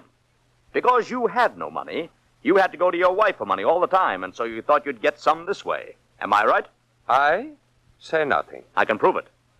First, those gangsters didn't blindfold you when they brought you to the hideout this morning. That's right, darling. We saw him from the window. Which proves you were in on the kidnap plot. Secondly, and more important, those gangsters didn't try to cash the check Pam signed on your own unsupported word. Why should they believe you? When you said Pam was not the Countess, they believed you again. Why? I deny everything. Better not. Otherwise, you'll go to the chair for murder instead of to jail for fraud. You've one chance. You better take it. All right, I confess to the plot, but I did not kill her. Of course not. Mullins, you've got to help. How? There's only one way we can get proof against the murderers. We've got to release the Count. We've got to announce that he's been cleared of a murder, and, Mullins, we mustn't say a single solitary word about his complicity in the kidnapping plot. We mustn't. Why? Because if we do, our trap won't catch a killer.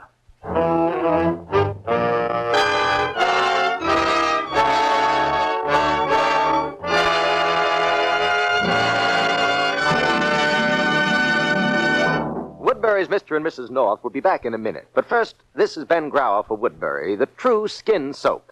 Have you noticed how many lovely Woodbury Debs are middle-aisling it these days?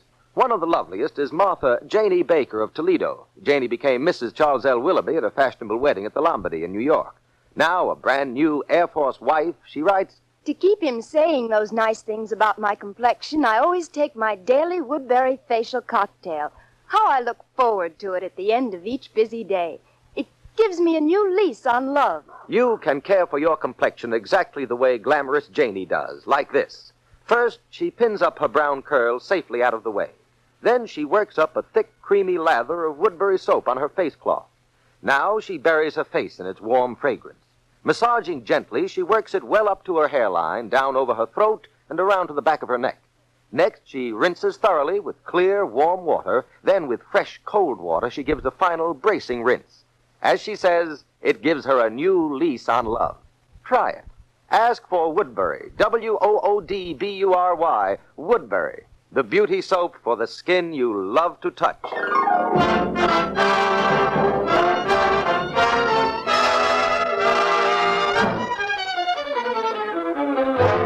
Now, back to the Woodbury Facial Soap program, The Adventures of Mr. and Mrs. North.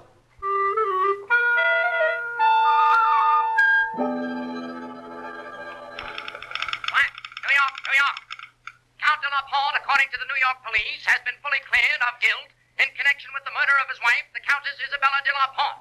Turn that guy off, Sam. He knows too much. Okay, wife of Duke. a very famous New York... That is very good news, Sam. Just like we figured, they can't pin the killing on the Count. So we play the parlay, huh? Gee, it's a good liquor the Count keeps. Ah, that must be the Count now.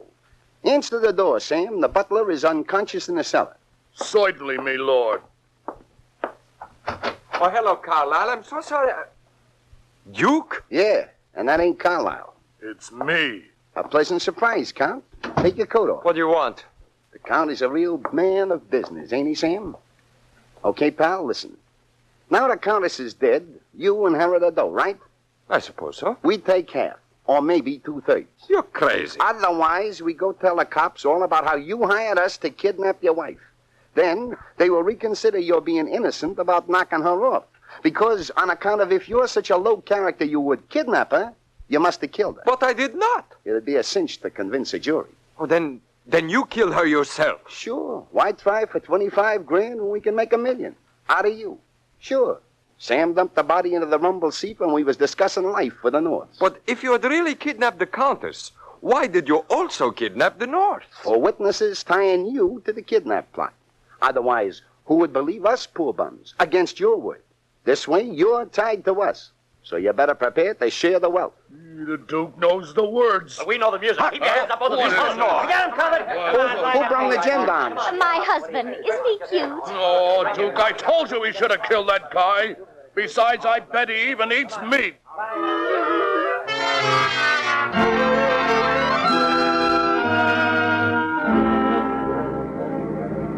Oh, to get home. A little while, darling. Oh, the poor Countess. Poor Count. He's going to spend a long time in jail. Mm-hmm. It was very clever of you to figure out the double cross that Duke and Sam were playing. Well, no gangster would ever make a mistake in identification, as Duke and Sam pretended they had. Not when it was a $50,000 snatch they were planning. Well, they certainly swiped the wrong witnesses. Oh, you're so smart, darling. Cute, too. Mm-hmm. I wonder just how good a gigolo you would make if I were really a countess. Well, you know what they get paid for, don't you? Mm-hmm. Dancing. Maybe, but I'll bet that isn't the word the Duke would have had for it.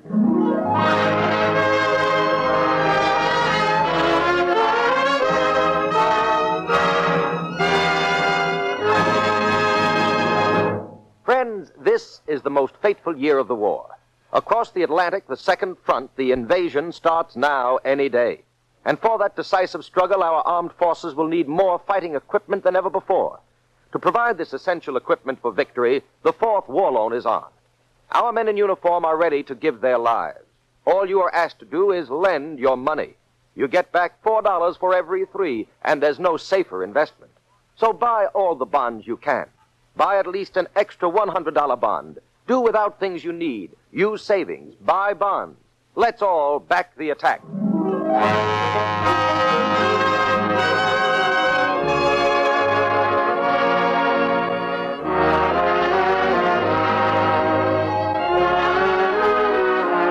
Tune in again next week at this same time for another adventure of Mr. and Mrs. North, starring Alice Frost and Joseph Curtin. For thrills and laughs, be sure to listen, won't you? Music for Mr. and Mrs. North is conducted by Charles Paul. This is Ben Grauer saying good night for Woodbury Facial Soap, the beauty soap for the skin you love to touch. Lovely, never, never change. Keep that breathless charm. Won't you please arrange it? 'Cause you're lovely, just the way you look tonight.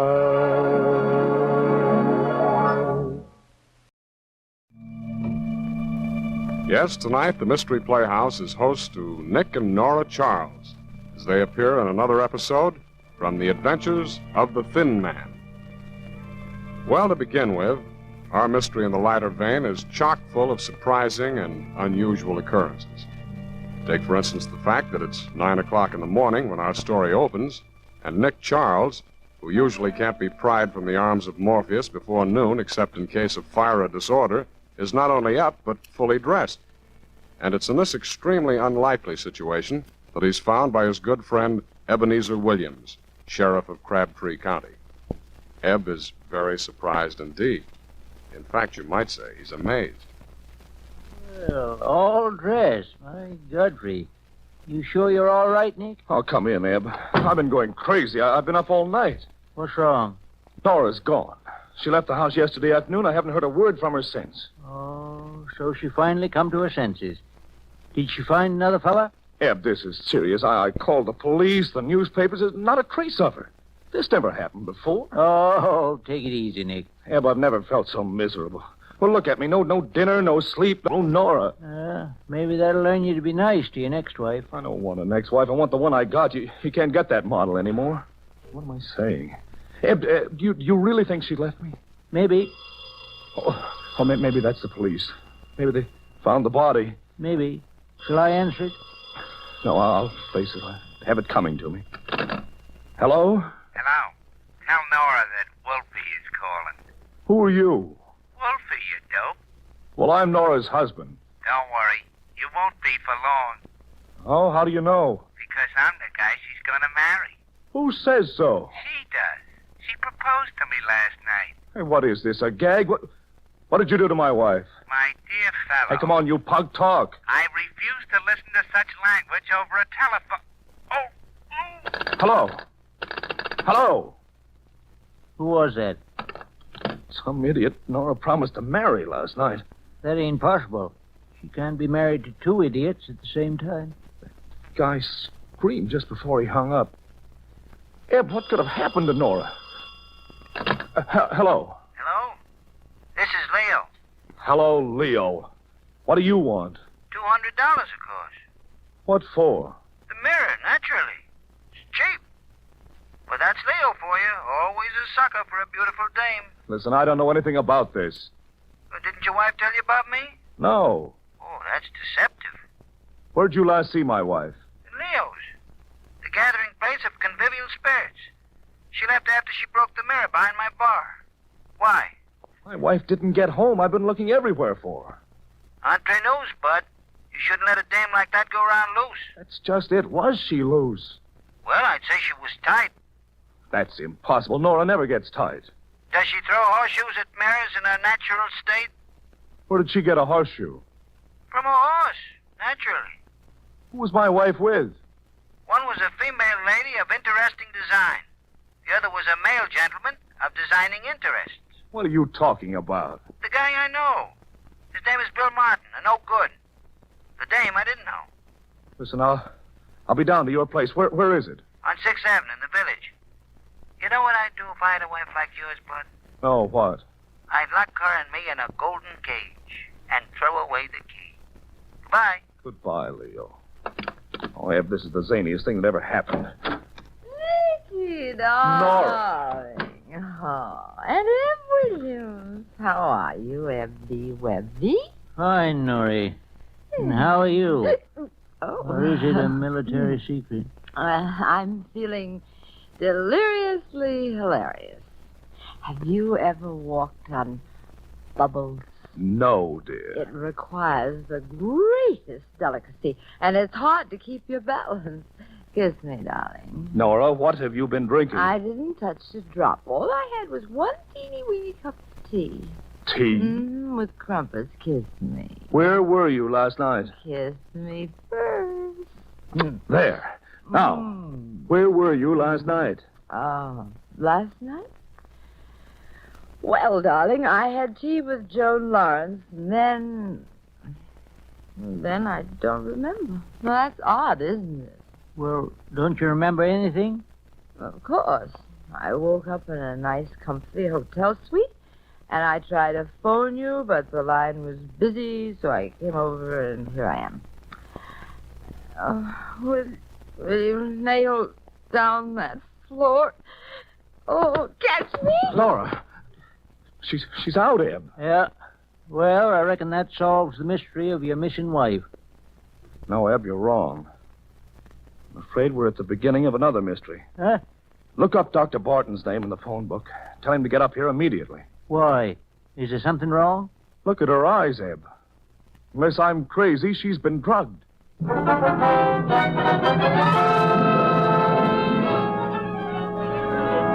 darling. Am I dying? No, dear. The doctor said you'll be okay. The doctor? Yes, Sir Norrie. You've been drugged. Oh, why should anyone want to do a thing like that to little me? That's what I want to find out. What happened after you had tea with Joan Lawrence? I don't know. In your bag, we found a key to a suite in the Wilson Hotel. You remember registering there? No, but I woke up there. Where'd you go between the time you had tea with Joan and the time you woke up? I've no idea. Do you remember going to a joint called Leo's? The gathering place of convivial spirits? Sounds delightful. Was I there? I reckon so. You broke the mirror behind his bar with a horseshoe. Now, what made you do a thing like that? Well, I can't imagine, Eb. But I do remember one thing. There was the nicest man with me and Joan. Wolfie? No, I don't remember anyone named Wolfie. Well, you should, dear.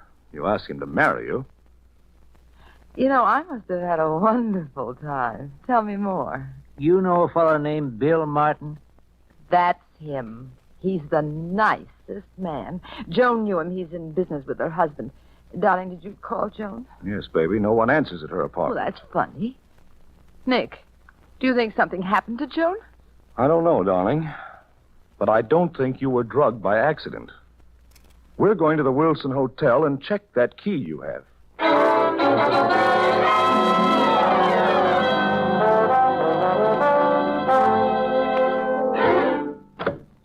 Come in, Nora. Eb? Yeah.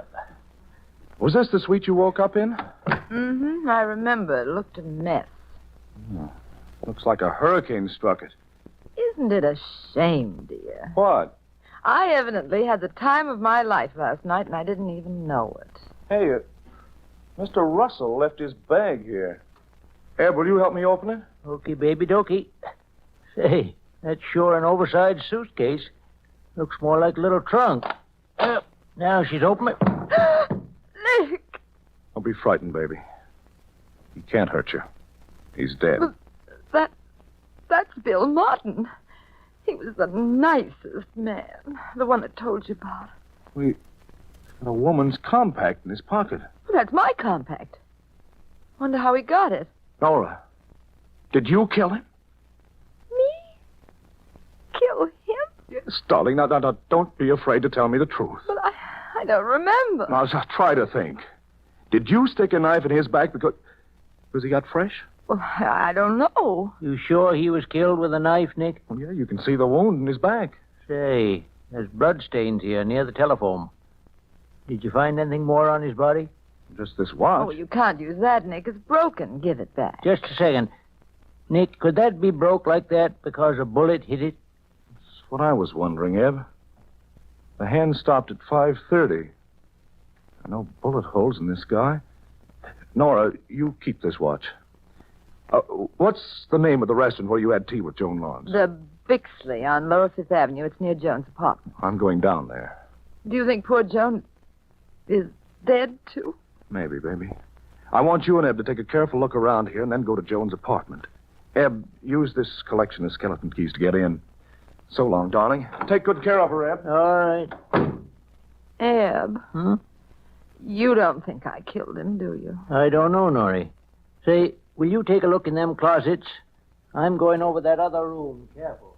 All right, Eb. Oh, what a lovely closet. Oh, my neck. Let go. Let go. Find anything in that closet, Norrie? Norrie? Don't you hear me? Norrie, I just looked. Look. Norrie.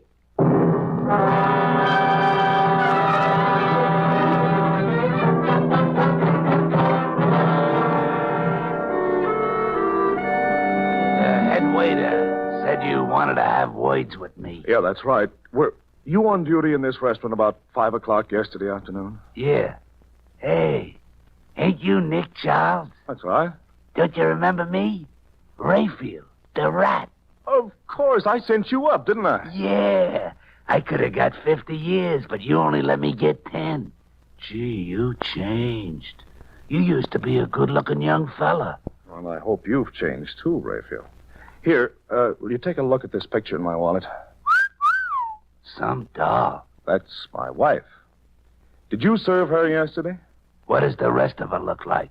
The usual accessories, but well placed. She was here with another dame. This other dame had a wonderful build. I served them. Where? In that booth right over there. Now, listen, Rayfield. I want you to remember exactly what happened while they were here. Try and recall every detail. If it'll help your memory, act it out. Okay. Now, let me see. You be your wife. I am the girl with the bill. So, we come in. We look around to see if anybody notices what terrific lookers we is. And after we see that all the wolves is foaming at the mouth, we sit down. Now, where do I sit? In the corner of the booth. Me, I'm the other girl. I sits here. So another person joins us. A guy named Bill. Very good looking. Bill Martin? Yeah, that's his name. He ordered cocktails.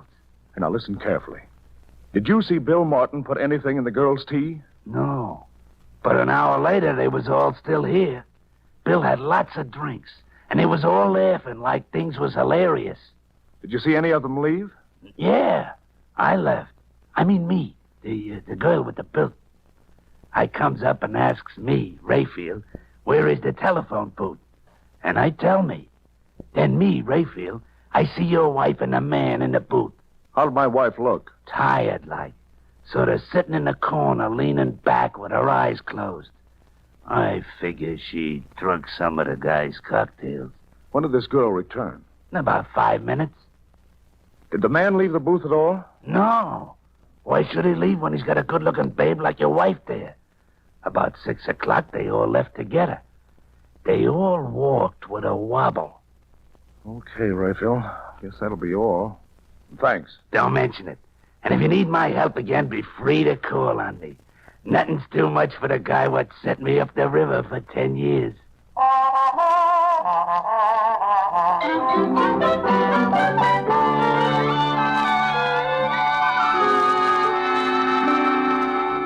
Of course I will accept your check for $200, Mr. Charles. That's Leo for you.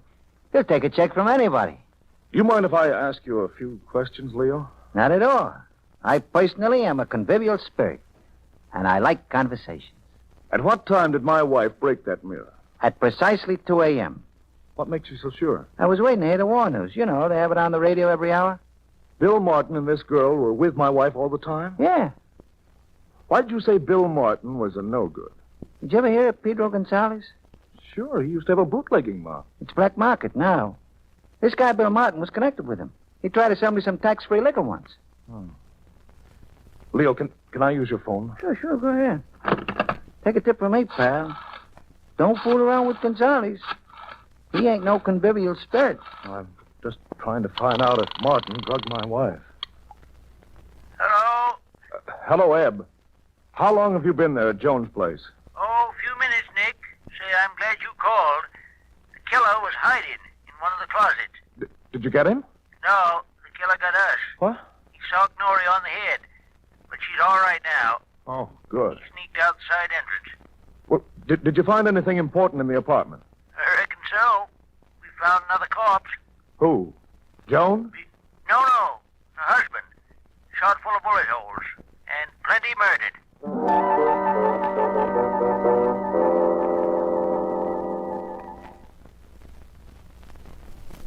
Yeah.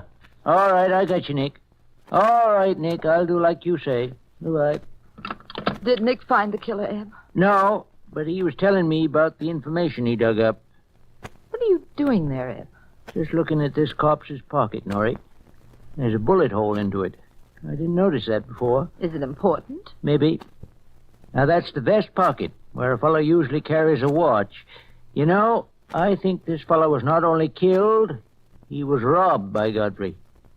Eb, did you notice that banjo clock on the wall? Why, what about it? It stopped at 2. And the reason it stopped is because there are a couple of bullet holes in it. Look. Oh, Joan, darling. Hello, Nora. Oh, I've got the most awful headache.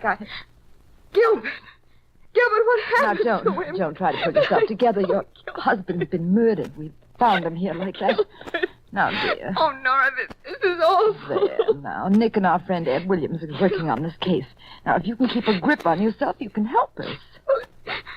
Well, I'll be all right, Nora. I was afraid something like this was going to happen. That's why I wanted to talk to you yesterday. My husband and Bill Martin, they were in trouble with Pedro Gonzalez. He's a gangster, you know. Yeah, Nick told me all about that. Miss Lawrence, where was you last night? Well, I'm not really sure. It's all very hazy. I woke up only a few minutes ago at the Royal Crest Hotel. Did Did anything happen to Bill Martin? He's been murdered, too. Oh, no. Norrie was drugged. Well, then I must have been drugged, too. Well, of course, I see it all now. They drugged us so I wouldn't go home and find them killing Gilbert, and Bill Martin must have known about it. He was very close to them, so they killed him to keep him quiet. Was your husband alive at 2 yesterday afternoon? Well, yes, I had lunch with him. Joan, why'd you murder your husband? What are you talking about? You, Joan. You murdered both of them.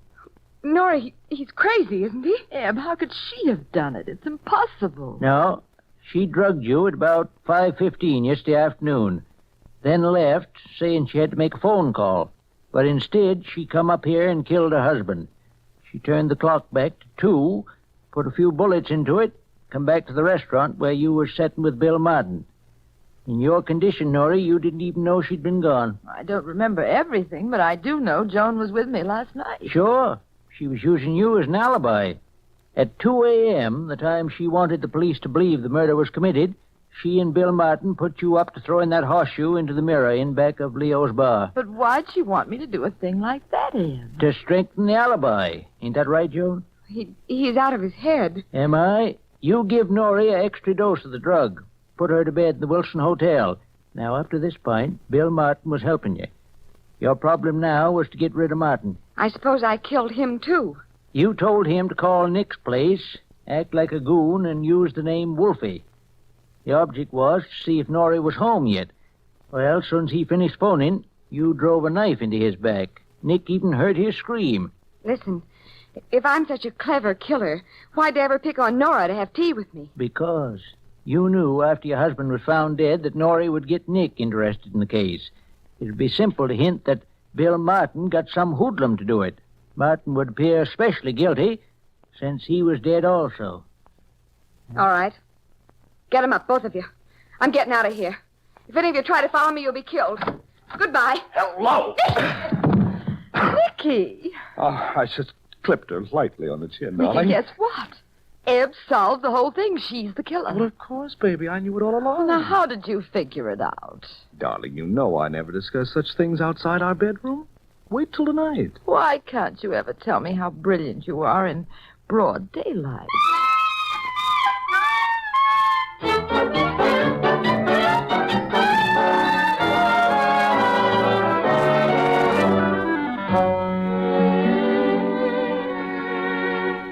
All right, dear. I'm ready and waiting for your story. Well, it was simplicity itself, baby. I knew that whoever drugged you probably committed the murder. There were only 2 suspects, Martin and Joan. And since Martin was dead, it had to be Joan. Right. I was afraid for a while that Joan was dead, too.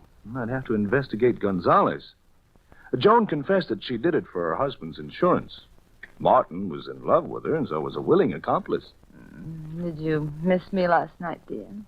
Well, not at all. You big liar. Eb told me what you said. I ought to stay away more often. It'll make you appreciate me. You better not try it, or I'll stay away nights, too. What about me did you miss most of all, Nicky? The way you say good night. Oh. Well, then. Good night, Nicky, darling.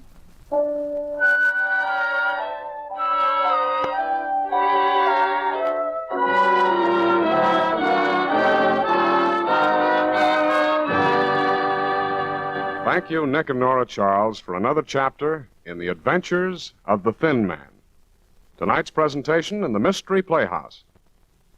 Before taking our usual trip to the green room, let's discuss 3 ways we can all help lengthen the war. Here they are. First, throw away all your extra equipment. Second, don't take care of the equipment and ordnance you have left.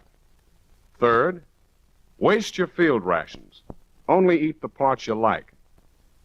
Well, that's only 3 ways. But if each and every man and woman in the service indulged in just those 3 consistently, V-Day would be a far cry indeed. Of course, no one would act like that on purpose, but unfortunately, we all tend to treat GI materiel a little bit like a stepsister. And when you multiply your carelessness and wastage 1,000,000 or more times, it's no longer funny. So let's not help lengthen the war. Let's shorten it by conserving everything we have.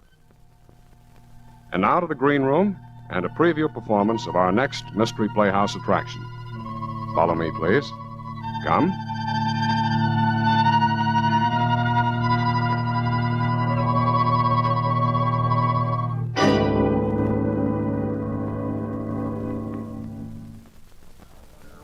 Mr. Finney, why did Mr. Clabber have us all come here for a conference? I don't know, Miss Warner. It's about the theft of those rare books, I guess. You've been with the A.H. Dark Company for a long time, Mr. Finney. Tell me, is the bookstore in a really bad way? Well, it's pretty bad, Miss Warner. Careful, people. Here comes old Crank Clever. Oh, here he is. Philip Dark, you coming in here with me, or aren't you? I'm coming, Mr. Clabber, I'm coming. Now, silence, please. All right, just a moment, people. Mr. Clabber has something to say. As you all know, for the past few months, the A.H. Star Company has been losing rare items out of our private stock of first editions. I'm convinced those thefts are an inside job. One of you employees is the thief. Now, wait, please. I want you all to know that Mr. Clabber and I are in total disagreement on this. Personally, I trust every one of you. Well, I don't. This stealing keeps up, the company will go bankrupt. So I've decided on a drastic step. As of closing time today, the entire staff of this store, every last one of you, is fired. Me too. But Mr. Clabber, I've been with the A.H. Dock Company as bookkeeper for 58 years. Mr. Dock, Mr. Phil. I'm sorry, Mr. Finney, but I'm helpless. Mr. Clabber now owns 51% of the stock. That gives him full power to dictate store policy. But even if one of us is a thief, why make the rest of us suffer? I know, Miss Warner, but my hands are tied. Mr. Clabber's arranging to have new clerks report tomorrow and a new secretary stenographer. I may as well tell you that Mr. Dark's talked me into promising that if and when the thief is caught, all you people will be rehired. Now, that's all. Back to your counter. Dark, where are you running to off such a hurry? Boston, Clabber, and I wish to heaven it was the North Pole.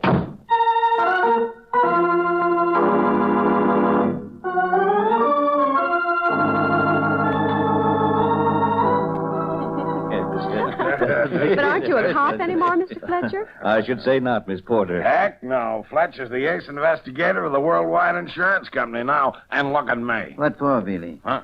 Henry, you'd like Fletcher's style. He goes in for fancy deductions the way you do. Oh, a competitor, huh? Right. Ellery, I'm on a case for Worldwide involving the A.H. Dark Company, and you can do me a favor. Me, Fletcher? I was nosing around the Dark bookstore this morning and overheard one of the employees phoning you. She's due here any minute. Yes, a clerk there named Miss Warner. But how can Ellery do you a favor, Mr. Fletcher? No one down at Dark's knows who I am, and it's better if they don't find out I'm an insurance company detective. How about introducing me to this Warner woman as your associate? Let me sit in. I'll go. That must be Miss Warner now. Queen, what do you say? Well, of course, I'd be glad to. Billy, let's you and me duck into the other room. Too many of us might scare the woman out. You'd scare her top, Sergeant. Ellery, this is Miss Warner of the A.H. Dark Company. How do you do? How do you do? And I brought along Mr. Finney, the bookkeeper. Sit down, please. Meet Mr. Fletcher, my assistant. How do you do? How do you do? What can I do for you? You start, Mr. Finney. Well, Mr. Queen, young Mr. Philip Dark doesn't know much about the rare book business, and, well, the firm's in pretty bad shape. So some time ago, Mr. Dark was forced to take in a partner, Mr. Clabber, who knew rare books and had capital, too. Adolph Clabber... Adolph Clabber's one of the leading rare book experts of America, Queen. I've heard of him, Fletcher. Well, sir, Mr. Clabber started printing special editions of classics limited to one copy for wealthy collectors. Editions of one copy? That's really limited. Yes, miss. Mr. Clabber does all the work by hand himself.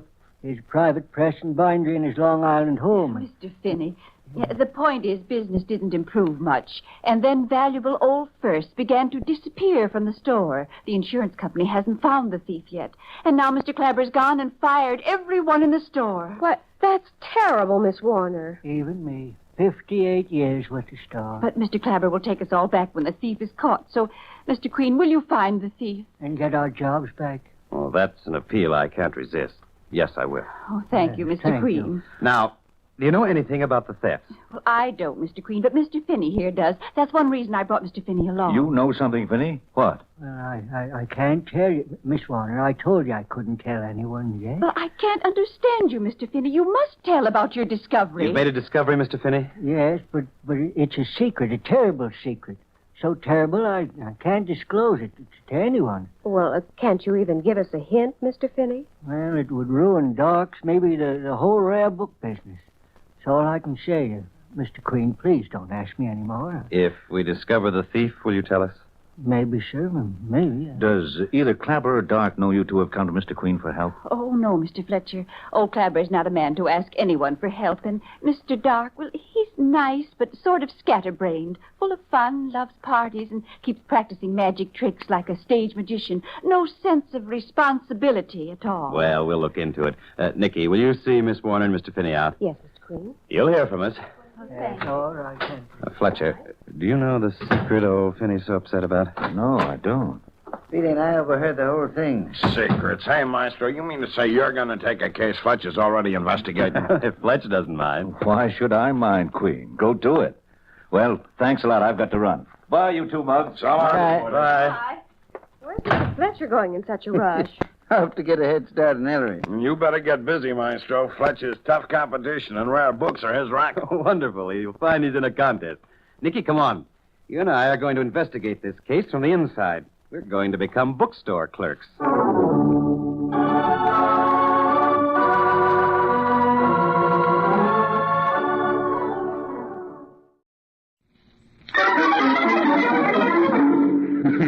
Oh, no.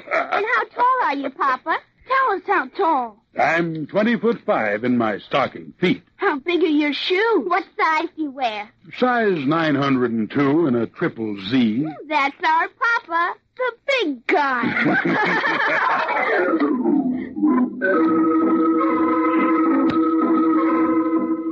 NBC presents The Big Guy, the first in a new series of adventures of a very unusual detective, Joshua Sharp. Joshua Sharp works for his clients on a strictly cash basis to provide for the needs of his nearest and dearest.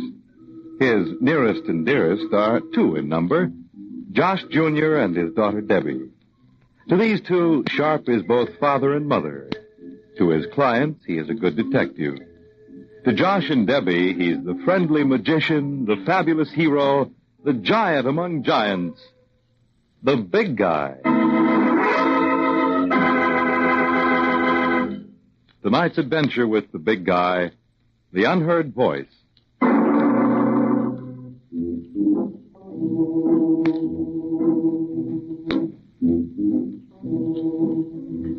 People who think that children don't fall in love just don't know children. I know mine, and I've seen it. They fall, and they fall hard, with all their hearts and souls. And if by any chance the romance goes wrong, the bottom falls out of their world. A dream collapses, and a mark is left that may last forever. My